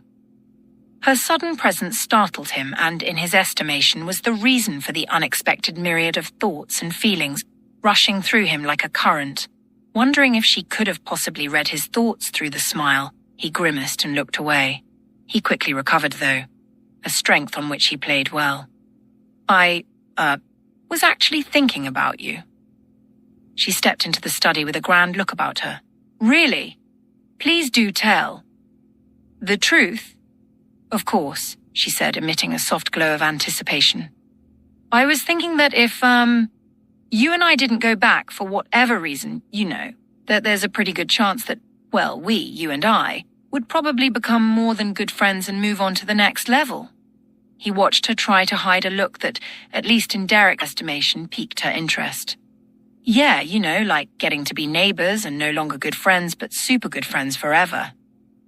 Smart Alec, she said, shaking her head with a grin.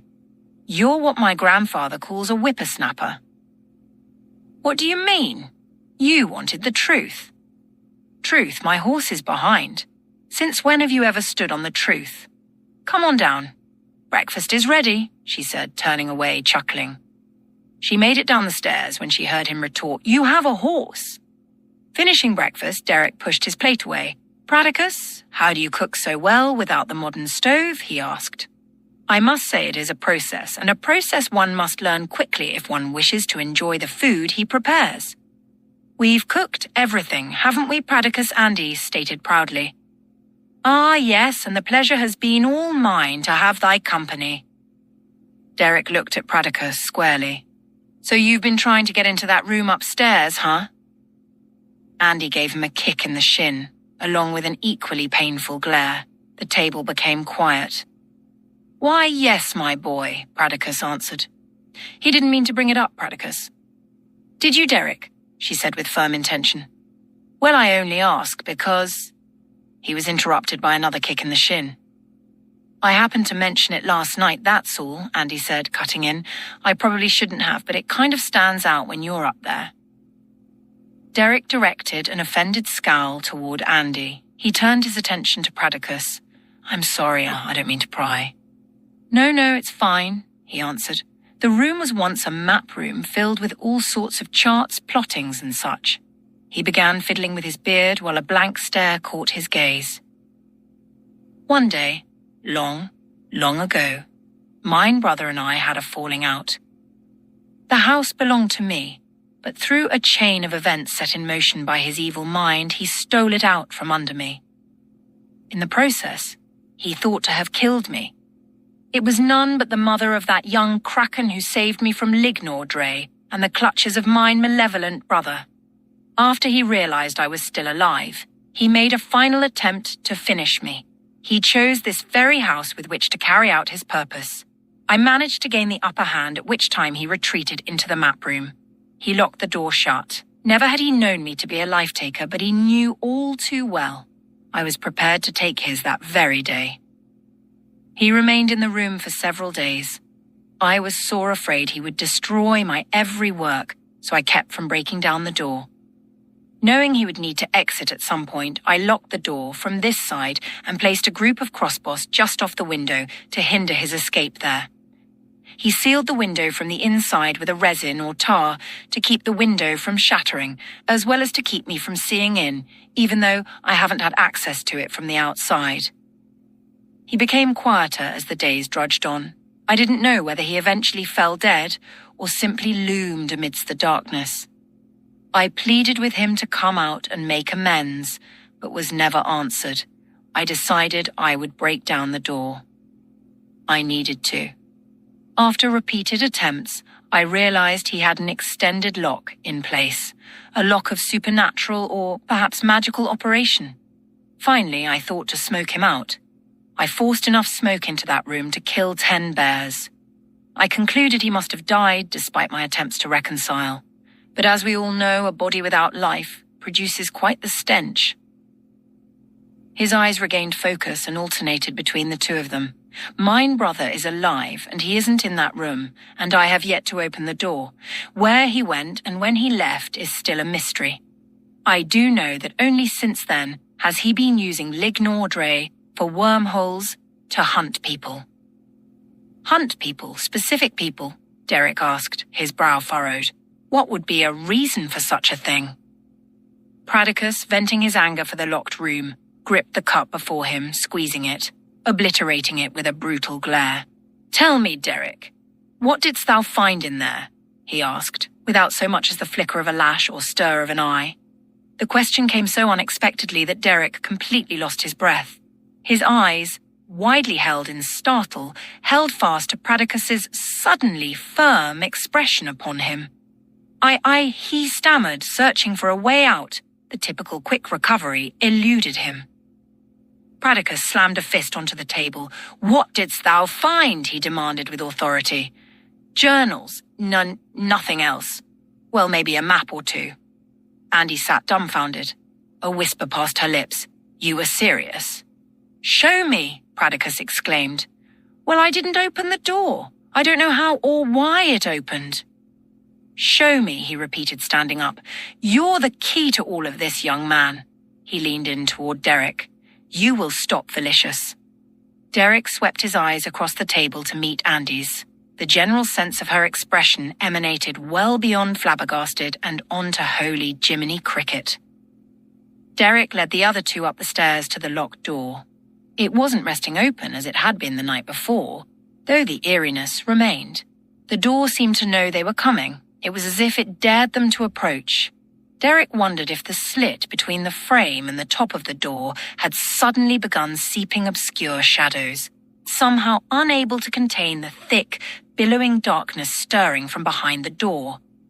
If Derek didn't know better, he'd have sworn he felt for just a moment a sudden awareness that at least one of the other two he was with was vehemently unwelcome. Holding his breath, he grasped the knob gingerly, turning with a cringe to look over his shoulder at Andy while he did so. Anticipation swelled as their eyes met. She nodded slightly in a gesture to proceed. He glanced past her to Pradicus. The man's stern countenance gave Derek the impression that suspense had given way to concern. He turned back to the door, exhaled and, with a firm squeeze, rotated the knob. Pressing his shoulder into the door, he nudged it. It objected. He stole a quick half look over his shoulder and then cleared his throat, beginning to picture what may lay in wait for him on the other side. "Come on, Derek," Andy asserted. Derek mustered his courage and gave it a heartier jarring. The door gave an inch. His amulet offered a dim glowing. "Just give it a man-sized push," Andy declared, driving herself into Derek's back. The amulet exploded into a radiating green illumination and then was suddenly and mysteriously snuffed. "Andy," he retorted, falling into the door along with her and then onto the ground as the defiant door was thrust open. Papers scattered abroad amidst the whirling dust. Andy sat herself up, while her eyes travelled the room. "Wow," she said. "It is. A journaling room." Pradicus stepped in, hesitant, cautious, scanning every detail. His attention fell on the new little door in the wall. He lunged toward it, tearing away at every obstruction between himself and the anomaly. Blast. I should have known. Having no knob or lever, he ran his fingers along its edges and then rammed it several times with a shoulder, followed by a few determined kicks. Blast. "What is it?" Andy asked, taken aback by the unexpected outburst. He turned to her. "I need something the material Jake described months ago, the explosive." "Dynamite?" she suggested. Yes. And to use dynamite as a reference, Andrea and Derek, what we've accomplished here today is the lighting of a fuse, and a short one at that, I'm afraid. Derek, I do not think Valicious counted on thy presence here. I believe we have just changed everything." Andy and Derek exchanged looks. "We haven't much time," Pradicus said, beginning to peruse the room. "Pradicus, what do you mean?" Andy asked. He stopped in front of the volume that Derek had laid eyes on the evening before. He cleared a thin layer of dust with a quick, firm blow. Derek watched him skim over the pages. The memory of seeing his name within the very same pages began to haunt him. Feeling like a pawn at someone else's hand of play, he clenched his teeth. The words simply fell out. "How do you know? How in the heck? Did you know to expect me?" The cynicism in his voice grabbed Andy's attention. "Whoa, what's going on? Why all the excitement all of a sudden?" she asked. "Ask him," Derek replied. "What's with you, Derek? You're being kind of rude." "Remember last night when you found me standing at the window in the study?" She nodded. "I saw something, more like read something. I was so floored that it, changed everything." "You're not making a lot of sense right now, Derek. What's all this about?" "Tell her, Pradicus. What's sitting right in front of you that you never told her about?" Dismissing fearful thoughts of sedition left and right, she directed herself toward Pradicus with a loyal demeanor. "It doesn't matter, Derek," she said. "Whatever you saw or thought you saw has a reasonable explanation." "Oh, you don't understand," he retorted. "Derek, you're being extremely rude. Now drop it," she asserted. Pradicus closed the journal, then whisked away with it under his arm so quickly that the underflow gust from his gliding morning robe left the floor whirling in dust. Andy took another mesmerizing glance around the room, landing her gaze on Derek. Without a word or acknowledgement, with the exception of a scrutinizing squint, she turned on a heel to exit. "Wait, Andy, you have to know what's really going on here. It's not at all what you think." She held her stance, facing away from him. "How would you have any idea what I really think or know?" she said. "Honestly, Derek, I'm not who I was, and you've only known who I am now for 12 hours? She glanced over her shoulder. "There's a lot you don't know," she muttered sourly. Then she proceeded out of the room. While standing quietly amidst the stillness, a tingling sense lingered about him. A feeling that clutched his inner soul, screaming he was no longer alone. It accompanied the scent he'd smelled earlier, barely discernible and trailing away as quickly as it had come. An unfamiliar acuteness had him focus his attention straight away on the small door. As he approached it, his amulet, unbeknownst to him, began to flicker dimly once again. His eyes lit up as the perilous curiosity of it all enthralled him. He stopped 2 feet short of the door, however, studying it. suddenly convinced that an unfriendly presence loomed on its opposite side. His stomach turned at the thought that a mere arm's length separated him from whatever it was and yet engrossed him at the same time. The sound of a sudden cold thud from the other side of the door made him jump. He turned to take a step, but inadvertently lost his footing. He didn't stumble just anywhere, however, but fell towards the small door and, in fact, into the door face first. He quickly pushed himself away, staring the door down as if it had something to do with his tumbling into it. A bit startled, he slowly backed away when suddenly a blot of condensation, like heated breath on a cold window, appeared on Derek's side of the door, followed by a second, more resounding thud that shook the floor. "Stick it in your ear," he unconfidently snarled, then hastily left the map room. The door slammed shut behind him as he left. He quickened his pace and nearly leapt down the stairs, landing with eyes scanning the room for the other two. "Andy," he said, spotting her across the room. "What's the plan?" She stood in the corner where she kept her bedding and clothing. A partial wall separated a similar area where Derek assumed Pradakos slept. "Leave me alone," she replied. "Am I missing something? I mean, didn't you say you two have been trying to get into that room for months? I would think you'd be a little appreciative." "Oh, is that what this is about, Derek?" she said, busying herself with minute detail touch-ups. "Well, here you go." "Thanks. Will that suffice?" "No, it won't. What the heck is going on here, Andy? The door opens, and the two of you suddenly take on entirely different identities. I'm not the bad guy here. You were a real jerk up there. Sometimes I just can't stand you, Derek. Sometimes I wish I never knew you, and right now, I wish you hadn't come." She could. "What do you mean, Andy? I don't get it. If I've done something so bad, tell me what it is." "You've ruined everything, Derek. We had a good thing going here, and then you show up and shatter it right in front of me. Why do you have to come here?" "What? And you think I wasn't making sense? What the heck do you want from me?" "Just go back to that room where you belong."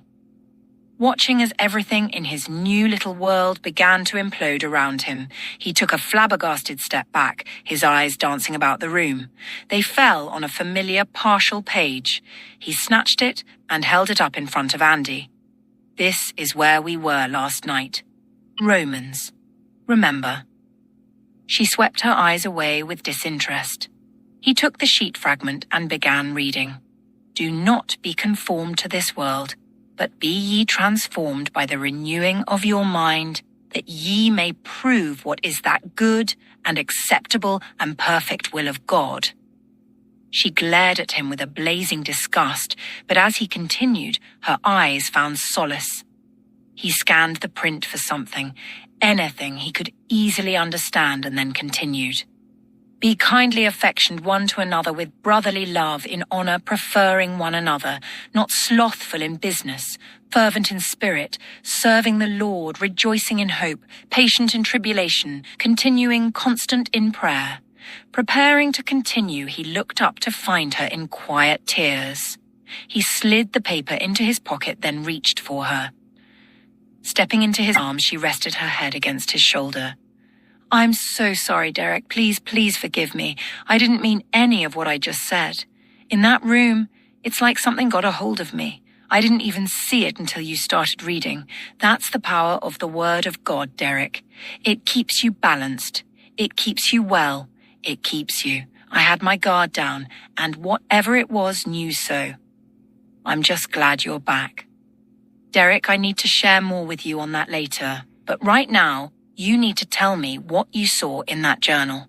I think Pradakos is in trouble, like he wasn't supposed to find it yet." Well, long story short, someone knew," he said with pause, and then he continued, "that I was coming." "That's true. I told Pradakos long ago to expect you." "No, I mean someone planned for me to be here." She cocked her head. What do you mean?" "My name was in the journal, which means my name's been in that journal since before any of this, before you got here to tell him about me." A blank look washed over her face, which, after weighing a few considerations, fashioned into a concerned frown. Are you sure? It was dark in there. Maybe you're mistaken. Not only my name, but Jake's also.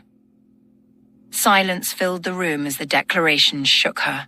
What? She asked, placing an open palm against her forehead. All of this has been part of some stinking, conniving plan. Well, I thought you already knew that.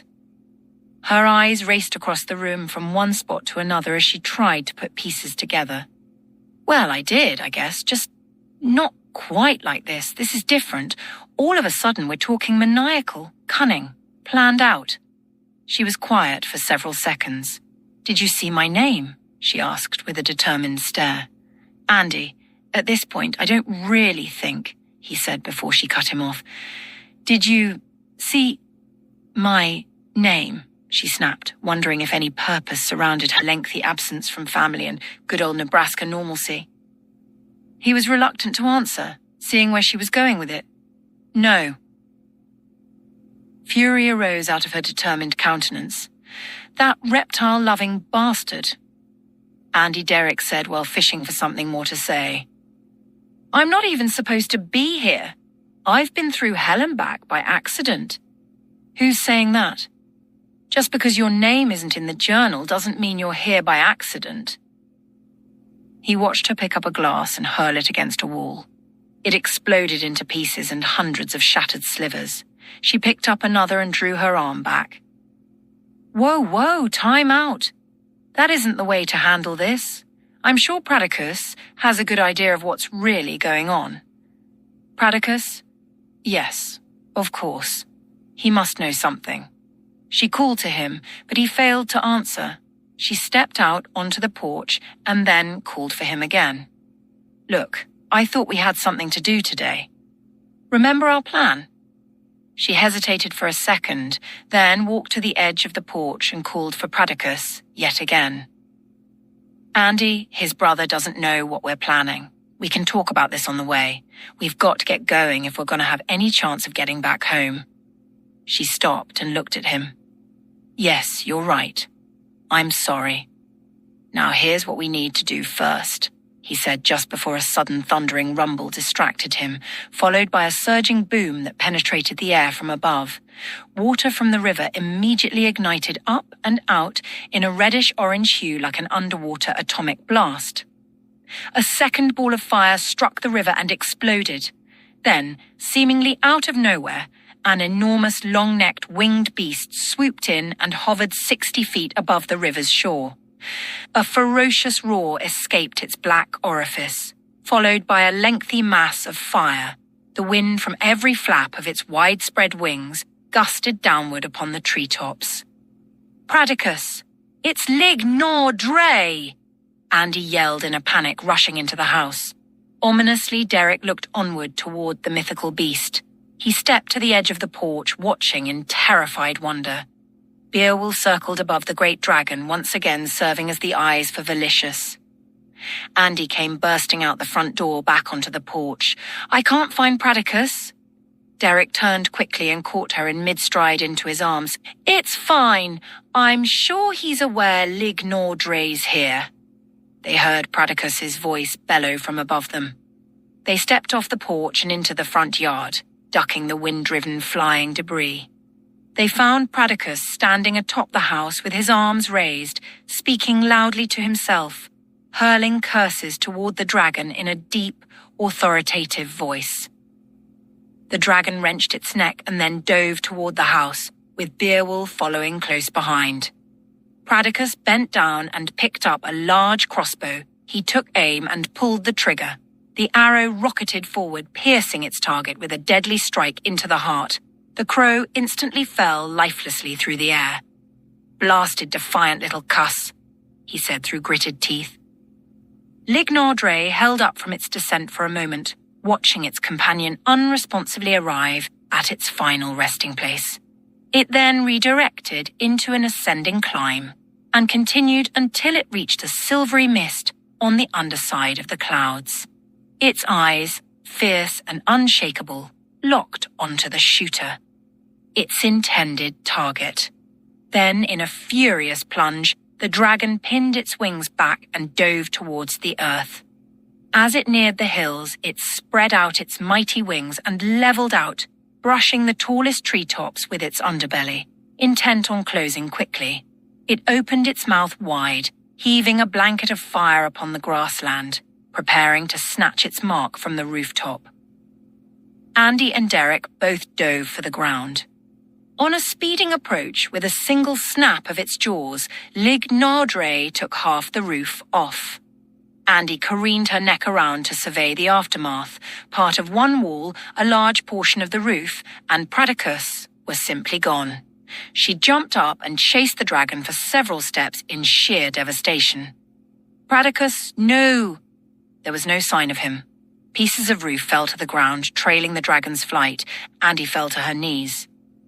Derek ran to her in a consoling effort. He scanned the sky as he held her. It's circling back around. It isn't finished, Andy. Do you hear me? It's coming back. She remained in her position, disoriented.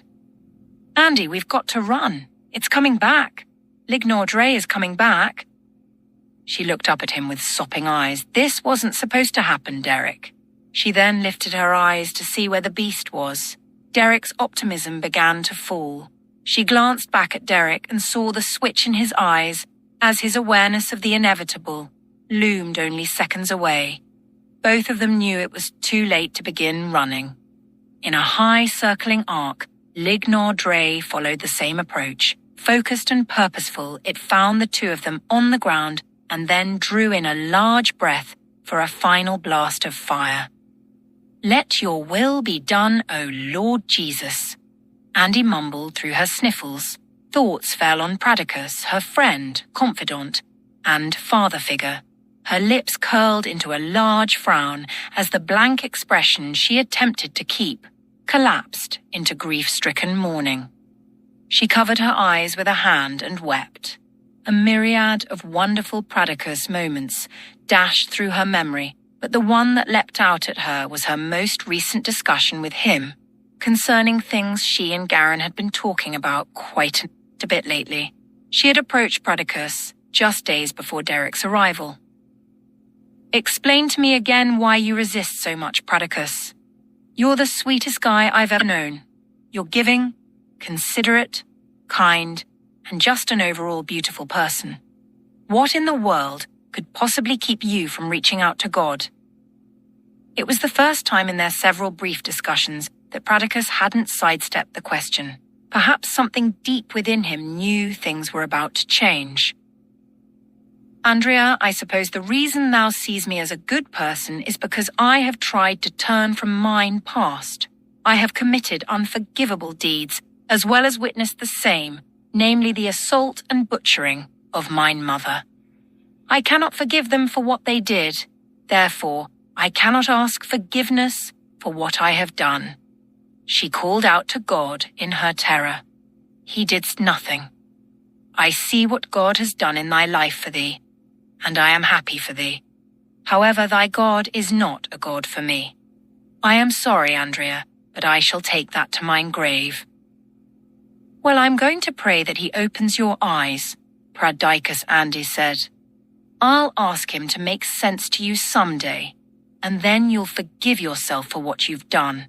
When God changes your heart, you'll find it within yourself to forgive them for what they did to your mother. It's the kindness of a loving God which leads to repentance, Pradicus. Maybe someday you'll see such kindness in me. Andrea, he said firmly but gently, I wish not to forgive them, but you do that, child? He grinned, then turned and walked away. Pradicus, she called with a tinge of concern. Forgiveness is freedom. He wasn't sure why, but that particular remark struck him quite oddly. He paused for a moment and allowed the word to settle upon his lips, as if never having considered it before. Freedom, he then continued on his way. Derek kneeled behind her, laid himself across her back, and then closed his eyes, while his mind spun through a collection of their fondest memories and together. He chuckled. Remember, Andy, the first time we went down to Crap Ola's Italian place? In her determination to be strong for what few seconds remained, the words took a moment to settle amidst a countless number of surging thoughts. "Car Pollers?" she asked, trying to focus. "Oh, yes," she answered in a sniffling laugh. "I remember you getting stuck in the bathroom when they lost power," she added, giggling. "Yeah, I never told anyone, but I had to sneak into the girls' bathroom in complete darkness for a roll of toilet paper. I crawled the entire way. I'm not really sure why." "Oh my gosh," she said, hesitating, trying hard to stay distracted. "Are you serious?" "My hand bumped into that young, really sweet orphanage lady, Sister Catherine, when I crawled under one of the stalls." He started cracking up. "She screamed something horrible when my hand touched her ankle. Let me tell you, you talk about losing your religion. Derek, was all she could manage before he grabbed her arms and squeezed. "It's going to be over quickly, don't." "Look," he said as the downwind surged upon them. A pillar of fire unleashed upon the two of them, consuming everything it reached, leaving a 200-yard band of destruction. The beast pulled up and, with a fling of its tail, demolished an entire side of the burning house. 2 charred strips laid smoking across the meadow, stretching from where the two took cover all the way past the remains of Pradicus's house. Lig Nardre circled once, then soared westward in an ascending climb until out of sight. The dragon landed on its crest high up on the side of Broga Mountain. The horsemen on their steeds were assembled together there already. Lig Nardre made a few sounding gestures to the riders. Then they unhurriedly turned and dispersed into the mountain. The dragon rested its jaw on the ground and made several regurgitating thrusts. A stone-like cocoon covered in saliva slid out from its mouth and onto the ground. It breathed on the object, which then began to soften. A body began to take shape as the shell around it melted away. The dragon nudged it a few times, then cupped it in its mouth and crawled off, entering the mountain through the large crevice. Only a matter of minutes later, Lig Nardre was in a descending drift in the midst of the cavern. It landed on a ridge and released a long, fiery breath and triumphant roar. Sporadic stones within the cavern's walls gleaned the heat and began to release light. As the particular stones brightened one by one, they charged others nearby, and within moments, the vast cavern was lit up in a remarkable array of illuminating white, green, blue, pink, and yellow stones. As the stones ignited into brilliance, they gave off a sweet fragrance that quickly filled the cavern. In the single-line fashion, one following the other, the horsemen arrived through one of the passageways. Their stallions plodded across the muddy terrain toward a ledge overlooking the lake, upon which Lig Nardre stood. The horsemen gathered to the side of the ridge and waited. A few moments later, a ghastly figure stepped out onto a higher overhang opposite Lig Nardre's. The fiend took a long look around, then disappeared into a crevice. 15. Upon Lig Nardre's final pass, when the beast rained its fire down, incinerating everything around the two of them, Andy felt a sudden supernatural peace and opened her tearful eyes and gasped in awe. Derek opened his eyes and looked over his shoulder. They were safely enveloped under a sea of fire, but the fire looked different, as though being viewed from beneath a crystal shell. When the fire passed and the shell shifted away from them, they noticed it wasn't a shell at all. It was a fantastic translucent person standing over them with arms raised to heaven. Then before they could blink, it was gone. Derek stood up and took Andy by the hand. "Did you see that, Andy? It was incredible. It was amazing." "No," she said, sliding a finger beneath her eyes. "It was angelic." She sniffled and amidst the inner settling peace found the capacity to smile. "That is what stood in front of Pradicus in the ivy." She placed a hand over her chest and raised her face to heaven. "Thank you, Lord Jesus." Pradicus's house smoldered, and half of what remained standing collapsed at once. An aerial view would reveal the devastation wreaked upon the AIT, Billows of smoke plumed into the air from the wreckage while a thinning smoky haze from the charred trails Lignor Dre left behind wafted into the quiet breeze. The rich foliage had been consumed within the 2 lengthy blackened streaks leading toward the house, with the exception of the tiny sphere in the center of the second streak. Andy's thoughts turned to Pradicus, and her eyes softened as she looked back at the house. Pradicus, she whispered in a sigh. She glanced at Derek despairingly. How is it that we made it and not him? I don't understand, Derek. I thought we were all going to finish this together. How are we supposed to do this without him? She glanced back at the unscathed sphere in the grass. She imagined the posture of the 2 of them in the midst of the circle. The picture triggered a memory she had while listening to one of the CDs she found in the attic. Wait a minute, Derek, she said in a somber tone. I'm not really sure, but I think we're supposed to pray. Derek held out a hand straight away after what he'd just witnessed. Can you teach me? He asked. I'm not well versed at this. I'm not exactly sure I know how to pray with someone else, but right now, I feel like that doesn't even matter. Will you pray also? I mean, maybe if we both say something, she said with a slow shrug. Derek kind of nodded with a slight gesture of his head. Well, maybe he saw a soft smile split her lips. Yeah, I will, sure. I'll say something, he added with a more exaggerated nod. She took his hand and closed her eyes. He watched her and then closed his. She didn't say anything right away, so he peeked at her. Her lips were just barely moving. He took the opportunity to steal a long look at what he thought to be a truly beautiful angel. He'd never really seen her with her eyes closed like that before. He smiled secretly and then closed his eyes again. She opened hers a smidge to check on him, making sure he was taking the quietness before God seriously. A thrilled half smile arose. Hush, she drew in breath. God, I'm still kinda new at this. I just really want to say thank you. I really don't know why we made it, and Pradicus didn't. I guess you have a plan, and in that plan, I really hope we can get back home. I really miss my family, God. I guess you would kind of already know that. I really don't know why I'm telling you that. And God, could you keep a couple of those cool see-through guys, angels, I guess, around us until we do get back home? I really, really thank you for saving us. God, I hope he's there with you right now. Pradicus, I mean. Tell him, she paused, that I'm really going to miss him, she added with a crackling voice. Can you say thanks for me? And kind Father, your kindness always leads me to repentance. She squeezed Derek's hand. Okay, she whispered.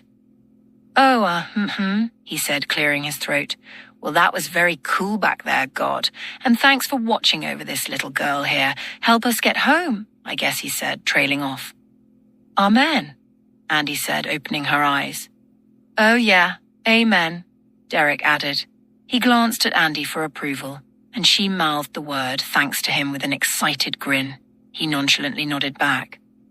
So what did you think? She asked. Well, you said, really? Like 15 times. Did you know that? Oh, she said, furrowing her brow. Shut up. No, I didn't. Besides, I was asking what you thought about what you said. I guess it was really, really cool.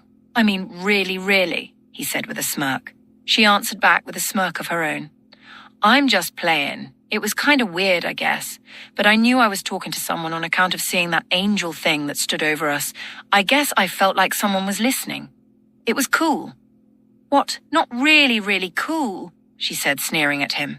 You know what? You're really cute when I get under your skin. Really. Really. She glanced back at him with a contemptuous squint. Really? His uneven smile gave way to a sharp, pompous grin. Yeah, really. I thought it was awesome, she said, looking away. The preacher on that CD said that God works through people's prayers. And you know what else? There's a bigger reason he's not here, Pradicus, I mean. I think that he's not supposed to be here. And I also think we have to go to Broga Mountain. We're supposed to do this with or without him. I don't know how or why. I just know what we have to do. and I'm feeling like we need to go now. What? How are we, hold on a second, how are we supposed to get there? I'm not quite sure yet. Well, what makes you think we need to go now? She held out a closed fist. This for one thing, she said. The unfolding of her fingers revealed 3 wilted berries. Derek grabbed at his amulet in the hopes of keeping it from burning him. Andy, it's gone. My amulet's gone. When's the last time you remember having it? Derek's mind, still yet whirling amidst the pandemonium, found focus and recall nearly impossible at that particular moment. I can't even remember. You can't remember? Fantastic. Hold on a sec. It kept glowing, didn't it? And it glowed around these berries. Maybe if we walk around with these berries, it'll glow. Right.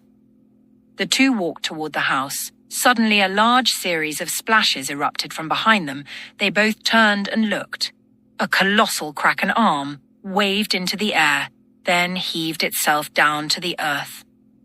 Whoa! What's he upset about? Derek asked. I really don't know. Come on, let's keep looking. Wait, Andy said, staring at the water beast's tentacle. The kraken flipped it up and down several times along the shore. It's talking to us, Derek. She laughed in amazement. Pradicus isn't even here, and it's talking. Oh my gosh, Derek, she said, turning and grasping his arm. It's talking to me. Andy squinted her eyes, trying to remember a conversation Pradicus and she had pertaining to the river and the kraken. It's trying to tell us something. Derek took a step forward, scoping the shore. The shoreline? He asked. The only thing that's over there is a getaway tunnel leading under Pradicus's house. Of course, that's it. Pradicus built it as a flood safety. It's a second home he rarely used. Pradicus used the tunnel to feed that thing when he was nursing it to health. Pradicus said that it would flap its arms like that to warn him of a coming flood. I never did see it do that before. So is there a flood coming? I don't know. Well, maybe there's something down there we can take with us to the cavern. We could always use torches. Yeah, okay, let's go. The two ran across the meadow to the shore. They jogged the shoreline until Andy saw the opening. Here it is, come on. Derek cut in front of her, realizing the large door would have to be watertight. That being the case, it would be difficult to break the seal. He unbolted the door and then turned the cranking wheel counterclockwise several times. The seal released. Then he yanked on the door and pulled it open. My hero, Andy said, batting her eyes. Just inside the tunnel, a shelf held a small heap of flint stones. Andy grabbed one of the nearby rags and laid it out. She took 2 stones and smashed them together. The sparks dropped onto the rag and caught fire. She quickly wrapped the rag around a torch and then touched the torch to a trough. A fire ignited within the trough, then spread all the way down the tunnel, lighting it up. Derek gave her an impressed grin, grabbing another rag and a few more stones. She winked at him. Living here for a year and a half, you learn a few things. As the door shut behind them, Derek focused his eyes in the glistening light as they proceeded down the long corridor of the tunnel. The dense, stale air of the musty tunnel filled their lungs as they shuffled along the cold, rocky ground. As Derek led the way, Andy stole a look back down the corridor, running her eyes along the ceiling and walls, painting mesmerized strokes left to right and back again, until she covered the extent of their distance, landing her sight on Derek once again. A thought occurred to her, and she suddenly found herself awestruck within a mystery. I wonder if Pradicus meant for us to come this way, she asked herself. And did the kraken know his intentions? The tunnel led into a mid-sized room with a short ceiling. 2 doors stood on opposite sides of the room, one leading up to the house, and the other leading to a room full of trinkets, collectibles, and scrolls. Derek entered the latter. The trough, accompanied by an attached tin strip along its walled edge throughout, encircled the entire dwelling, so the room was already equipped with reflecting light. He stopped and took in the splendor of collected history. Oh, wow. Old Man Cutter hasn't seen anything, he said, looking over at Andy. He picked up a couple of handmade pieces of jewelry and studied them. He then noticed the scrolls. All of the walls had shelves, which kept rolled-up scrolls sticking out every which way. Derek made out some writing along one of the shelves. "Look at this," he said, pointing out a word that had been etched into the shelf. "Ivory," she said. "It says ivory." "You can read that?" She looked at him and shook her head incredulously. He smiled, turned away, and then scratched his nose, feeling dim. "Oh, yeah.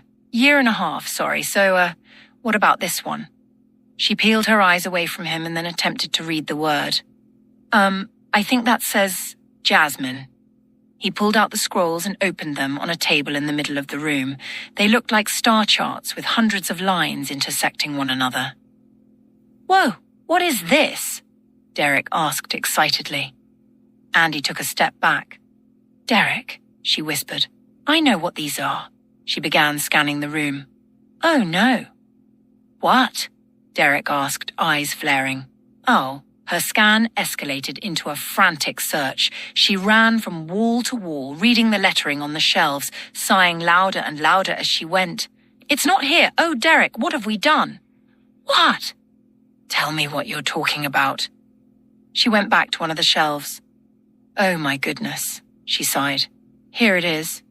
She pulled out the scroll and opened it on top of the others. It looked just like the others. She put her finger on one of the lines, followed it to an intersect point, and then pursued that line until it moved on to yet another. She maneuvered herself around the table, keeping track of the lines with her finger as they repeatedly took her to and fro around one side of the table and back again. "Andy, you're about to drive me crazy. What are you looking for?" "You, Derek, I'm looking for you." A somber expression fell upon his face. He swallowed hard. "What do you mean?" "This chart has been tracking your emerald." "Ah, look. It ended here. According to this, he lost track of it in 1756 Asia. That's what he's been looking for. It completes the atlas so he can fulfill the prophecy. Look here, each of these maps has the same depiction and Latin heading at the top. It illustrates the atlas's progress. The emerald was the last stone." "Well, I don't have it. We've got to find it." Andy frowned, then pressed her lips together.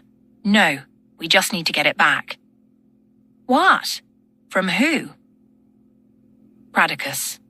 I think he's trying to stop Felicius from fulfilling the prophecy. But Pradicus is dead. I'm starting to think that's only what he wanted us to believe. He's alive, Derek, and he's going to try and take on Lignordre by himself." She looked down at the wilted berries. They were beginning to harden. "When these berries wither all the way, the window back to home closes. Come on, let's go out through the house. There's a way out near the back porch." They quickly ran to the other door, and just before exiting, out of the corner of his eye, Derek caught a small section of aged wooden signs. In the failing light, he made out one in particular and stepped closer to it out of interest. It measured about 2 feet in length and 1 in width. It hung down awkwardly from a single nail in its upper right corner. In exquisite, hand-carved modern English, it read, "Welcome to Lamb in Us." Beneath those words read, "In Christ, all things hold together." Scanning the rest, he took a step back toward the door when something caught his eye, stealing his breath. On a newer sign, which obviously had taken a blow but wasn't completely broken, were the words Cleveland and Andrea Pasquet. He heard himself mutter the name Andy in an enlightened tone that surprised him. It began to dawn on Derek that she had indeed lived 18 months without him, moreover spent the entire length of time with absolutely no guarantee she would ever see him again. He covered his face with both hands in a frustrated gesture and then sighed. "Derek, what are you doing? What's wrong?" Andy asked, stepping back into the room. "I thought I saw something. It was nothing." "You look upset. Are you okay?" she asked, beginning to eyeball the room. He placed a hand on her shoulder and then paused for a moment, taking in her eyes, her face. "Yeah, I'm okay." He slid his hand around to the back of her neck, then drew her toward him and hugged her. Entirely lost on the incident, Andy stepped away from him with a firm look. This isn't the time to get all sentimental or melancholy on me, Derek, or whatever else this is. We need to be thinking about how we're going to get all the way to Broga Mountain from here. It's half a day's journey, Derek. By then it may just be too late. Are you coming? She asked, walking back out of the room. He heard her exasperatingly going on about boys and their trinkets as he shut the door and followed behind her. A ladder leading upward to the basement of the house sat at the end of the tunnel. Upon reaching it, Derek stepped in front of Andy once again and started climbing.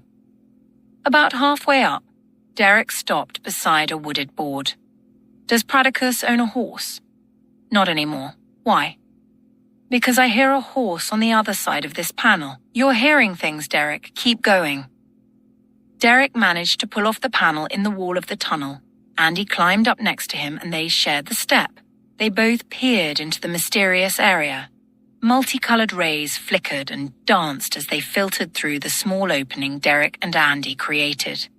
Cobwebs graced the corners of the room. A sign no one had been in the room for quite some time.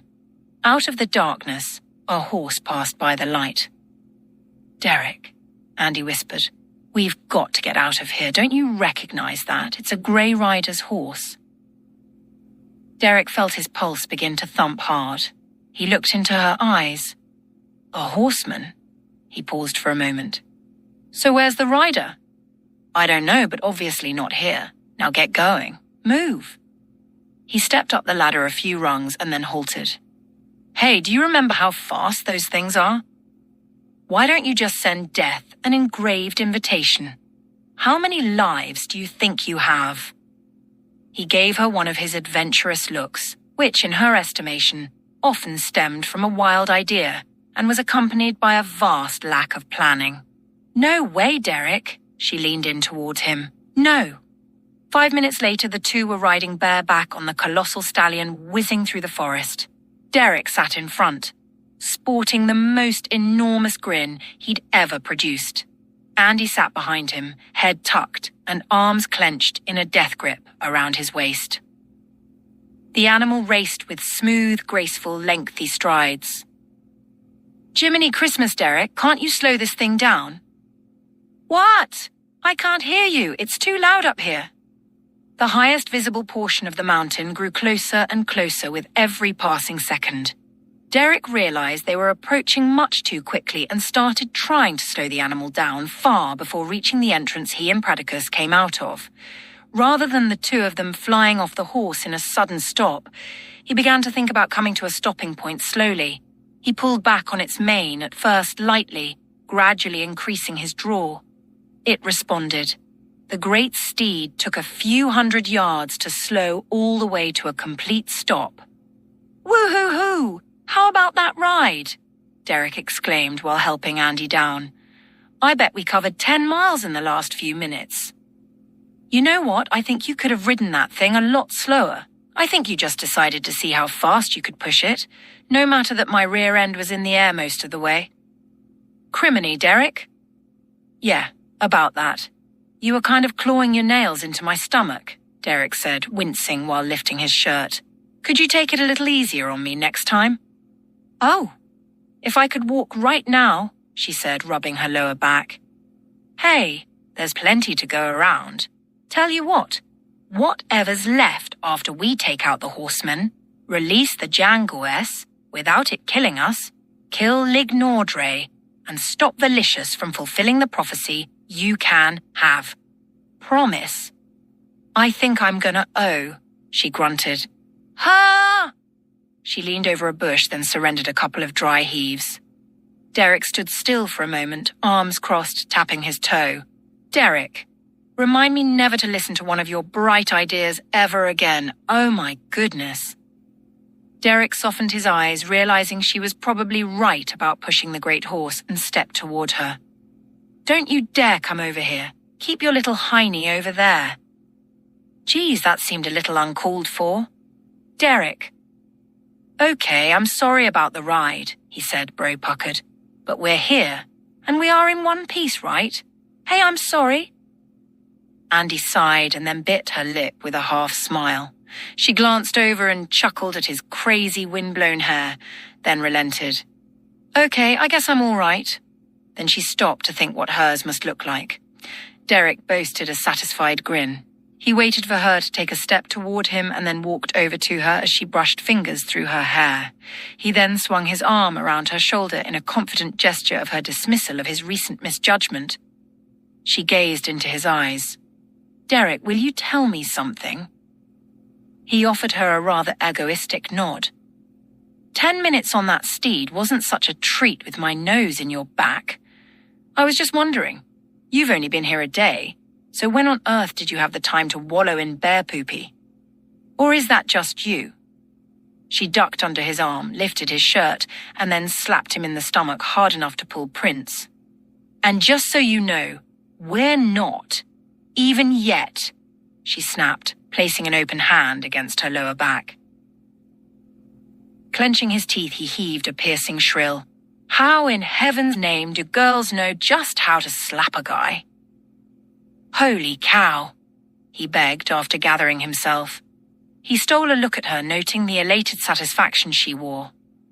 He cracked a smile. He discreetly nudged his nose toward one of his armpits and drew in a couple quick sniffs. He immediately winced. Geez, hello, he coughed out. He glanced back at Andy. Oh, come on, it's not that bad. She tossed an annoyed, yeah, whatever, turned quickly and then started marching. Oh, you're leaving, I'm right behind you. A few minutes later, the two of them were stealthily heading into the shadowy abyss that was the thick of the penumbra forest. Derek glanced at Andy. So how fast do you think we were going? He asked with a smirk. She slid her eyes over at him in a bitter squint. Well, not that it's important or anything. She slightly shook her head and returned her attention to her footing. I bet we were pushing 80, he mumbled, clenching a fist. His eyes scanned the trees. Maybe 100, he added, marveling at the thought. She gazed high up on the mountain and found the clouds rather interesting. They sat lower than normal, enveloping the entire top third of its height and stirred slowly in a counterclockwise direction. Faint, quick bursts of light emanated from within the mountain's top, penetrating through the clouds like an electrical storm. She glanced at Derek. They've already gotten started, she whispered. I can't wait to ride one of those stallions again. Wasn't it fantastic?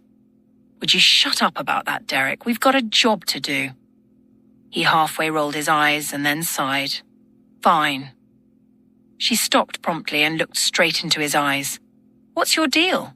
What's up with you suddenly? Has the animal really got you so mesmerized that you can't move on?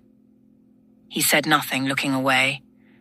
Look, Derek, I'm going in there with or without you. I was hoping we'd do this thing together. Now, I'm not so sure I want you involved. Either snap out of it or stay here. She turned and took a few steps toward the mountain again. All right. I'm sorry. She stopped and faced him again. Derek, I've lost everything. Can't you see that? Everything that meant anything to me has been stripped away, all due to that stupid beast and his villainous, evil partner in crime. I'd like to kill them both. In fact, I plan to. I hate them for what they've done to me. Whoa, hold on a second. It's not like you to sound so vengeful. People can change in 18 months, Derek, especially when everything they've known has been yanked out from under them in a matter of seconds, and even more so if it was all for nothing, she said in a tone of agitation. Haven't you changed in the last year and a half of your life? What do you mean by a matter of seconds? Derek asked. The time hole thing, Derek, remember back in the barn? He nodded slightly. The wormhole. Yes, the wormhole. My life as I knew it was gone instantly, and I'm really mad about it, Derek. Well, but I thought you said you found God. This doesn't sound at all like the person I was listening to last night. She exhaled slowly, placed her hands on her hips and turned away from him. A silent moment passed between them. You're right. I'm sorry. I wish I had someone who could tell me how to deal with situations like this. The CDs I used to listen to didn't explain that after turning my life over to God, I'd still have to deal with becoming angry and all these emotions. I mean, I guess I thought maybe God would somehow make them go away. But he hasn't. So I guess part of my life then is about making sure I don't give in to them. At least until I can learn to better control them. She stopped and pondered over the words she'd just spoken. Wow, Derek. I didn't really think about it like that until just now. Maybe that's what it's about. Could it be that God wants me to work through these things? Maybe he's teaching me to use his tools to deal with and overcome these things that seem so difficult. That actually sounds more like what I've read in Romans. She turned back toward him. Derek, again, I'm sorry I lost control. Jesus is way bigger than any of this. I don't have the right to harbor that kind of bitterness or blame. Thank you for pointing that out. In a moment of resentment, I abandoned his strength. For I am persuaded that neither death, nor life, nor angels, nor principalities, nor things present, nor things to come, nor height nor depth, nor any other creature shall be able to separate me from the love of God, which is in Christ Jesus our Lord. She smiled. That's from Romans chapter 8. She closed her eyes for a brief moment and prayed in a quiet, regretful tone. Please forgive me, Lord, for putting myself and my agenda before yours. Amen. She gathered her gown, stepped up onto a small boulder, and then continued walking toward the base of the mountain. Wait just a second. How can you say all that? How can you mean that? He asked, remaining motionless. After everything you just said about killing someone, how can you simply make nice? Aren't you still ticked? Of course I still feel angry, she said from a short way off. But it's not okay for me to get to the point in my anger of wanting to kill someone. So because I let the angry mess come in, I have to acknowledge it. But it's not about me anymore. It's about God and my surrender to him. It's his strength I choose to lean on. So now, it's his deal. What? That doesn't make any sense. It's kind of like your game of football, she called back. There's like an ongoing battle between God's side and the side of the enemy. They're fighting for who gets to keep my soul. If I do what I want, the enemy gains ground. But if I do what God wants, he gains ground. What do you mean? Are you saying you're one of the teams? No, I got it. You're saying you're the ball, right? He frowned and reconsidered the last statement, wondering what he might have meant by it. What in heavens are you talking about? Her reply trickled through the woods. No, I'm the trophy. Or at least I will be for one side or the other in the end. Derek furrowed his brow. Huh? He asked quietly with a tilt of the head. He then leapt up onto the same small boulder she'd stepped onto and then started after her. Her last comment jogged through his memory. I don't get it. Trophy? He whispered to himself.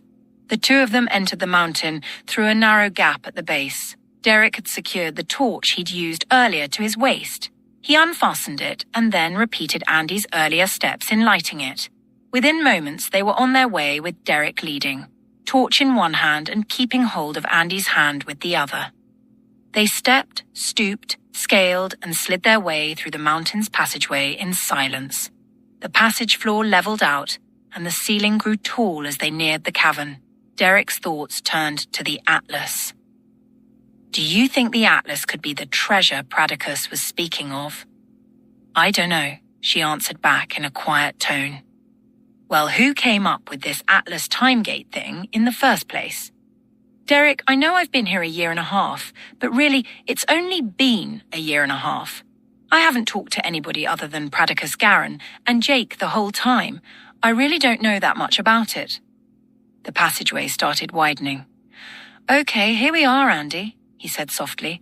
Hey, something's really going on in the cavern. Remember how dark it was? Andy nodded, like it was yesterday.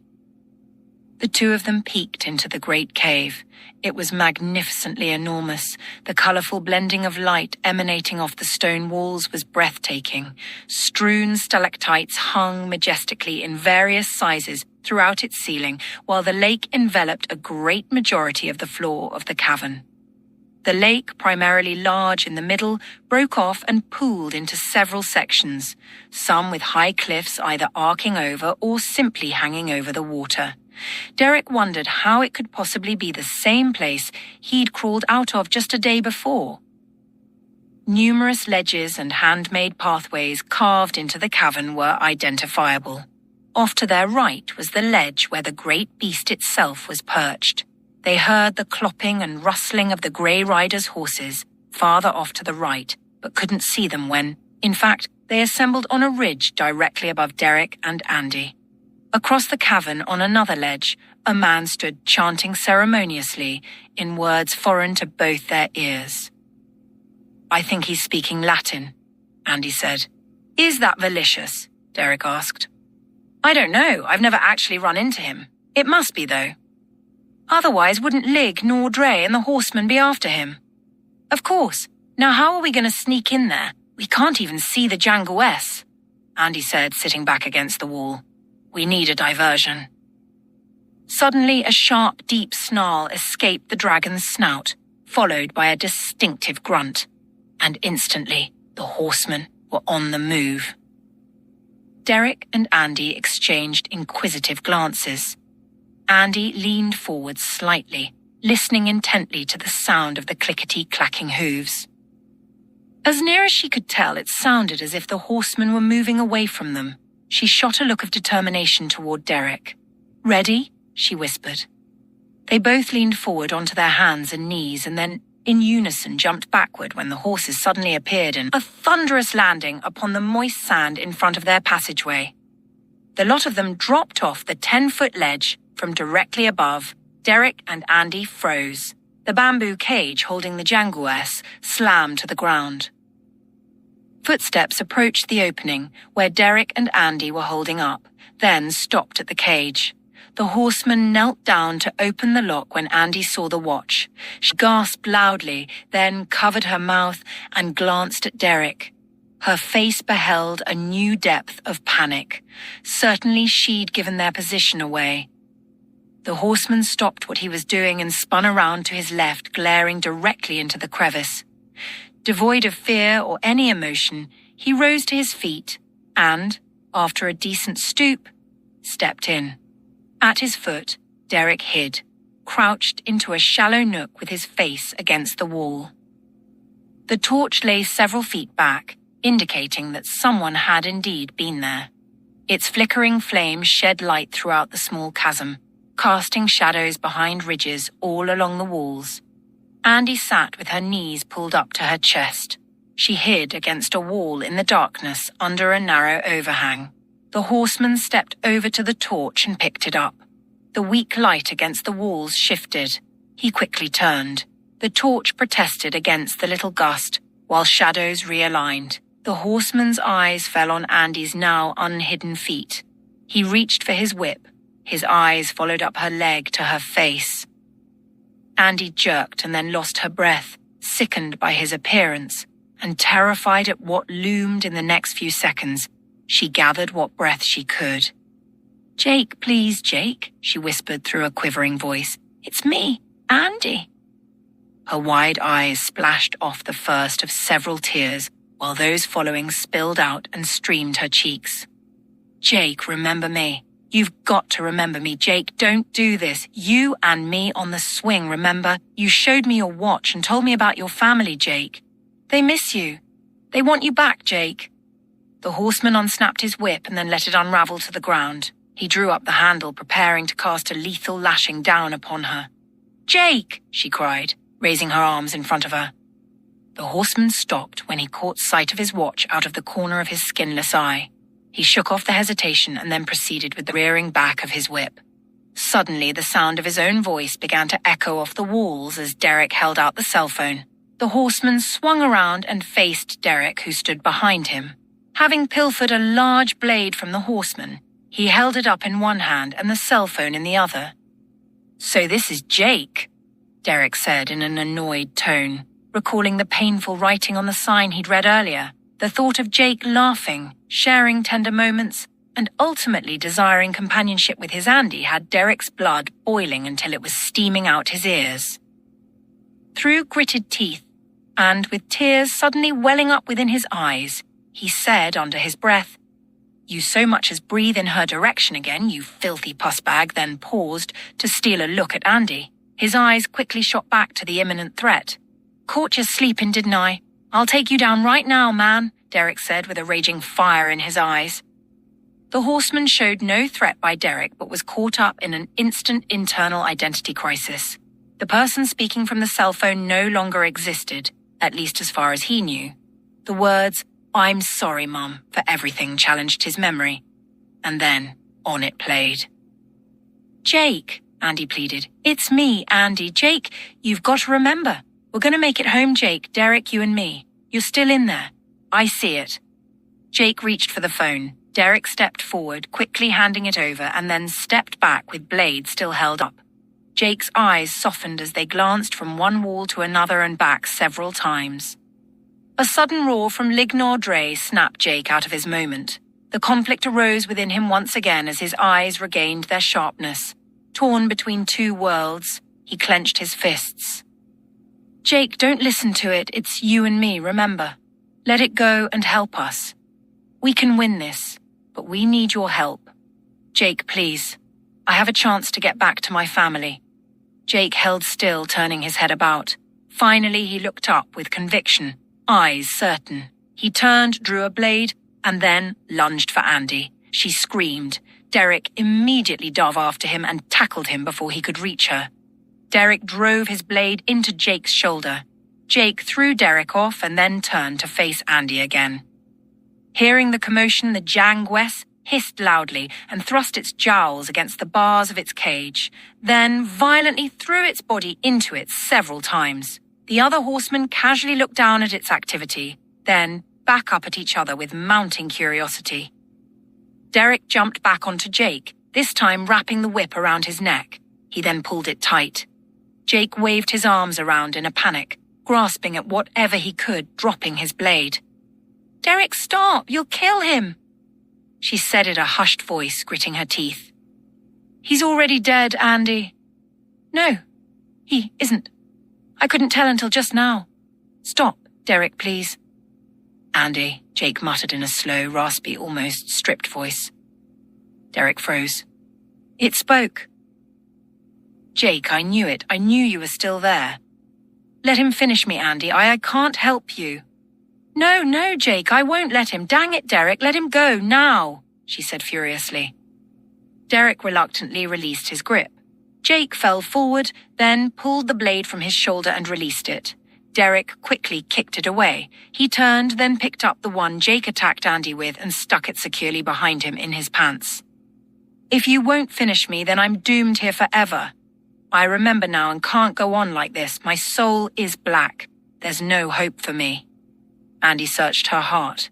She looked at Derek, squinting and pressing her lips, and then looked back at Jake. "Then I'm going out there and giving myself up. If you're staying, so am I." "What did you just say?" Derek snapped at Andy. "What are you doing?" "Andy, to turn against the fire beast would be my torturous death. I'm not capable of turning on it." "Then you better figure out a way to stop me," she said, walking out the crevice into the cavern. The Janguess spotted her and lunged against its cage yet again, hissing frantically. The horsemen dismounted in a single leap and seized her. Grasping her by the wrists, they stretched her arms out and dragged her to Lignor Dre. The great beast roared in a victorious rave. The spectator across the water, whose face had now begun to resemble that of a horseman, bowed out into the shadows. With her back to the dragon, Andy raised her eyes as an ominous silence commanded the moment. They arrived on the shape of a man in an oversized grey hooded robe who seemed to materialize out of the shadows. He withdrew his hood just so, revealing only his nose and mouth and the appalling skin that comprised them, reminiscent of shriveled reptilian scales. Andy gasped as a terror she'd never known gripped her. The sheer presence of the fabled devil stole her breath. She surprised herself with the tone of angst she used in speaking the name. It simply dropped out of her mouth in a murmur. Delicious. She locked her gaze upon the phantom-like figure while awareness sharpened into focus. The decision she made to reveal herself would indeed cost her her life. The sudden comprehension shook her. "Jake, help me!" she cried in a regretful plea. Dearest memories of parents and siblings raced to the forefront of her mind. Convulsing violently, she pulled, twisted, and contorted every which way in an attempt to escape, to no avail. "No, please," she bawled out in tears.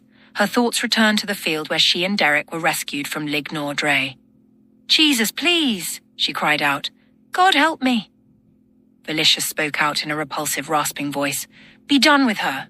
We have what we needed her for. Rid the boy as well. He's with her." Before the words could leave his mouth, Derek stormed out of the cave with his blade drawn. "Over my dead body, you sick, ugly toad," he yelled. His emergence elicited renewed tenacity within Andy and had her captors loosening their grips on her wrists. With one tremendous heave, she broke free of both their holds, then tumbled to the ground several feet away. She quickly stood to her feet and then waited for someone to move toward her. Felicius turned to Lignor Dre. "Breathe henceforth thy fire," he bellowed. "Empower me, for it is nearly finished. The Atlas is complete, and its power is finally mine. Feast now, my pet." The dragon's neck reeled around and its jaws swept down after Andy. "Derek, the Jangwes!" Andy yelled, jumping and stumbling out of the way while Lignor Dre's jaws snapped once after her, then twice. Enjoying the game, Lignor Dre raised its head towards the cavern and heaved a bellowing length of fire that blanketed the ceiling of the cavern in its entirety. It came back around with renewed focus in its eyes. It gave off a partial roar, as if encouraging her to engage in the sport. Everyone froze watching the great dragon work its strategy out with the prey. Andy stood, caught her footing, ran several steps to a horseman, and drew a 12-inch blade from a sheath on his hip. The horseman had no intentions of interfering. The dragon let out a cry announcing the contest was underway. Andy stole a look over her shoulder, trying to ascertain how involved Felicius was with the Atlas. Realizing he'd paused his work for the entertainment, she grinned. She returned her attention to her enormous foe, while the grin she wore shrunk to a scowl. Her glare was returned by its snarl. She took a quick scan of the cavern while maintaining her role as challenger, blade held up in front of her. Her eyes landed on the mound of bones. The insignificance Felicius held for each of the lost lives tore at her. Her eyes arrived back on Lignor Dre. She felt the rising pressure of her gritted teeth as her thoughts swam to a recent place, one in which she felt insignificant. "I mean something to someone, do you get that?" she said. "They all meant something to someone," she screamed, pointing toward the bones. Her voice then fell to a firm, enraged tone. "And who are you to decide? And for what? We're all significant." She took a step forward and lifted the blade. "Do you hear me, you illegitimate murderer?" she yelled. "We all mean something to someone. We're all significant." A single tear arose in her right eye and spilled out. "With God as my witness, I'll see you dead before this is over," she said to the dragon, then turned and ran, cutting toward the lake. The dragon swept in swiftly. Andy took 3 long strides and then leapt off the ledge, turning her entire front side back toward the dragon, then threw the blade. The blade found its way into the beast's mouth and stuck itself in back of Lignor Dre's throat. Andy then glimpsed over at the crevice where Jake was. "Help me, Jake!" she cried, then plunged into the lake. Lignor Dre let out a furious wail and then followed her underwater descent with a heated blast of fire. It then thrashed its long neck around in an attempt to dislodge the object, which proceeded into a series of coughing snorts. Andy surfaced 20 feet away and then began to swim toward the other side in a sudden and powerfully fierce resolve. Refusing to allow her escape, the dragon snarled, extended its winged arms, and then leapt off the ledge in an attempt to snatch her from the water in its jaws.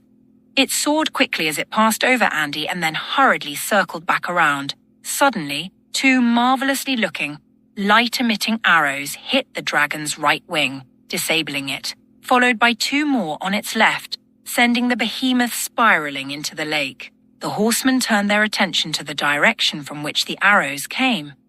2 shimmering men stood on a high ledge with bows, reloading. Andy flipped around and immediately recognized them. "Yes," she screamed, followed immediately by, "Oh no!" when she realized Lignor Dre was about to send a wave around the lake of massive proportion. The archers turned quickly and then took aim at the horsemen. Finally, Jake jumped out into the cavern and drew his combating blades. He delivered a powerful slash against the door of the Jangues's cage and then heaved it several yards through the air into the water. He then engaged one of the horsemen in a battle to the death. While he faced the one, the others used their blades and whips to knock the arrows from their lines of descent. Derek snuck his way to the edge overlooking the water in search of Andy. She was still swimming but was closing in on the opposite shore. She was 50 feet directly below Velicious. Derek glanced up and saw Velicious beginning to open a wormhole in the middle of the upper expanse of the cavern. Slipping behind one of the great horses methodically, he stopped when he bumped his head on a large crossbow. Jake did his best to keep his combatants back to the archers. Soon enough, the opposing horseman took an arrow, followed by 2 more, but kept fighting. Jake took his encounter to the lake's ledge, and when his opponent took his 5th arrow, he began to slow. Jake then maneuvered himself in such a way as to deliver a kick that sent the other fighter over the edge into the lake. One by one, Jake engaged the other horsemen, repeating his strategy, and, one by one, they fell. Finally, there was only one horseman left, the leader, the one who wore a Viking helmet across his back. He was the biggest and by far the strongest of the riders. He'd already taken 1 arrow in the chest and another in either side, but wasn't showing any signs of letting up. Jake knew he was out of his league. His rival wouldn't allow his back to face the archers, and he meticulously continued to knock the arrows down one after the other, all the while wearing Jake down. From its lower position in the lake, the dragon caught sight of the skirmish between its loyalist and the betrayer, and then hissed horribly. Jake entered into a state of pain he never could have perceived. He clenched his fist and pounded his white knuckles into the soft, moist ground, while the pain splintered throughout his entire body, causing him to emit a shrill scream of panic. He doubled over, dropping his blades. He then tumbled to the ground in agony, pleading for a merciful death from his former cohort. The horseman stared down upon the conquered warrior and spit. Then he skipped over to his stallion, dodging the descending arrows, and unsheathed an enormous double-headed axe.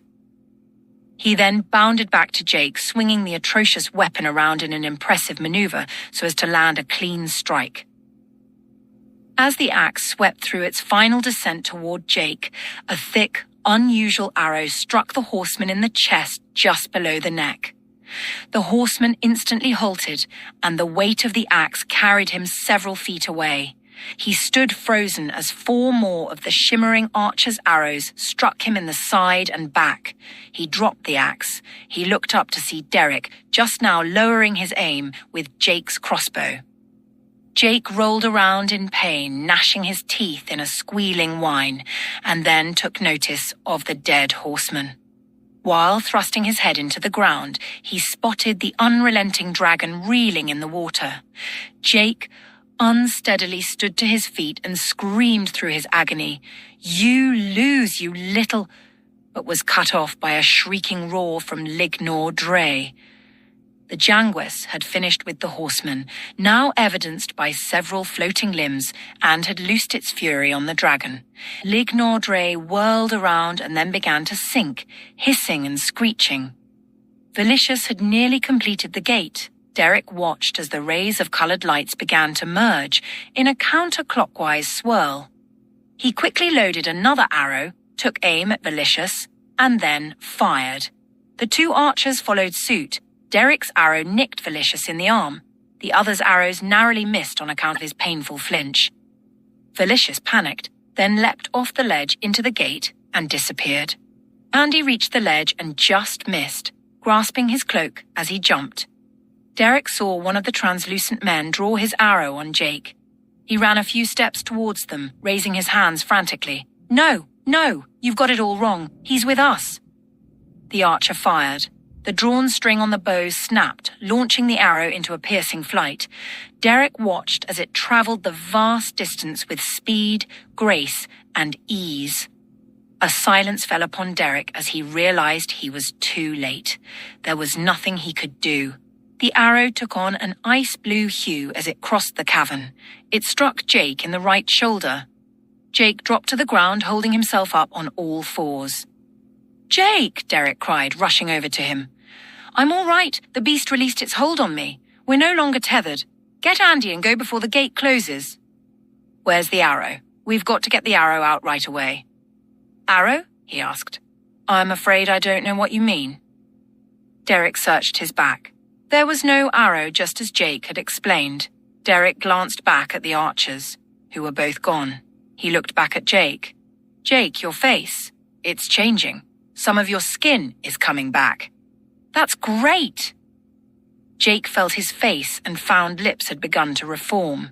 He immediately took a fleeting look toward Andy, but when she stepped to the ledge Velicious had just leapt from, looking back at the two of them, he quickly hid his face from her, glancing down and away. His eyes shot to and fro as he considered the ramifications of what was happening. For the first time in months, he generated a happy thought. "I'm released," he said to himself quietly. "My God, I'm released." A droplet of water splashed onto his arm, another followed. He paused for a moment, recalling the feeling of tears. "Derek, oh my God in heaven, he heard my prayer," he said, now sitting up with hands in his face, beginning to wail in a joy long forgotten. The film over his eyes started dissolving, leading to a burning he was no longer familiar with. Instinctively squeezing his eyes shut, he was surprised to find he had developed transparent, thin membranes, returning as eyelids with which to blink. All at once, what began with a moment of enlightenment ended with a titanic resurgence of emotions. His blubbering continued as he tried to iterate his matter to Derek, who was so amused with the display that he just watched endearingly with a grin. "Derek," Andy called, "is everything okay with Jake?" "He's fine," Derek answered in a laugh. "The berries, do you have them?" "Shoot," Derek looked at Andy incredulously. "You gotta be kidding me. I don't know where they are." "Then we gotta go. Come on." "Let's go." Andy turned around and saw a glassy sphere loaded with strategically placed jewels, all connected by white, almost indiscernible mapped lines. It was the atlas.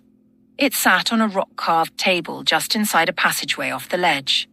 She began walking toward it in awe. It was beautiful. The line's white shimmer had Andy thinking in terms of controlled lightning, only on a much smaller scale, as in delicate thread. As the light passed through each particular gemstone, it emitted a brilliant glistening, which gave off the overall glassy effect. "The other end of this is what we must have seen in that room," she said to herself. "I bet he created a window here for that horseman to travel through in order to get to that horse." She raised a cynical eyebrow.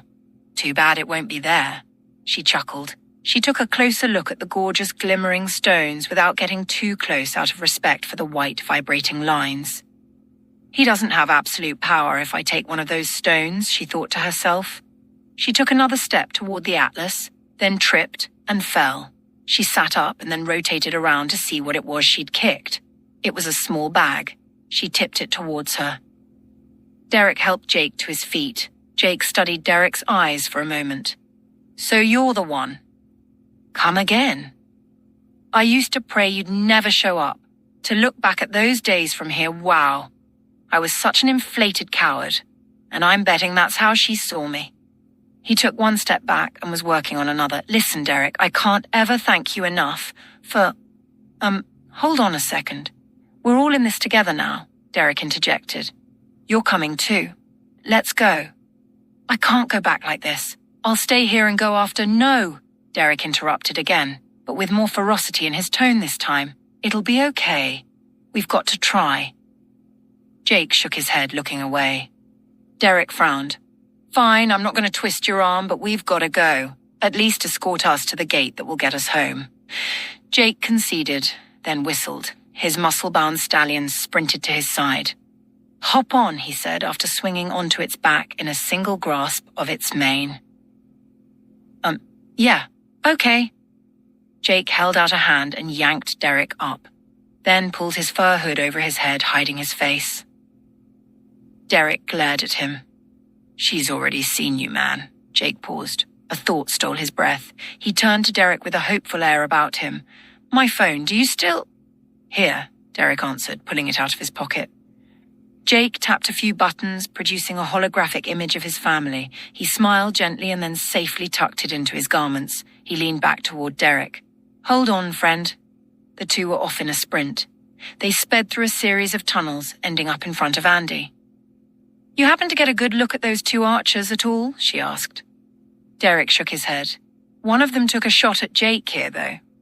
As soon as he spoke the words, he realized the archer had delivered a dose of something quite incredible. He glanced at Jake. You didn't feel it, did you? The arrow, it didn't hurt you.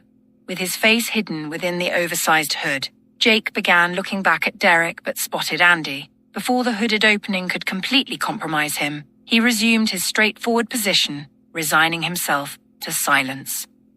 And that, pulling empty hands out of her pockets, Andy frowned. We couldn't have done it without them. Derek nodded, looking down at Andy, and asked the more pressing question. Where are the berries? I'm sorry. I guess I lost them in the lake. She stepped up to Jake's leg and patted his knee. Jake, thank you so much. She covered her mouth while her eyes fell to the ground.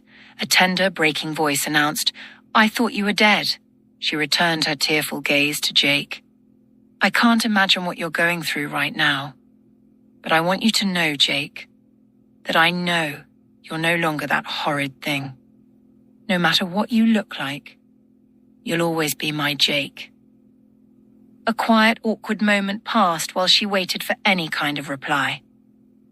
Andy switched her gaze to Derek. The beseeching expression she wore tugged at Derek's heart, kindling a tender response. She stepped away from Jake and toward Derek. He reached down and held her cheek with an open palm. His task-oriented grimace softened into a compassionate, welcoming grin. He stole a look at her lips, and she took notice. She slid her eyes over to Jake and then quickly ran them back to Derek, tossing him a puckered kiss. Butterflies instantly ran amok throughout his stomach.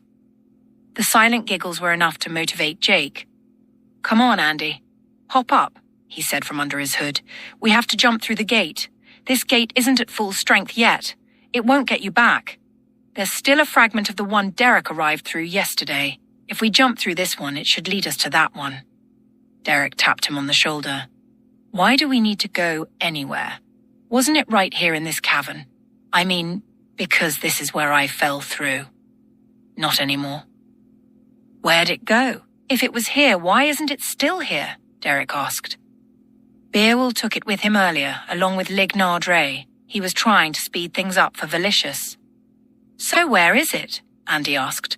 Wherever Beowulf was last. Pradicus's house? Derek said. Beowulf was shot there by Pradicus. Jake quickly turned to Derek as if the words took him by surprise. He held his gaze for a moment. Derek then looked to Andy, wondering what the matter was about. Jake rotated back around. Derek reached down, clasped Andy's wrist, and then pulled her up. Hold on, Jake said. The huge horse took a couple of galloping steps and then leapt into the gate. They exited the gate just behind Pradicus's smouldering house. Andy jumped off the horse, followed by Derek. If this gate took us here, shouldn't it have taken Valicious here also? She asked. Perhaps, but unlikely. He wouldn't have wanted to risk us following him, wherever he jumped to, Jake answered. We are only permitted to jump between windows unless we're mapped, in which case, we can jump anywhere. We've got to find our gate, guys, Derek said. Jake turned toward Derek and Andy, then said, It's usually hidden in a confined area like a cave or a room or... Yes, over there under the house where we found the horse, Andy interrupted. The comment snatched Jake's attention. What horse? There are no extra.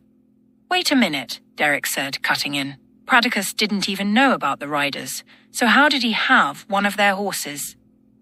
Jake offered a perplexed sigh. Perhaps a plant by Velicious. But that would only be necessary if Pradicus were expected to become like me, he said, glancing toward Andy. An enormous bang cracked the sky, followed by a massive roar of fury. Lig Nardre burst through the time gate and heaved its most substantial swell of fire ever. The Jangues fell from the sky, lifeless and limp, and slammed to the earth with several snaps, accompanied by one large crack. Derek and Andy ran, then dove for the ground, reliving their recent horror with the beast.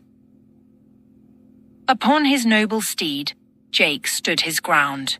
The wing injuries sustained by the archer's arrows were evident via its unsharpened maneuvering. Nonetheless, it was alive and very much seeking a reckoning. It swung down and tried to make an attempt at Jake.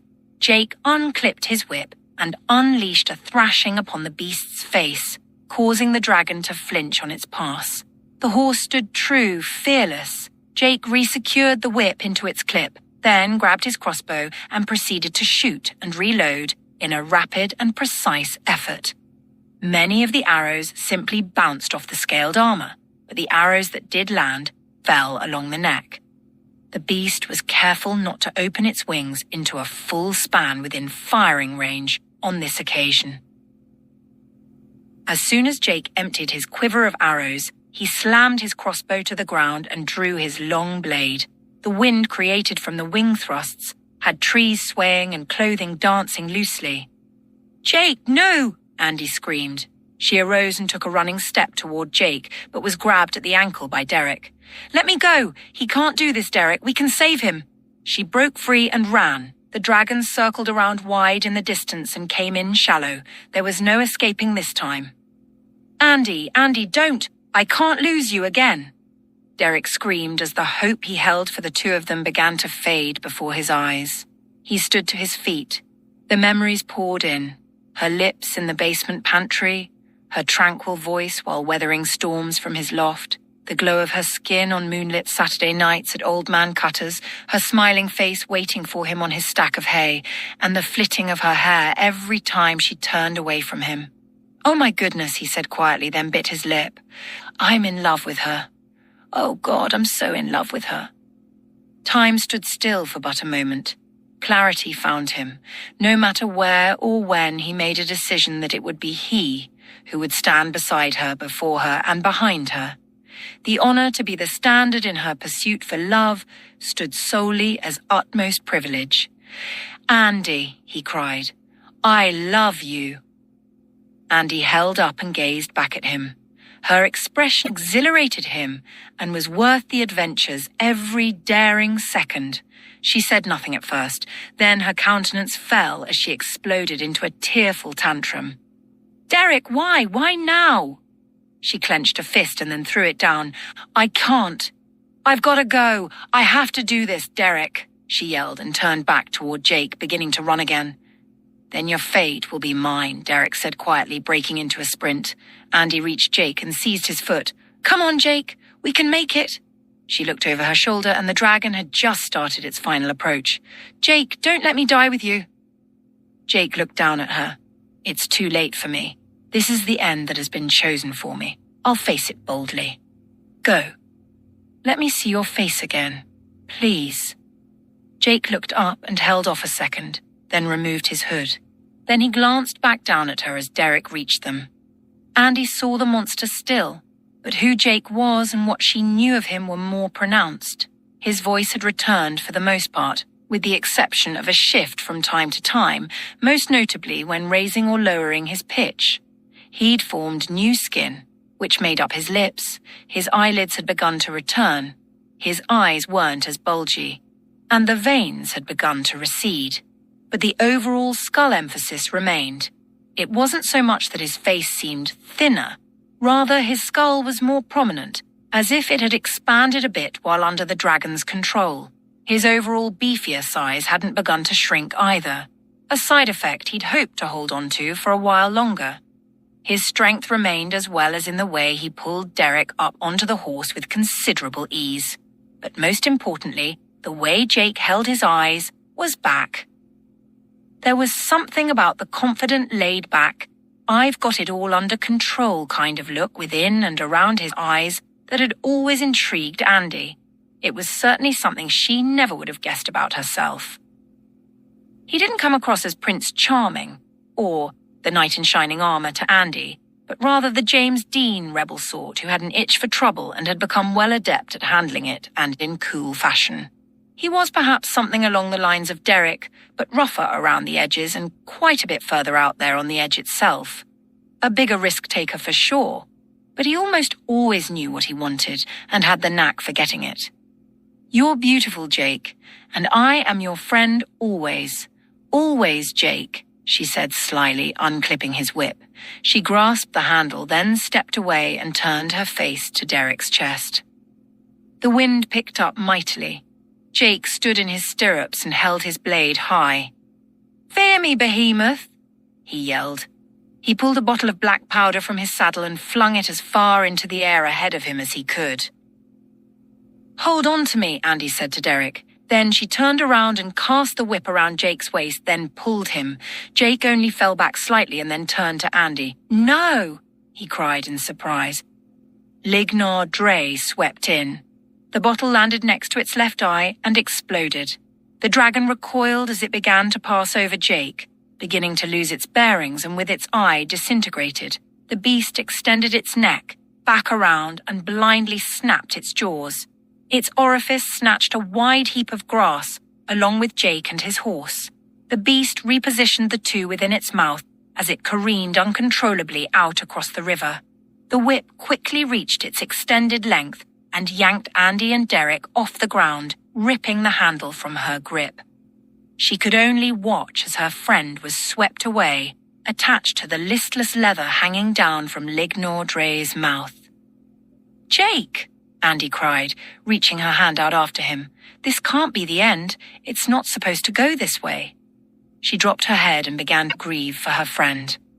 "Lord, I thought you were going to save him," she sobbed through her tears and with a defeated frown. Suddenly an eruption exploded. From the water beneath the dragon, the kraken reached its arms up and seized it, pulling it down in a grand splash. The plunge knocked the wind out of the dragon, causing it to hurl what it had just filled its mouth with. Huge splashes of water soared as the titans fought. Bursts of fire lit up the horizon. The kraken continued to reposition its arms for a better hold, all the while trying to avoid the snapping jaws of its larger opponent. Finally, Lignar Dre swung its great tail around, landing a crushing blow against two of the kraken's arms, breaking itself free of the powerful grasp. It strained its wings in a powerful effort against the river's current and managed to extend them fully. With several enormous thrusts of its tail, it propelled itself up and out of the water enough to begin an ascent. Several more great flaps of its mighty wings gave it the boost it needed to break away. Against its smaller, less powerful, and certainly dispirited foe, it turned and blasted a prevailing pompous roar. Basking in a confidence laden with vengeance, it heaved its tail one last time in a lethal swing toward its river rival. The kraken countered with a sharp swerve, then seized the dragon's tail in a mammoth grip and immediately propelled itself downward deep towards the bottom. Lignar Dre screeched in an unexpected panic as it plummeted once again into the river with a fantastic splash. The kraken wrapped its tentacles around the dragon methodically and purposefully until it had the hold it wanted, and then squeezed with all its might. Several deep cracks and snaps made their way to Andy and Derek's ears. Hundreds of bubbles, great and small, rose to the water's surface for several moments. Suddenly, all at once, they stopped. The kraken led the limp dragon down near the bottom of the river, then, with its massive strength, systematically dismembered it, tearing limb from body. In its final act of triumph, it wrapped one of its wounded arms around the head of Lignar Dre and crushed its skull, leaving the carcass to drift to the bottom of the riverbed. Jake stepped out from the woods unscathed, covered in dragon phlegm. "Jake!" Andy hollered, then leapt up and ran to him. "Thank God! Jesus, Jesus, thank you!" The three of them glanced over to the river and watched as the water settled. Jake pulled his hood over his face again. "You tried to save me anyway, Andy. Thank you. It's over now." She turned to Derek and laid her face in his chest again. "Really? It's over? It's really over?" she said, nearly unable to dare to tread there. She placed her arms around Derek's neck and then found her legs giving out. Derek held her in his arms and then knelt with her. He placed her head on his lap and stroked her hair. "It's over, Andy." She cupped her hand over her eyes and wept. "Hey, come on, we made it," he said, touching her face. "Wait, the berries. Is your gate still open?" Jake said. Derek looked up at him and shook his head. "We couldn't find them. We don't know if it's still open." "Well, you said you saw light in a small room under the house," Jake answered. Derek nodded. "Behind the house, over there," he said with a flick of his head. "There may still be time." He whistled. In a second, his stallion came galloping out of the woods in a head sprint. "Come, my friends." Derek helped Andy up, and out from a hidden pocket under her gown fell the 3 berries. Andy gasped with cheerful surprise. She and Derek both fixed their eyes on the 3 bouncing bits of hope until they came to rest, only to find them dried up and completely withered. The harsh reality stole Andy's breath. Derek watched her countenance fall. He sighed. "I guess we're stuck here for now." He held Andy by the shoulders. "Look, it's okay. I'm okay if we have to stay a little longer just until we can figure some things out. I want to learn about Romans and more about this amazing God. It'll be fine." "Maybe you're not stuck here," Jake said. Andy shifted her gaze from the berries over to Jake. Jake continued, "If I remember correctly, we were after Derek's emerald. That stone was taken from your time period. It will return to the same period unless it's been allocated to another. This time period doesn't count because this is where it was forged." "Wait a second. Are you telling me that my amulet started right here and made it all the way to me in the 21st century? Jake nodded. "Then who forged it?" Derek asked. "Velicious. About 20 years ago." "What? 20 years ago? But it's been, almost 1,000 years missing?" "No. Pradicus dismantled the atlas and used time gates to spread the gems throughout time. Velicious has been after the gems ever since. If you had the emerald, you could go through any time gate and return to the time period from which it was taken." "How did you end up here then?" Andy asked. "You're not going to believe this. My watch, the number 12 on its face held the tip to a powerful stone, a diamond. That small diamond was cut and shaved into 100 pieces, and each piece had to be tracked down." Derek thought of the mound of bones in the cavern and the people they belonged to, and then shook his head in disgust. It was a very dark time here for many years, according to the traders. Many people fled the island and refused to come back after Velicious went crazy. He went on some kind of tyrannical crusade. The men I spoke with told me Lamb in Us was one of the places they thought about living for the rest of their lives. "Lamb in Us," Derek replied. "I saw that word on a sign in the scroll room under Pradix's house. What is it?" "A sign?" Jake asked. Immediately the recollection dawned. Yes, of course, the sign, not the Lamb in Us sign, but the other sign, he thought to himself. He felt his face quickly prickle into a burning pink blush. His eyes ran toward Andy, quite certain that if Derek had seen the Lamb in Us sign, he probably saw the other also, and he had to ask himself if Andy then saw it as well. The married life Jake once imagined for himself and Andy, unbeknownst to her, had finally been laid to rest, but here and now, months after daring to call her name out down the empty corridors of hope, he wondered if these returning thoughts were merely an echo of his own voice, or if Andy may have finally answered. He managed, obviously preoccupied. "That's, the true name of this island," Jake said, questioning whether or not his thoughts actually were emerging over the entirety of his face as he felt they were. Could she be calling back? The answer to that question could change everything, he thought. It could be the reason she just tried to stop me from throwing my life away, why she approached me first in the cavern when Derek and I both sat on the horse, and why she called my name out for help when leaping away from Lignar Dre. He then continued. The government was a God-fearing people and named the island in honor of Jesus, the Lamb of God within us. They were a blessed people, but Velicious, in his rage, abolished the government and proclaimed himself ruler. He decreed that God didn't and couldn't exist and renamed the island for the absence of God, which he was sure was more accurate.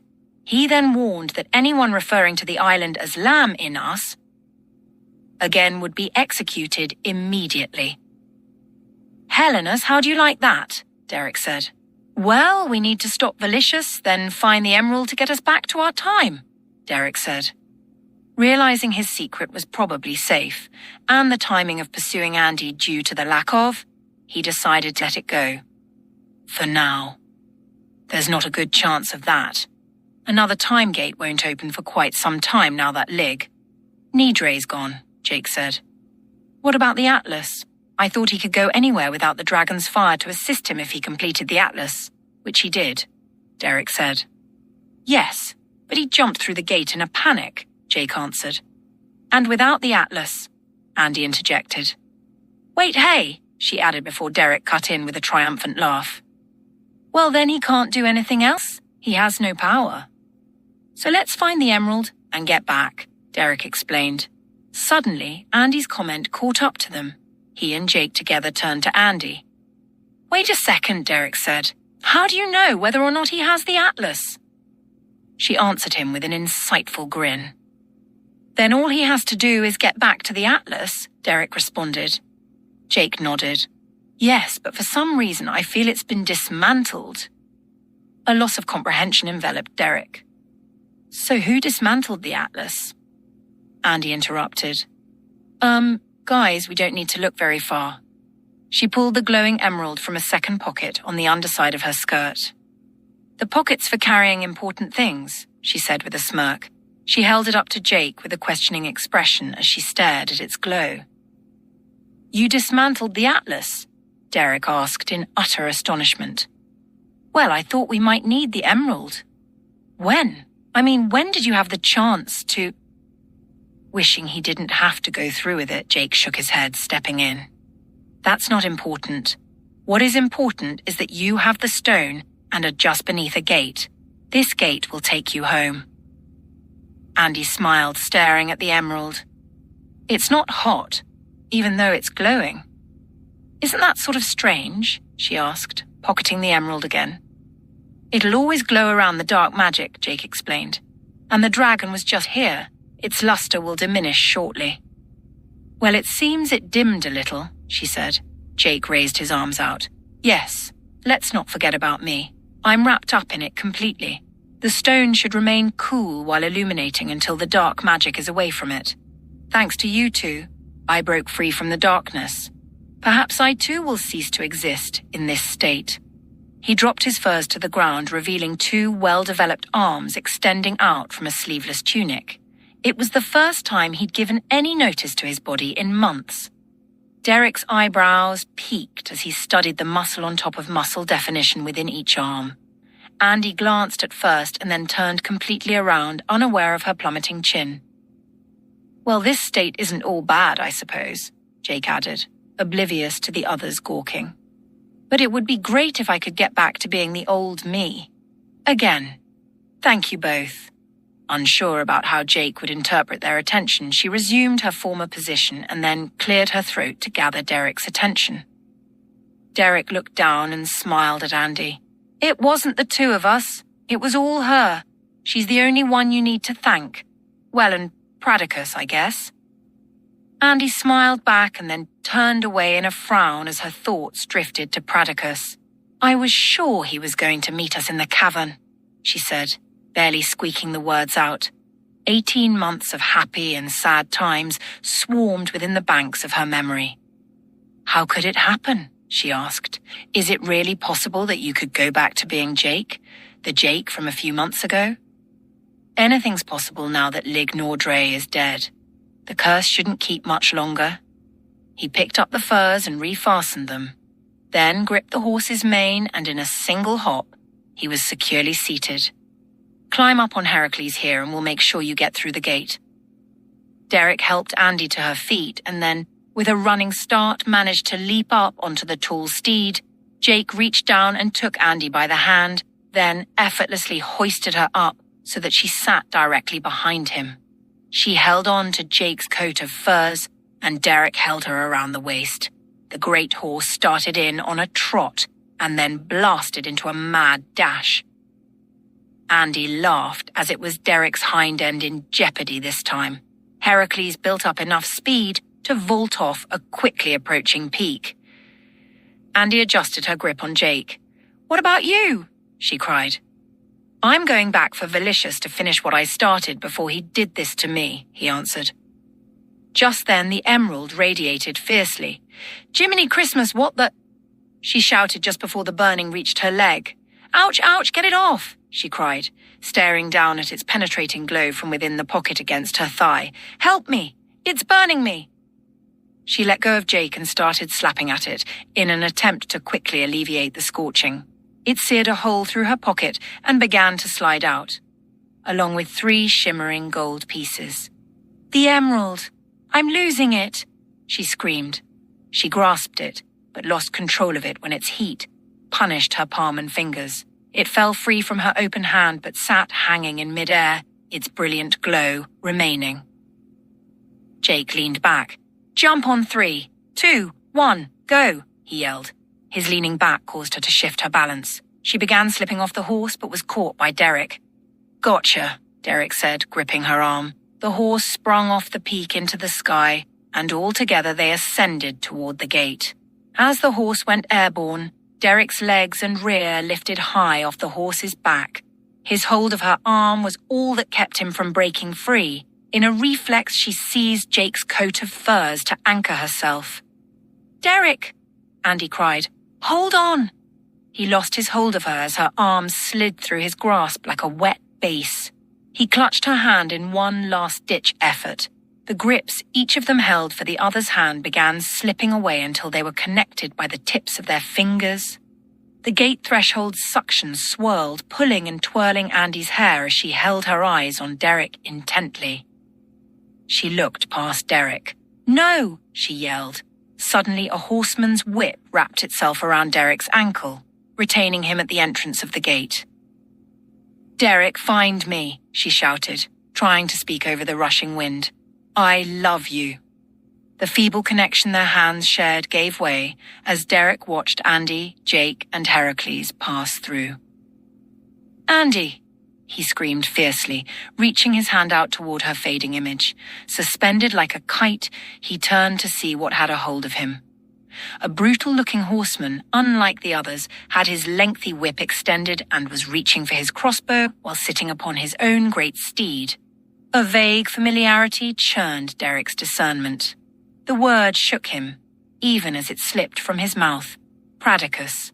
He, at first, dismissed the thought, but then remembered what Andy had said about dragon saliva when she was telling him about Garen and Jake. It seemed impossible that Pradicus could be subjected to the dragon's will, but the proof sat in Pradicus's robes on a horse in front of him. The horseman took the weapon in a single hand, aimed and fired. The arrow pierced the air with terrible speed. "Oh, God in heaven, help me now, I pray," he whispered, baring clutched fists. As Derek helplessly awaited the arrow's strike, he simply closed his eyes and surrendered to fate. Thoughts ran through his mind of how it should have been him there all along and never should have included Andy. He drew upon the memory of her expression as he told her of his love in the field a short while ago and decided it, if any, should be the expiring image he would depart with. As he became comfortable with his final moments, it became clear that too much time had passed. Perhaps the arrow had missed him. Was he actually afforded the opportunity for escape?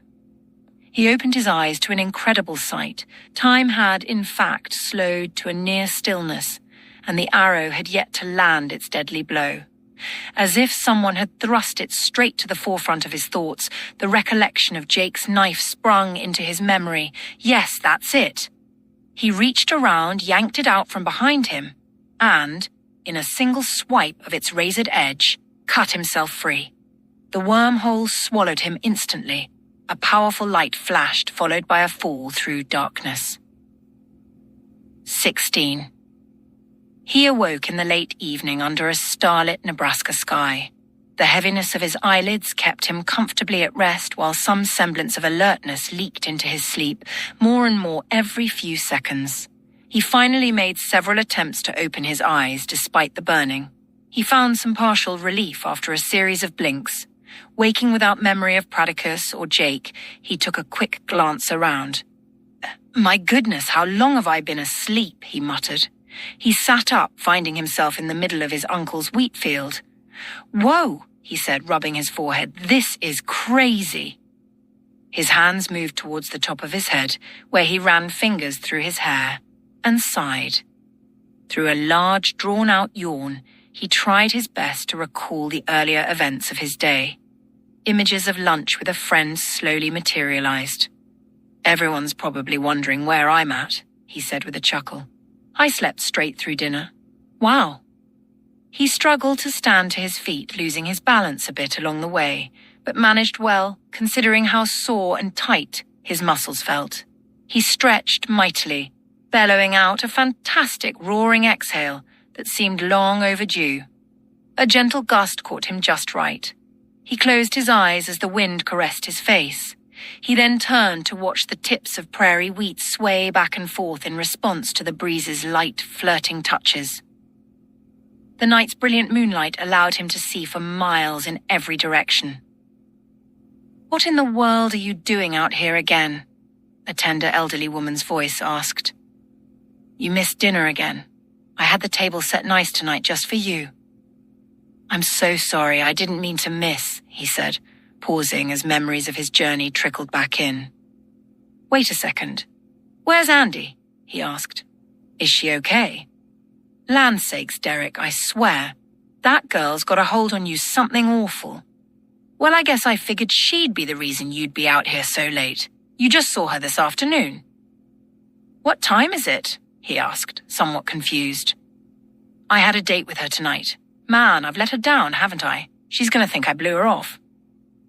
"Is it too late to see her?"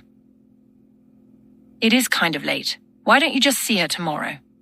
Can I at least give her a call?" "Good heavens, Derek," she said, relenting. "You know what? It's not all that late. I'm sure she'd appreciate another visit." She attended his side and escorted him by the arm. "Your legs give out on you again or what? Come on, I'll walk with you." He smiled at her. "Maybe we can keep our date after all. Again, do you have the time?" "Hang on, Derek, I'll check in a minute," she said. She reached into a pocket in her gown and pulled out a small, smooth chrome disc about the size of a $50. "Don't want to drop one of these in the field again. That was quite the headache," she said with a chuckle. As the two reached the edge of the wheat field and turned toward the barn, Derek realized it looked different, possibly restored. "Wow, when did that happen?" As the words barely left his mouth, a holographic image began to take shape above the held-out disc. "Aunt Frida, what in the world?" Derek said, taken aback by the sight. "A high-resolution, three-dimensional, football-sized weatherman announced himself. Good evening, Miss Katie. Daily forecast at your service. How can I assist you this beautiful evening? And I see Sir Derek is joining you. Shall I prepare his evening cocktail?" Derek stopped cold. "What did he just call you? And how does that thing know me? Aunt Frida, what's going on here?" "Derek, it's okay. We need to jog your memory a smidge. Let you catch up after that big nap." "Wait a minute. Nap? I should have ended up back in the barn. This is all wrong. I mean, just moments ago I cut myself free with Jake's." "Yes, I know, Derek," she interrupted. "Everything will make sense in another second." "But he called you Katie, Aunt Frida," he said, staring into her wrinkled but beautiful eyes. That's because my name isn't Frida, Derek. It's Katie. The world he knew slowly came to a grinding halt as he lifted his eyes.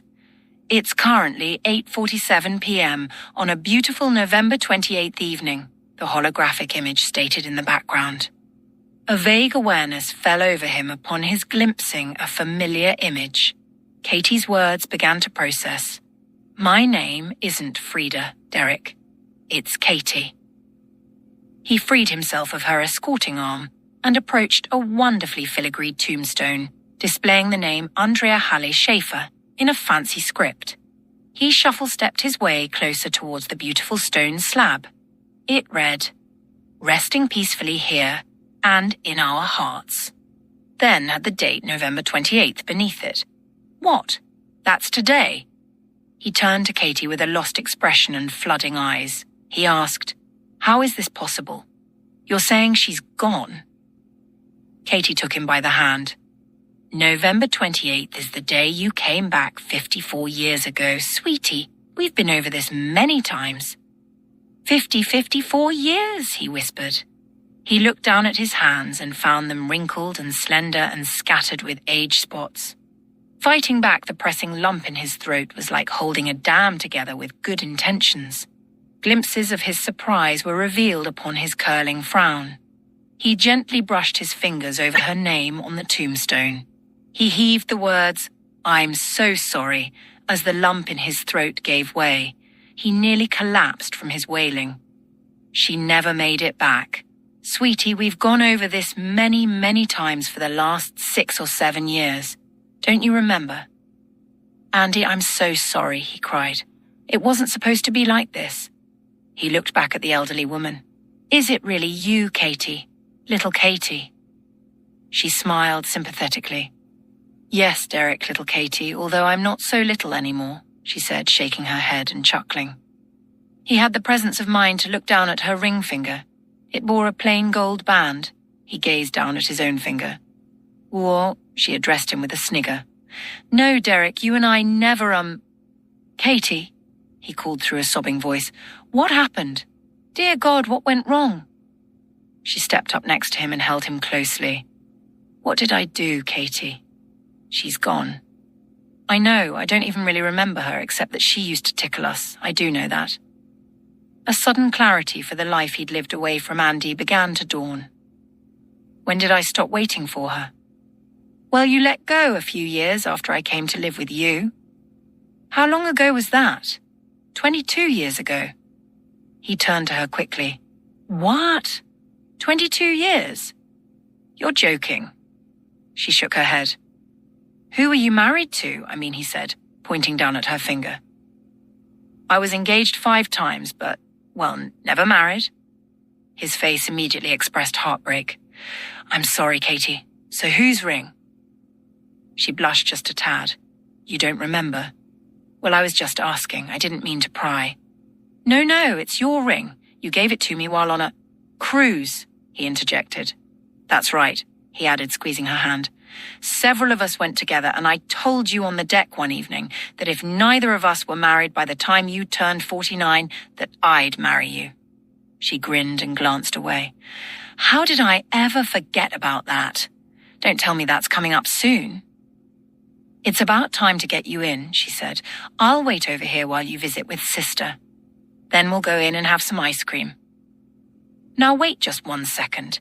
If I'm 13 years older than you, and I'm currently, he said, reflecting for a moment, then continued, 71, then you, of course, would be. He counted on his fingers. Oh my, I'm just letting everyone down, aren't I? Sweetie, let's get you in.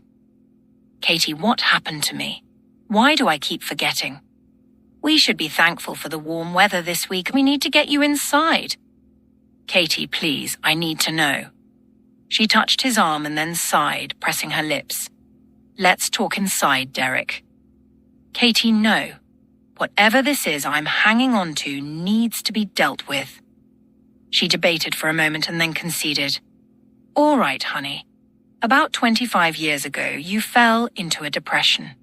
Apparently during that time, you had an accident here on the farm, and since then have been struggling with this. The last 6 or 7 years have been the worst. You've seen the best doctors, but no one's been able to help you kick this without medication. Yes, I'm starting to recall the hospital visits. How did I pay for all that? Are you kidding me, Derek, with the coins? You don't remember. He squinted his eyes as if searching his memory. You came back with 3 coins from the 12th century. You made a killing on them.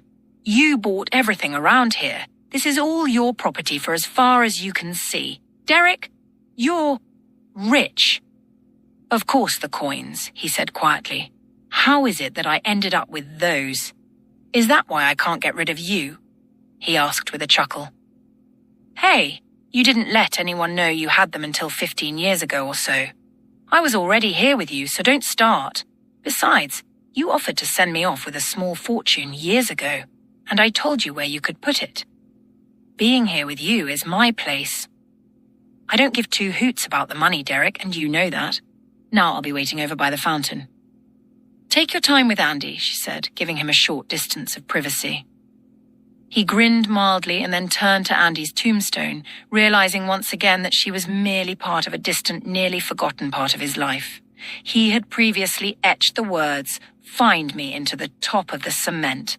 He suddenly remembered the very day he scripted those words so long ago. Recall instantly returned. I can't keep doing this. My goodness, it's like I just saw you yesterday. Or today, for that matter. But I've got to lay you to rest once and for all, my love. I've allowed my feelings, my yearnings for you to consume me, and I've missed out on life. You wouldn't have wanted that for me. He glanced over his shoulder back at Katie. Or for her, he added. It's past the time for me to move on. I'm not going to visit you again for a long time, he said, drawing a tear. I've got to close this chapter of my life. But no, it'll always be the one I call my most cherished, the one worth living a lifetime for. You're the most incredible woman I've ever met, Andy Schaefer. You're the one no one else ever matched up to. Saka. He picked up a small stone and leaned over the tombstone. He etched the word "don't" in front of his prior scripting and kissed the top of the headstone. Even that one, he said in a regretful tone, recalling his kiss on her forehead so long ago. Then he stood up and walked away. 17, Derek took Katie by the hand. I once promised you that you would always be my number one. It seems funny looking back to make a promise like that and expect to keep it. He stopped and turned to her. I'm sorry I didn't keep that promise. Well, you didn't actually make that promise. Andy did for you. I hung on to that memory for years that night in the basement. I must have asked her about it every day after that until the day she disappeared. She paused for a moment, tears welling within her eyes. Words tried to find their way out of her mouth, but became lost in her emotion. I don't know how to love anyone else, she finally whispered. You've been my entire life's love. She released his hand, then cupped both of hers over her face and wept. She stepped back and muttered something through a series of broken syllables. Derek's heart poured out to her. He stepped toward her and embraced her. Don't talk now, I've got you. It's all going to be fine. She gathered herself and stepped away again. What's wrong with me that you prefer the shadow of my sister over me? His soft expression had her recoiling. Oh, I'm so sorry, I didn't mean that. I really didn't mean that to sound bad. I know you loved her. Or love her, I mean. But you are everything to me, Derek. I don't know anything else. Nothing else matters in my life. I just wish she said, beginning to weep again. Through a series of sniffles, she managed to put together a few words. I wish your soul's eyes could see me. Derek's body went limp. He sat down on the side of the fountain. Is it possible I've thrown my entire life away for a lost hope on the wind? He asked himself. Regaining some composure, she glanced over at him through red, teary eyes. I'm sorry I said anything. Please forget everything I said. I've been so unfair to you, Katie. How does someone make up for something like that? My goodness, I'm a wreck. Any man worth his weight would give everything he owns to have your heart. It's only worth it if I have his as well, she replied, considering heavily the words she just spoke. And I don't think I do. She stirred her foot over some loose gravel on the ground. She looked back up at him. I'm the one who's been unfair. You've been committed to the one you love. And that's the highest honor a man could ever bestow upon a woman. I will not be the one to step in between that kind of commitment. I don't know why it's taken me this long to see it, but the love you have for my sister is what fables are made of, and it's not mine for the taking. As she approached him, he stood. You're truly a gentleman among men, and my sister, whoever she is in God's eyes, somehow deserves such a magnificent man. She must really be something else. Lord, I wish I could have known her.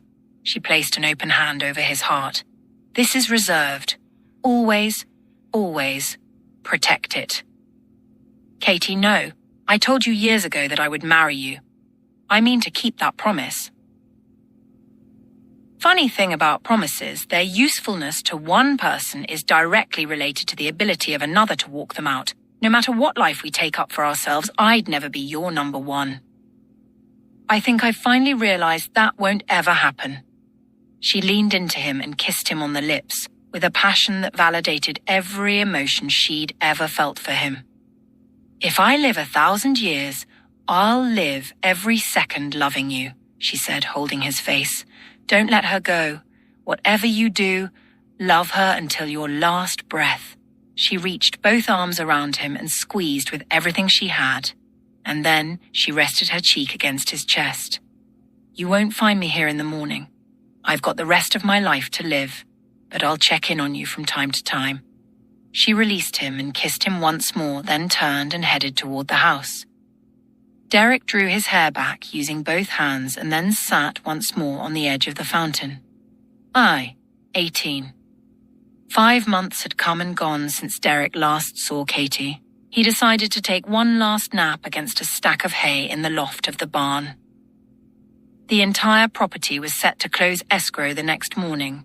He bought a cabin in the woods near a river and decided to live out the rest of his days like Andy lived with Pradicus. He rested his head back against the hay and imagined Andy on the opposite side, taking in the breeze. I really miss you, he said softly while sliding off into a peaceful sleep. A familiar voice answered back. Did you mean it? The voice startled him for half a second, then he began drifting off to sleep again. Did I mean what? He asked in a slurred, mumbled voice. What you said, the voice replied in a soft, whispery tone. A snore escaped his open mouth and slightly offset jaw, followed by a smacking of his lips. What did I say? That you didn't want me to find you? He ever so slightly shook his head, almost to the point of not moving it at all. I didn't, he said, his speech slurring again. Didn't mean it. The voice answered back. I brought you some peaches from Old Man Cutter's peach trees. She set them down in a tidy bandana. Andy, he answered, his face taking on a luminescent glow. My Andy, I knew you'd come. She leaned in and kissed him on the cheek. Yes, you're Andy, she frowned. I'm so sorry, Derek. She took him by the hand. How in the world could I have let you live an entire lifetime without me, without us? She began to tear up. I just can't imagine what it was like for you. Just then, Garen stepped off the loft's ladder. Did you find him? She nodded as a great swelling tear dropped from her eyelash. She glanced back at Garen, trying hard to fight off the guilt. I'm too late, she cried.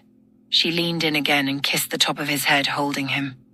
Way too late. I don't want him to know I was here, she said, wiping her eyes. Her cheerless, straight lips bent into a frown and she broke. How did this happen, Garen? It's only been a few months. You said this wouldn't be the case. Garen quietly moved toward her. Actually, I said this probably wouldn't be the case, but without the emerald, it was impossible to know for sure when we would arrive in his timeline. Andy, I'm sorry. Oh God, this means my parents and my sisters and brother never knew either. Lord Jesus, help me. It's not all bad. If we had the emerald, things could possibly be different. Does he know where it is? A glimmer of hope struck Andy's disheartened countenance. Well, ask him, Garen said. She spoke softly, studying his face, taking in his every wrinkle. Derek. Where is the then she stopped? What is it, Andy? Garen asked. What if he led a good life? What if he doesn't want this? There are other things to consider here. Well, we're running out of time. The window won't last long. Either we get it or we don't. She wrestled with her selfishness and weighed it against what would be in Derek's best interest. Come on, make a decision. I'm trying, she snapped. Didn't you see the message he left on the tombstone? It said for me not to find him. He probably put that message there decades ago. What if he has kids, a wife, grandkids? Everything will change. I can't make that call. She stood up and then kissed his hand. She rested it comfortably on the bandana-wrapped peaches. Derek, I'm so sorry, she then turned. And I'm even more sorry. You've forgotten me, she said under her breath in a crackling whisper. The two exited the barn and started their run back across the field. While balancing her emotions on the bitter edge of tears, it was the managing of her amassing feeling of loss that overtook her. She slowed to a walk and then collapsed to her knees under the weight of pure, undiluted anguish. Andy, what are you doing? You're going to be stuck here. The window won't wait. My God, Garen, she answered, sobbing. He didn't want me. I'm all alone. I've lost everything. Again. Andy, please, I don't mean to sound insensitive, but I can't wait. I have no way to get back. I have to go. Are you listening? Andy. He called again, but it wasn't the sound of Garen's voice she caught carrying on the wind. It was the tone of an elderly woman calling her name. Andy turned one direction then, sitting up, flipped around to another, trying to hone in on the faint calling. She heard it again and then spotted the waving of the woman's arms. It wasn't so much a call after all, but a shouting of her name. She leapt to her feet and then took a few small steps toward the elder woman. I'm going to have to leave you here, Andy. I have to go right now, Garen said firmly. Come now, if you're going with me. She swiveled her head toward Garen. Shush, I can't hear her. She knows who I am. She turned her attention back to the woman and squinted hard. She couldn't make out the sentence, but a few words landed on her ears. Garen, can you understand her? I think she said Mr. and late. That doesn't make sense. No, not late. More like lately, Garen answered. There's an E sound at the end. That's all I can help you with, Andy. If we don't get back to the wormhole, we're really going to be stuck here. She's addressing us, Garen. It sounds like Mr. and Lady to me. Now she's pointing at the barn and saying Derek's name too. Maybe that's it. She's calling out names. What name sounds like Mr.? I don't know, Andy. Blister. Seriously? Andy asked. Blister. Garen shrugged his shoulders. I'll try to come right back soon, okay? That's if I can't keep the window open. I will find you, okay? He turned and started jogging the other direction. Try Fister. Twister. Shister, he hollered out. Andy gasped. Oh my goodness, that's it, sister. Mr. is sister and lady. She stopped. Katie, she whispered to herself. She turned back to Garen. It's my sister Katie, Garen, she screamed. It's my sister! She sprinted off toward the woman. Katie, it's me, Andy. Katie started walking as quickly as she could to meet Andy in the field, but lost herself in the hysterics of joyful weeping. She slowed to a complete stop, bent over at the waist, catching her breath, and then buried her face in her hands. However, the unexpected sight of her long-lost older sibling churned up painful memories laid to rest long ago, exposing unattended wounds of a family's arduous past. By the time Andy made her way nearer, Katie's joy had been snuffed by the reminiscent storms of sorrow and grief from Andy's disappearance. Andy stopped just short of reaching her. Is it really you, Katie? Katie looked up and wiped her eyes. My, you look just like your high school picture, she said. Derek always said you would. A long-repressed tear welled within her eye, finally announcing its validation. Surrendering to the tears that followed, she whimpered through an emerging frown. "I'm so angry, Andrea. I'm angry that you were taken from us, from me. You're my sister, and I never even knew you." Sorting through a myriad of unsettled feelings herself, Andy wondered if a hug would be presumptuous, and instead placed a consoling hand on her arm. "Katie, I'm sorry. You have no idea how happy I am to see you. But look at you. It seems like only yesterday you were little Katie, full of life and attitude." She steadily reached an arm around her baby sister and squeezed. "There's so much I want to say." Katie took Andy by the hand. "Derek used to speak so highly of you. It made me so envious of the time he was able to spend with you. All my life I've felt as if I were robbed. We all did." Andy's smile, laced with heartache, simply flattened. "What became of everyone?" she asked somberly. "Katie, please, tell me, what happened to Mum and Dad?" Katie held Andy's hand tighter. Well, we all held on to the hope that we would see your safe return. Derek never told them what really happened. As far as anyone knew, you simply vanished one day. I didn't learn from Derek his account of things until everyone else was." She paused. "Until they all passed on, Mum much earlier than the rest of them." She shook her head, giving in to another elongating frown. "Dad was so unhappy, downright miserable without Mom for the next 4 years until he just one day stopped. He stopped eating, caring, living." Andy clutched her sister's hand, then drew it to her lips and kissed it several times. "Katie, I'm so sorry," she said. She then closed her eyes and enveloped her in a complete embrace. "I just wish we could go back to that day you disappeared. Nothing's been okay without you. Even Derek's had such a lonely life. He could have tried to find me, Katie. I don't understand why he didn't try. He had the emerald. All he had to do was add it with the other stones that make up." "The atlas," Katie interrupted. The answer caught Andy off guard. "Well, yes, actually. He must have discussed this with you." Silence split the moment as Andy put pieces together. "Oh," she said. "Derek never had the atlas. Wait a minute, Garen has it. But we weren't able to use it because it was missing the emerald." She looked back over her shoulder towards the wormhole. "Oh no, Garen's taking it with him. We need to get a hold of the emerald. Do you know where it is, Katie?" Katie grasped a delicate gold chain fastened around her neck and then drew the attached emerald out from beneath her blouse. "This?" she asked skeptically. Andy nodded and then reached for it. Katie's tone deepened while her eyes grew wide and irate. "This small green stone is the reason for everything."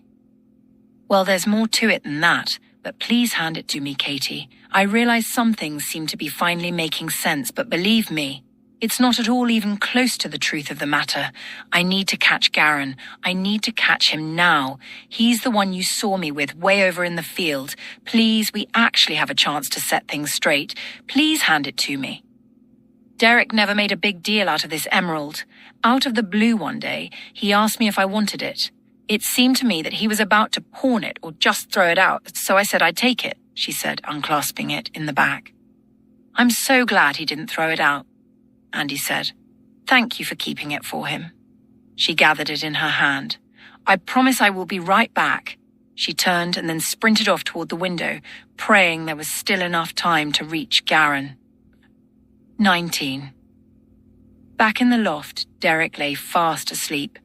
The air in the center of the loft took on an orange hue, then all at once ripped open. A window appeared and a slightly hunched-over man in a charcoal cloak stepped out.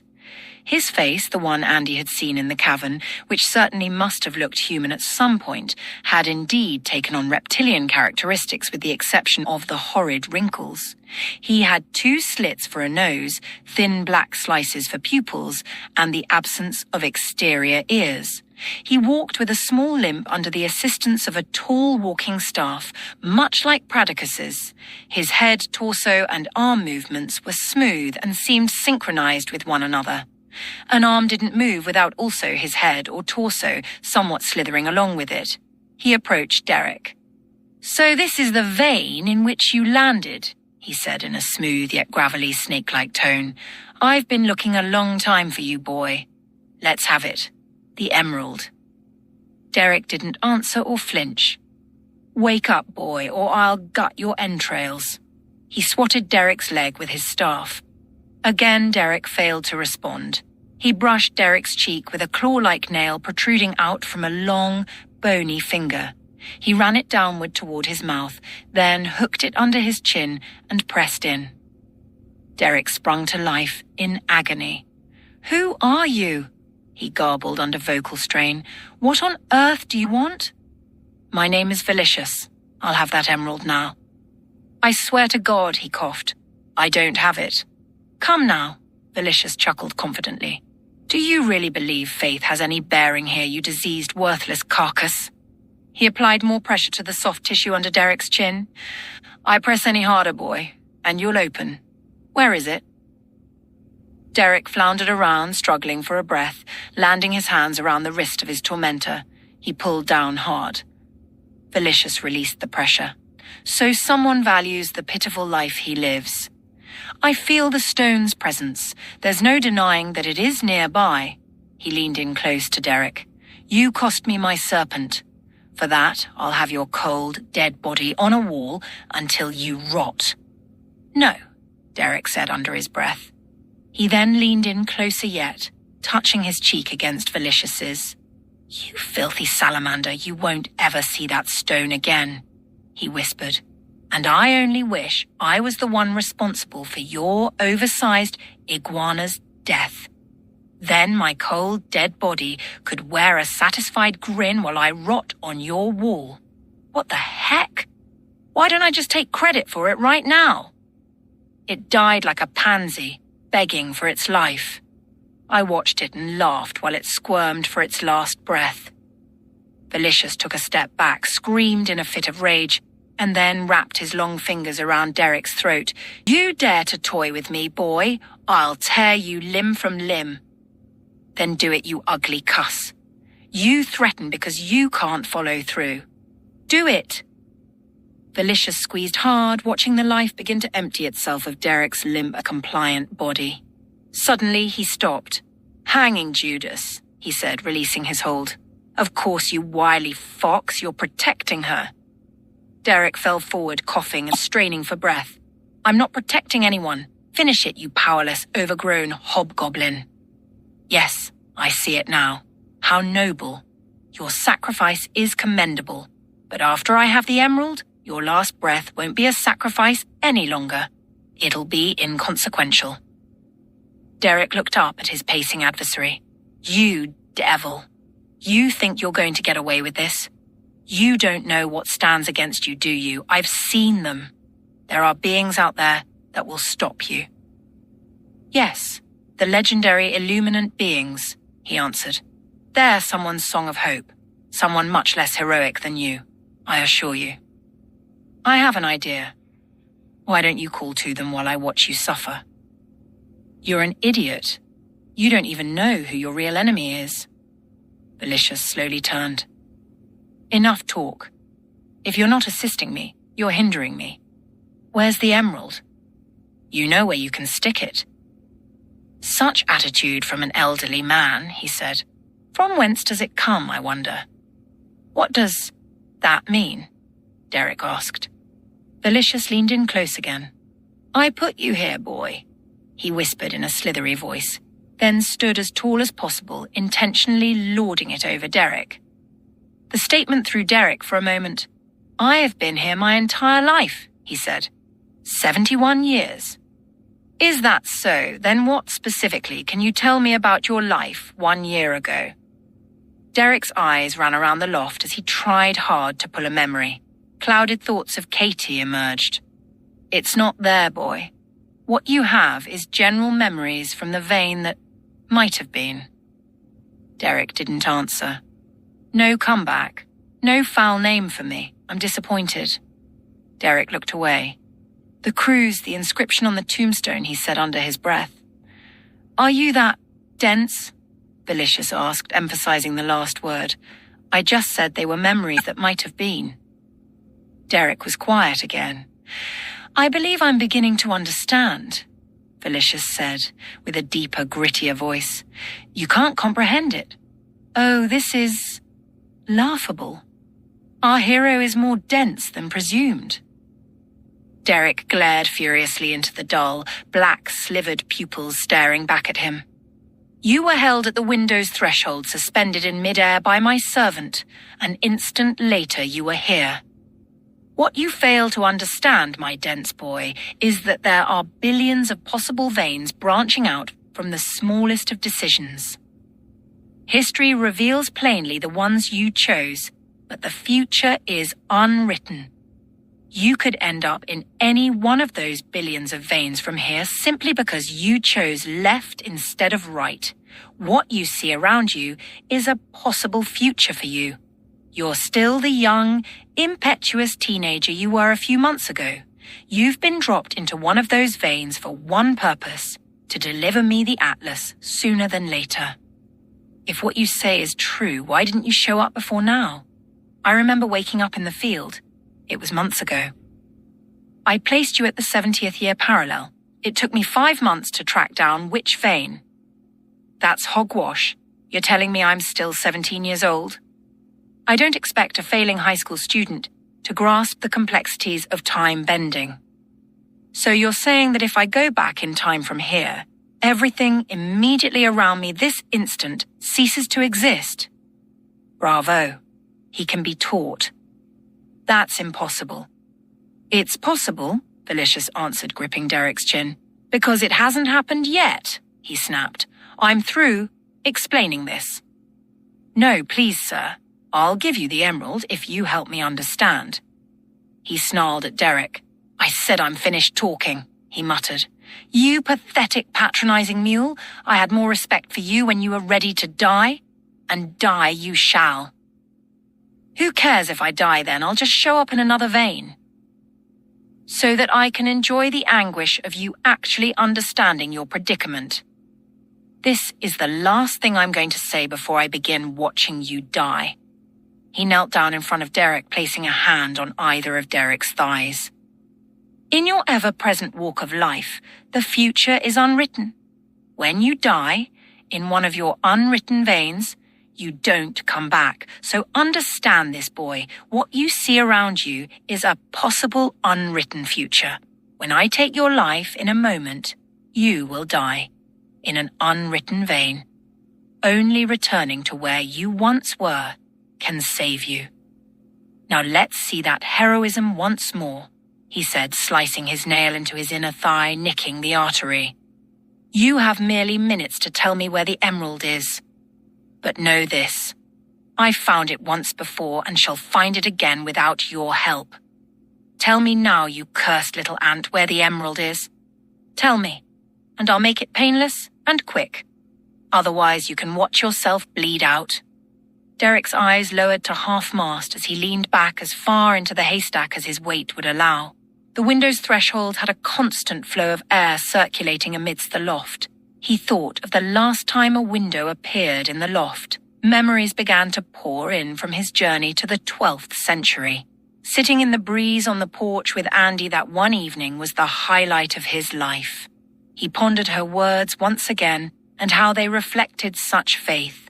He was amazed at how clearly he remembered them. Realizing it was the end for him, he took solace in the fact that he'd at least protected Katie and hoped wherever Andy was in her maze of veins that his sacrifice would extend to her as well. Sitting comfortably still, he whispered a sentence. What's that, boy? You have something to say? He whispered again, but his words slurred as he lost consciousness. "I believe he said, 'Look behind you,'" a voice called. Felicia spun around just in time to be struck in the temple by Garen's fist. "You, son of," Garen said, biting his tongue. "I'm not finished with you." He leapt to Derek's side, examining his wound. "Come on, old guy, don't give up just yet. Andy's here, she's waiting for you." Derek twitched and briefly opened his eyes. "My Andy?" he asked. He heard Andy's voice reply, "Yes, you're Andy." Andy covered her mouth in horror, seeing the massive blood spilled out around him. "We've got to move fast," Garen said. He picked him up, tossing Derek onto his back, and turned to Andy. "Try to keep up. We can't use the Atlas because Derek is in one of his own... Well, never mind, I'll explain later." He reached into his bag and pulled out 2 small vials of a powdered mixture. "I haven't perfected it, but these create sort of a hypertunnel, so we can shoot across the field. Ready?" He shook both vials and then tossed one out the loft doors. A small puff of smoke exploded into a 6-foot window. He ran, holding Derek with both hands, and then jumped into it. He exited another one several hundred yards ahead and fell out of the air to the ground, landing on both feet. He threw another vial and sprinted into it, propelling him again several hundred feet forward, exiting the tunnel yet still several hundred yards short of the fading wormhole. Andy followed behind, then caught up and ran alongside Garen. "Asat, are we going to make it?" she asked frantically. "I don't think we're going to make it," Garen said.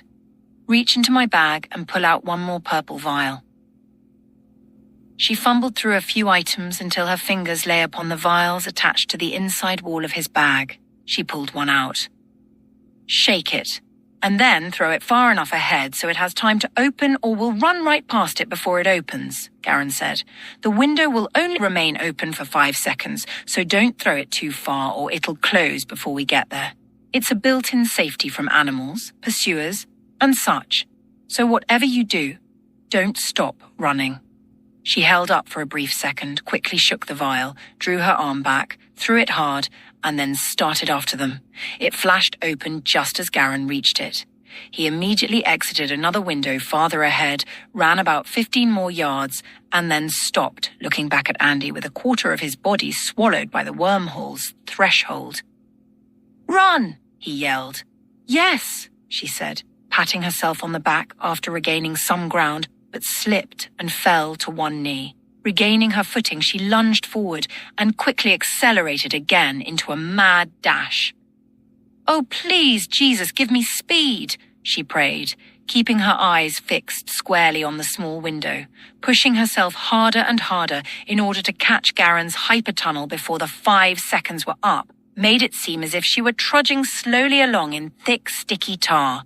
She managed to just reach the tips of her fingers into the window before the time had expired. In the blink of an eye, it was closed and gone before she could get the rest of her body through it. "Jiminy Christmas," Garen panted. He watched her for another second, then realized, in amidst the stirring and swirling wind, the threshold in which he stood was dissipating. "Andy, run," he yelled as loudly as possible. "I'm not going to make it," she whimpered, calculating the remaining distance with her slowing speed. "She isn't going to make it," Garen said, watching her laborious strides. "I'm coming," she wheezed and cried out through battered breaths. "Derek, I'm coming, please. Don't leave me." He reached into his bag and found one last vial and started shaking it. He pulled a rubber sling out of his satchel, then sent the vial hurling out a ways in front of her. "This one's different. It stretches farther out. I hope this works," he said to himself. "Run into the window!" he yelled. A tunnel burst open around him, making him immediately part of her hyperleap.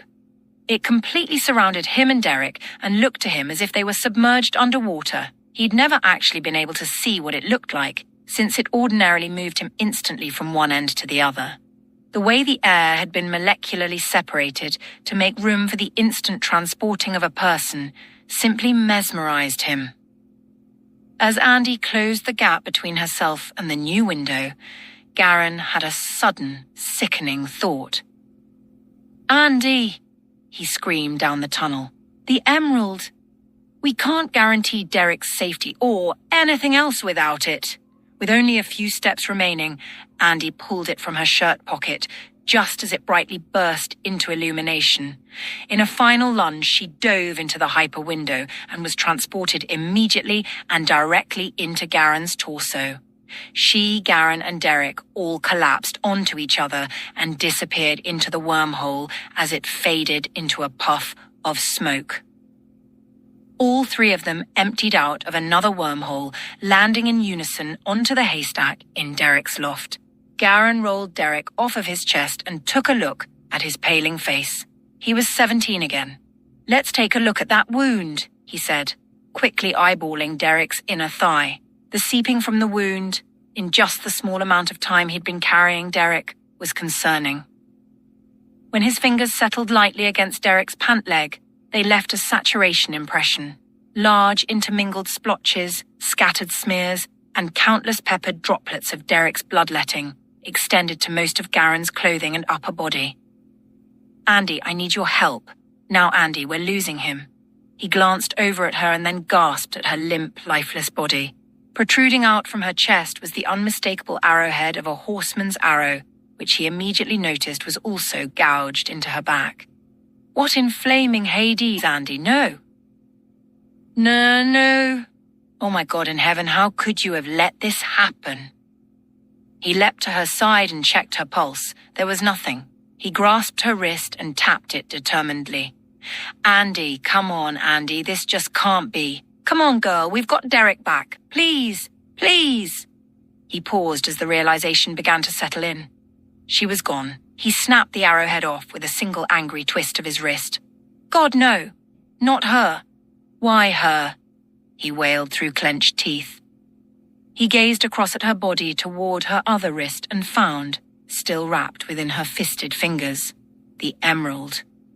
He peeled her fingers back, a weltering blister in the center of her palm, as well as along the inner recesses of her fingers, remained from its scorching. He removed the stone, pocketing it. He brushed the hair from her face, studying it, and then pressed his lips together in a somber expression as his favorite memory of her swept into the forefront of his thoughts. Then, as if a voice had whispered into his ear, he quickly picked her body up into his arms and rushed back to the wormhole, taking one step into it. The circulating wind had her gown flapping and fluttering about her listless draped legs.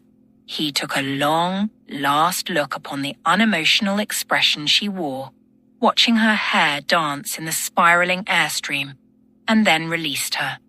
The thought of a rag doll came to mind at the sight of her limp arms and legs swaying about by the air's stirring. Then, in another second's passing, she simply vanished before his eyes. He stepped back out of the wormhole and watched as it too evaporated into a tuft of smoke. He immediately returned his attention again to Derek. He reached into his satchel and drew out a leather sack. Emptying its contents into mid-air, the stones instantly aligned themselves, and the atlas was formed, short of one stone. He pulled the emerald out of his pocket and placed it in its precise location in the atlas. He spoke to the atlas. "Okay, do your thing.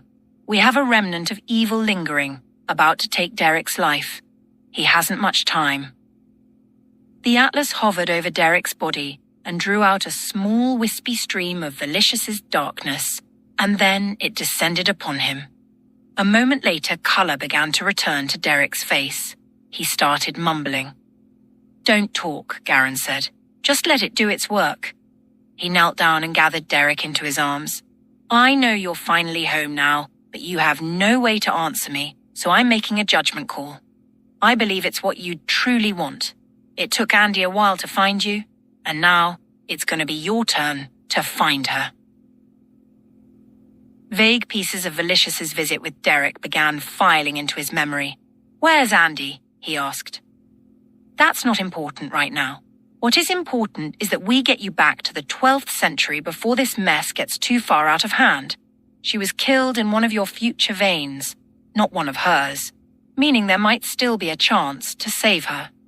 I'm afraid we're not going to be able to track her without some help." Help? From whom? Hush. Just relax. There's nobody left, Derek slurred. Where are we going to find help? Garin raised his eyebrows. Lig nor dre, he said in an ominous tone. Itwar. Derek's body jolted and his eyes, heavy as they were, peered back at Garin boldly. You ready to do this, bud? Garin asked. Derek closed his eyes and sighed. He then looked up at Garin again. I'd move heaven and earth for that girl, he said with solemn determination. I'm really glad to hear you say that, Garin answered. Because I don't know if even that would be enough, he added under his breath. He addressed the Atlas. Well, don't make me scrunch down. Come on, give me a hand. The Atlas immediately expanded large enough for him to step through with Derek in his arms. After doing so, the Atlas collapsed behind them and vanished. 20. Andy's body was returned to the exact location of her passing. It lay in the open field of one of Derek's possible futures. Thick horses' hooves approached her body and then stopped a few yards short. From behind the horse and rider, a man in a dark cloak, its hem dragging along the ground, approached her a moment later. Blasted apprentice, Velicious said through gritted teeth. He turned toward the horseman and then sneered. You taught him well, my brother. His quick thinking just might have saved her life. Well, perhaps that means they'll be looking for her, doesn't it? In which case, I'll have my revenge after all. The horseman began to step down off his steed, but was halted with a derogatory statement from Velicious. Leave her to rot, you half-wit. It's entirely possible she won't recover. Velicious turned and began walking. The horseman circled around with him.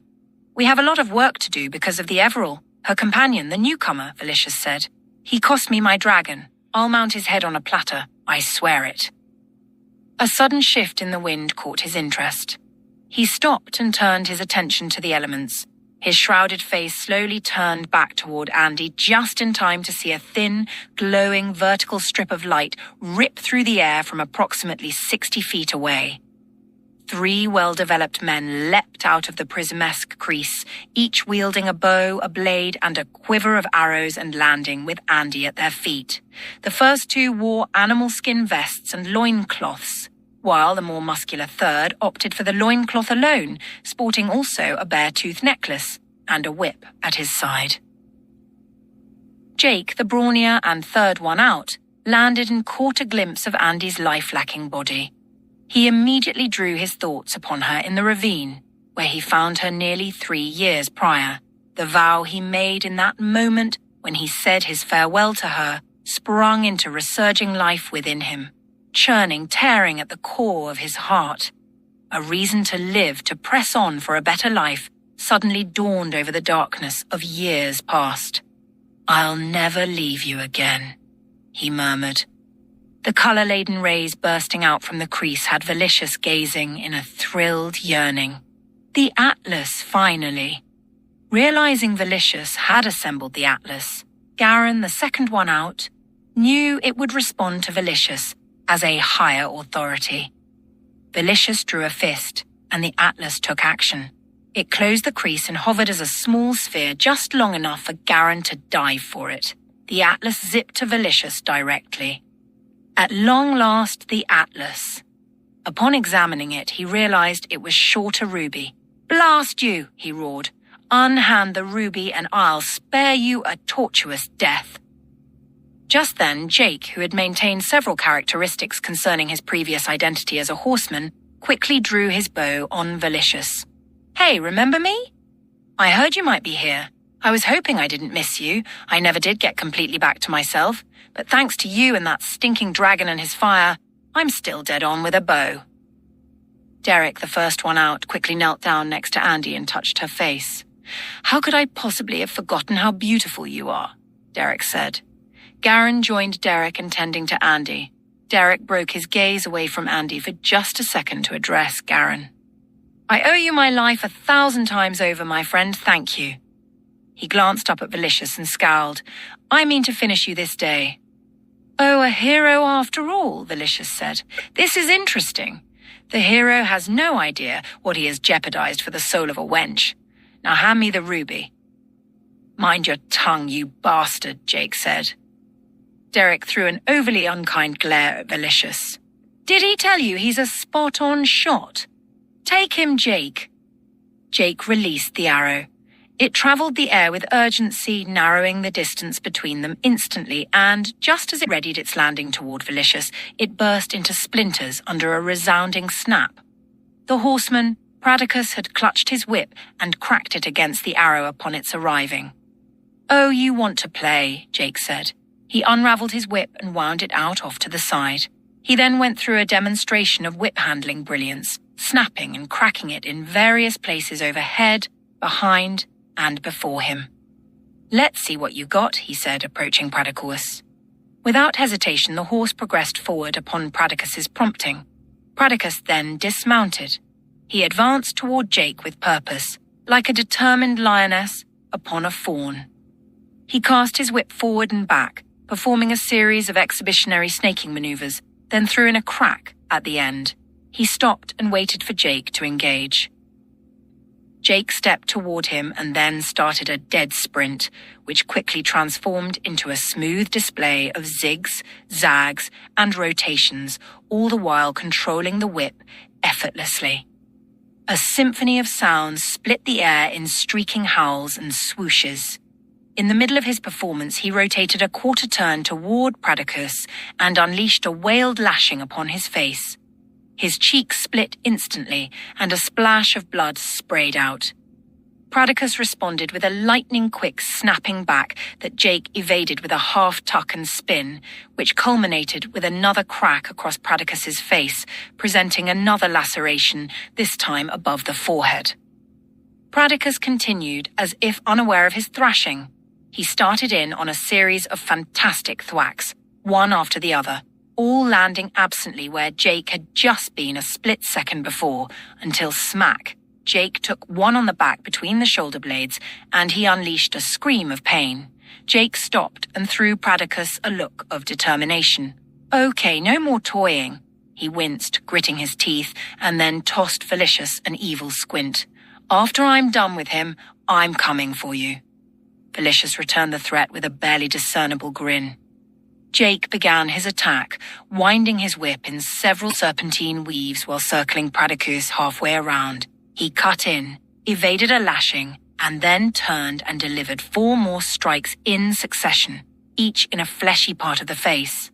He then rolled and stepped within an arm's reach of Pradicus, pulled a blade from Pradicus's sheath, ducked, and spun around behind him, landing the blade in the upper right quadrant of Pradicus's back, which had little effect on the horseman being a solitary incision.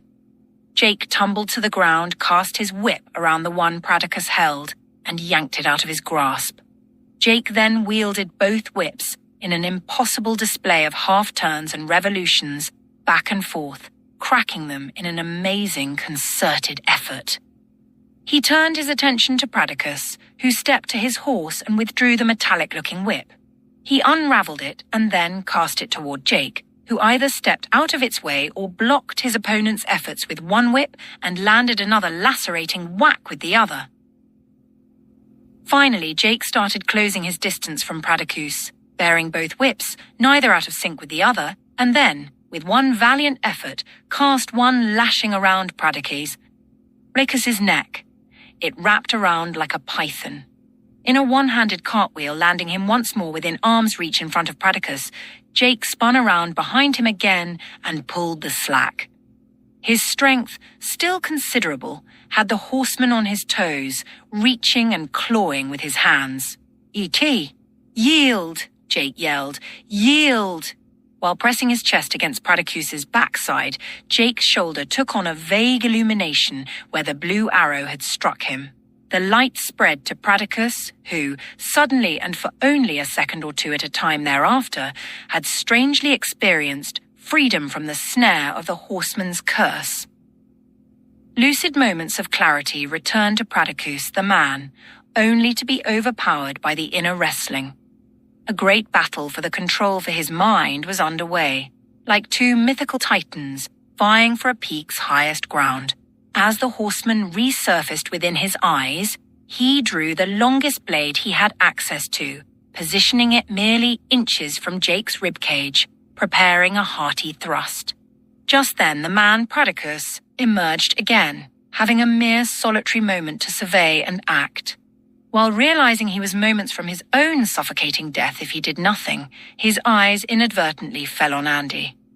A horrified expression swept his face, and he gasped. Andy. No.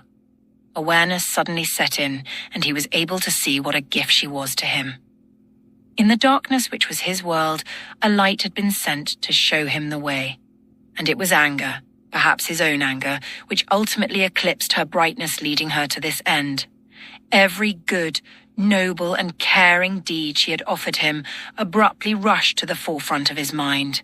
Memories of her character, her quickness to forgive, the kindness she showed despite her circumstance, patience in the midst of difficulty, a fresh, "I'll be praying for you," and the way she ended almost every prayer with, "And kind Father, it's your kindness which leads me to repentance," nearly every day flooded his mind's eye. Her prayers finally had taken root and begun springing up everywhere within the arid land which knew no savior, his innermost being. In an instant, it was made known to him, the love of a loving God. He smiled just slightly and spoke his first words to a God he only knew through the eyes of one incredible girl. The words simply leapt out from within him. "Kind Father, your kindness leads me to repentance." He raised his eyes to the sky and found himself remorseful for a life full of anger. Lacking the ability to understand his heartfelt change, he uttered the words, "Jesus, God of gods, Savior of souls, I choose your love in place of my anger. Save me." Without a moment's hesitation, he experienced a freedom he'd never known or could have imagined after a life of shackles. He gathered a breath, his first truly fresh breath of freedom. But just as quickly as he gained comprehension of his newfound liberty, the monster within him began taking over again. He fought a desperate internal battle to keep hold of his mind and take back his life, all the while ensuring no harm came to Jake.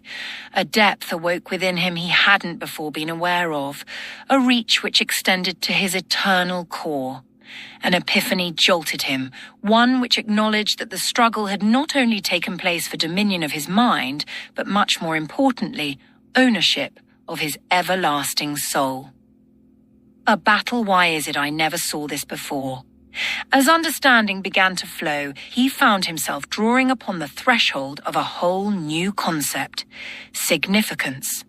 His eyes shot back and forth across the ground, attempting to rationalize the wondrous rush he was experiencing, while purpose started its unfolding like a blossoming rose. "I was meant for something," he whispered, marveling at the recent discovery, yet powerless to truly grasp the revelations rolling in wave after wave. He abandoned carnal reason and simply embraced the new, fresh way of thinking, of living. He felt liberated, new somehow, as if nothing he did previous to that very moment bore any weight in his value. What lay ahead was all that mattered. How he viewed his life had completely changed, and all in the blink of an eye. So who was he now? A discernment arose within him, one in which he felt the essence of his entire person, newfound identity and eternal worth, highly sought after by two clashing kingdoms. In his estimation, this discernment revealed that the battle had been lifelong, going on without his knowledge from his first breath, and had ensued for the claiming of his very soul. He mouthed a few silent words, holding his gaze on Andy. With what dwindling sliver of his mind he'd clung to, he found the alertness to surrender the blade, dropping it to the ground, just as all that remained of the man, Pradicus, was seized by the more physically dominant monster. Pradicus the horseman, once again fully in command, immediately began implementing a plan on the fly to rid himself of Jake, and following close behind, the annoying presence, which, for several seconds, had unseated him. Within seconds, however, and without warning or explanation, the more than capable horseman within Pradicus found himself suddenly fighting for control of Pradicus once again. The mind of the horseman attempted to draw power from the curse, demanding it be recognized. A desperate, violent flailing followed, as the life which the horseman claimed rights to was systematically removed from his control, as something holy and far greater asserted its will. The battle was over swiftly, like a rowboat waging war with a battleship. In the time it took Pradicus to merely open his eyes, it was finished, the curse was defeated, and Pradicus stood silently, completely free. Garin looked up. A feeble breath fell on his lips as surprise swept his face. Pradicus. Jake understood the flailing as opposition. I said yield. He gave Velicious another squint and then yanked violently, breaking Pradicus's neck. Jake, no! Garin screamed. Pradicus's body fell limply to the ground. Garin's eyes darted toward Derek, who stared on, traumatized. This wasn't the way I saw it, Garin murmured. His eyes rose slowly, filling with tears, until he was gazing just above the horizon, trying to decide between gladness and regret. He then said something Derek didn't understand at all. It was just the 4 simple words. Yes, I heard him. Derek spoke out loudly to Garin. Pradicus was already gone, right? There was no chance for him to come back like Jake did, right? He laid his face into his hands and sighed. Garin, this is all wrong. We were just supposed to grab her and go. What happened? He peered out of the slits between his fingers and stole a look at Andy. What are we going to tell her? Garin despondently lowered his eyes. The concerned frown he wore for Pradicus quickly evolved into a deeper concern for Andy. We've got to do something for her. She has a light pulse, but she won't make it long. And the gate is closed. Derek lifted his face, shaking his head. If Andy were able, she'd summon those glimmery guys. Where are they now? Derek, she didn't summon anyone. She connected with God while she was here waiting for you. She lost her way and reached out. Jesus was waiting and reached back. He's the one who sent the glimmery guys to fulfill his purpose. God will stand by and let you walk out your plans your way, but he'd rather help you. The guys you're talking about serve a function. Their assignments are part of a higher mission. They aren't permitted to help as they see fit. It would interfere with his mission. God's help is available, but, in a sense, his hands are tied until you ask for it. She knew how to ask for it. God's paths are already formed. It may be a difficult trail, but be assured, he provides where he guides. And with God, there is the assurance of hope. Let these words churn within you, Derek. With hope on God, on Jesus, there's always a promise just around the corner. Garin's last few words resonated within Derek. He thought back to what Andy said about hope. His eyes drifted away from Garin, then back toward him and then away again. It began to make sense, but the second he entered into a critical assessment, the idea evaporated like an illusion. He snapped back into his rigid thinking. God can keep his hope. I'm not asking him for any help. He screwed up my life by letting all this happen. Where was he for the last 2.5 years? I could have used his help to get here sooner, Garin. He has nothing to offer me. It's about surrender, Derek. It sounds like you're not ready. You, my stubborn friend, won't see his help as valuable until you come to the end of yourself. You don't think this is me being at the end of myself? No, you're still trying to do it your way. Derek clenched his teeth and retorted. You think this is my way? Fine, I'm at the end of my road. My toes are hanging off the ledge here, Garin. Garin answered in a soft but firm tone. It's your way until you're willing to step off the ledge. Well, why don't you call those guys down? Don't you have some kind of relationship with them? I mean, you're an Everall, right? You must have been able to connect with God after all these years. First of all, Everalls aren't special. They don't illuminate or fly or appear out of nowhere, and secondly, they're just humans like you, and they don't have any different connection to God than you or anyone else. Suddenly, Andy flinched. Both their eyes rushed to her. Call on them, Garin, Derek said. We need their help. I can't.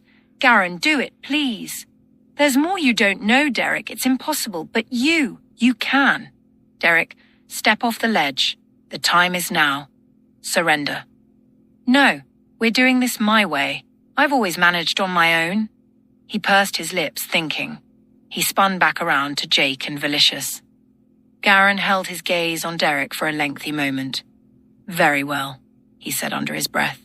He then returned his eyes to Andy. Looking down at his lifeless brother, void of concern, Velicious chuckled wickedly and then refocused his attention on Jake. He reached into his garments and palmed Visaduro, a ball of dragonfire, from a pocket, then surreptitiously dropped it to the ground behind him. He placed a heel over the radiant orb and then quietly crushed it. The fire penetrated the soil of the earth, combusting beneath the surface. It produced a nearly unnoticeable detonation radius, which reached Jake almost instantly. Jake responded with a sudden loss of equilibrium, which he promptly recovered from, but the Viz Adoro had already begun its act of reclamation. The poison of revenge, venom of fury, and a myriad of other toxins made their reintroductions from whence they were cast 2.5 years ago in the cavern. Like blood to a vampire, Jake nearly fell drunk, drinking them in. Very nice, young one. Such talent. You served me well.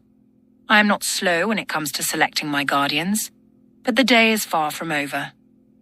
Did you think for 1 second that I would not have come prepared for such an end as this? Indeed, you served me well, and shall again, before the day is over. You vile slug.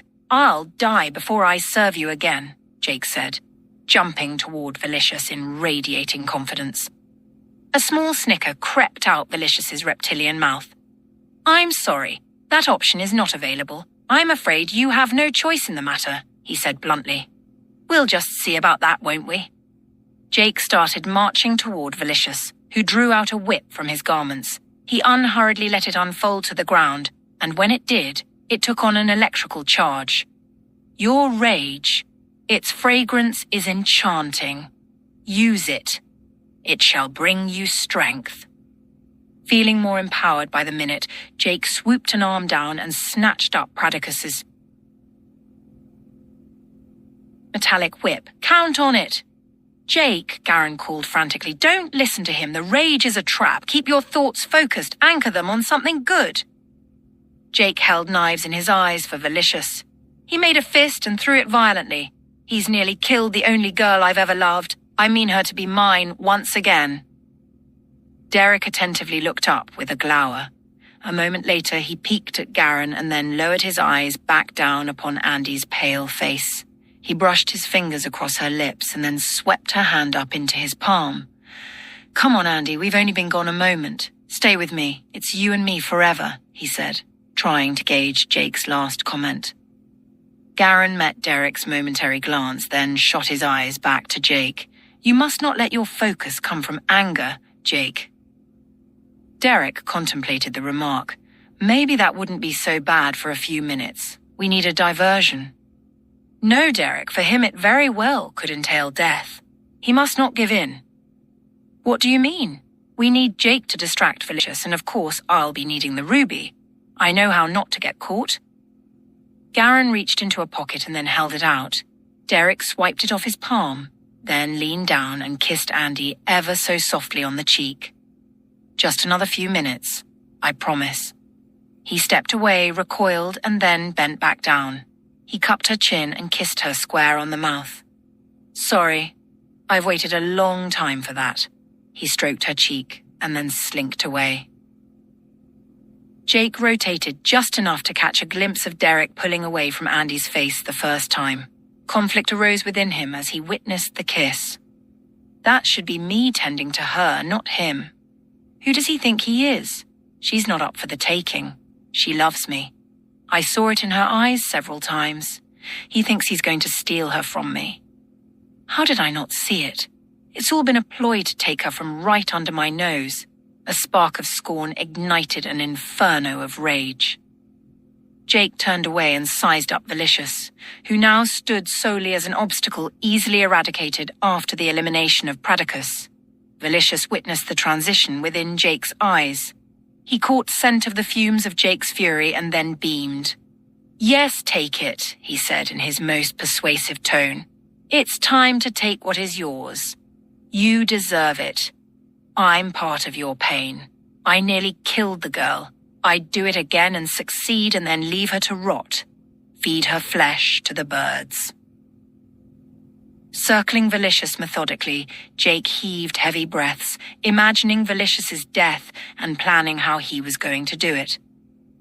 "They," Velicious said, pointing toward Garen and where he thought Derek was, "are your misery. I am your affliction.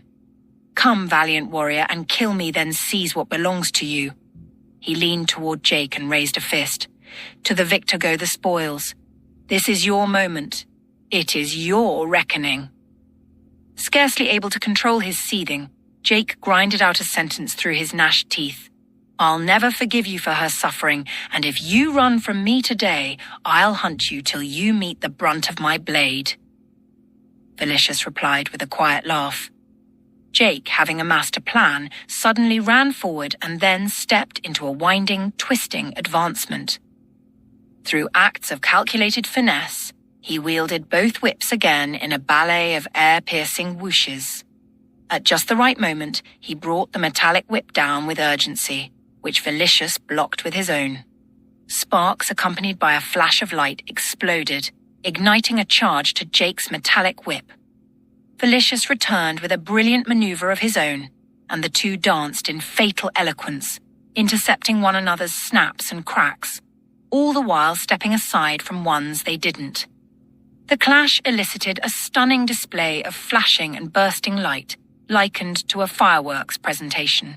Jake then began another circling forward progression.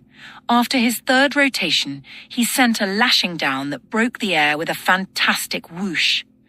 Velicious readily intercepted it in a defensive execution. With a powerful jerk, he snatched Jake's whip from him. He then cracked his whip like lightning across Jake's back, then with a sidearm casting, robbed him of his other whip. He struck it again against Jake's chest, and then sent a sweltering lashing upon his abdomen. Jake dropped to the ground, reeling in a searing blaze of pain. Refusing to surrender, he stood to his feet, doing his best to separate his determination from the torment. He reached down and unraveled the whip from Pradicus's neck. Stammering toward Velicious, he laid out its length in full, weaving it back and forth. His shoulder began to radiate once again, then suddenly flashed out from the piercing. In that moment, Jake had sudden clarity. Comprehension of what he'd allowed to happen to himself seized him. His face, emanating remorse, fell into despondency. Out of the corner of his eye, he caught Derek placing the ruby back into the atlas. It instantly expanded into a whirlwind time gate. Velicious twirled around in outrage. Realizing he only had seconds to act, he turned and threw a whip around Jake's leg and jerked him off his feet. He then headed straightway for the atlas. Derek sprinted back to Andy and positioned himself in order to hoist her onto a shoulder when Jake cried out a heart-wrenching plea. Derek paused and then looked up. Velicious was about to enter the atlas, dragging behind him a pleading, defeated Jake. "Derek, please help me. I can't go back. It's taking control of me, Derek. Please do something. If he takes me, I'll never see her again. You and I will never talk again. We've become friends, Derek. You're the brother I never had. Please help me. It's so lonely, so empty. I can't go back with him." Derek stood, then drew his bow. Velicious stopped and glanced at Derek. "How interesting. Our hero thinks himself an actual hero at heart. Go ahead and shoot, boy. I fall into the atlas, it collapses behind me, and your ragdoll, Andy, dies. You save the ragdoll, then the warrior here is my trophy. It seems our hero finds himself on the brink of a tragic moral choice. This is laughable." "Wow. Wait," Derek said. He glanced at Garen, then at Andy. "Take me. I can lead you to the dragon. We resurrected Lignordre. We had to in order to get back here." Silence fell powerfully. Staring seemingly through Derek, Velicious considered the veracity of such a statement. "Don't insult me, boy." He drew out another Visaduro out of his cloak and tossed it at Derek. It exploded, knocking Derek off his feet. The impact of Visaduro had Derek fighting consciousness for several minutes. Garen held a contemptuous glare at Velicious. Come on already," he said beneath his breath. He closed his eyes for but a moment, then opened them with a renewed fierceness.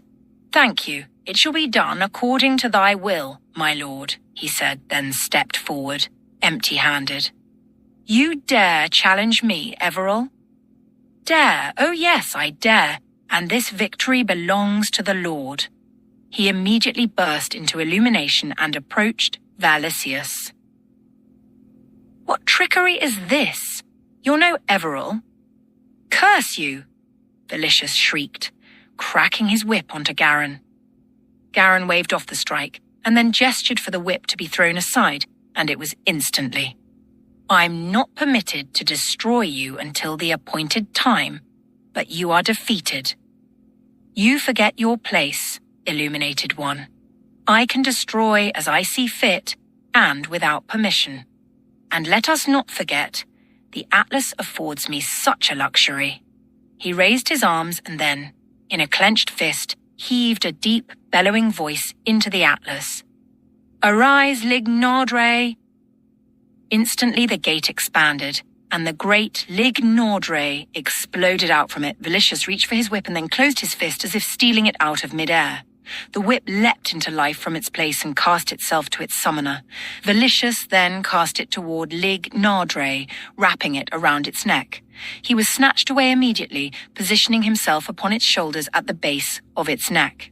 A much younger Lignordre than was previously killed by the Kraken sprung high, then circled back around and blasted a blanket of fire upon the lot of those on the ground. Garen extended his arms and then raised them to heaven. "Holy Lord of all, Jesus, grant me protection for them." A splendid crystal dome or hemisphere appeared over all of them. When the fire ceased, Velicious surveyed the toll from the air. To his alarm, he found no illuminated being, no Andy, Derek, Jake, or Pradicus, and, to his outrage, no Atlas. "Curse you!" he yelled. He took the dragon up high into the sky, then using its fire created a wormhole and vanished into it. The end.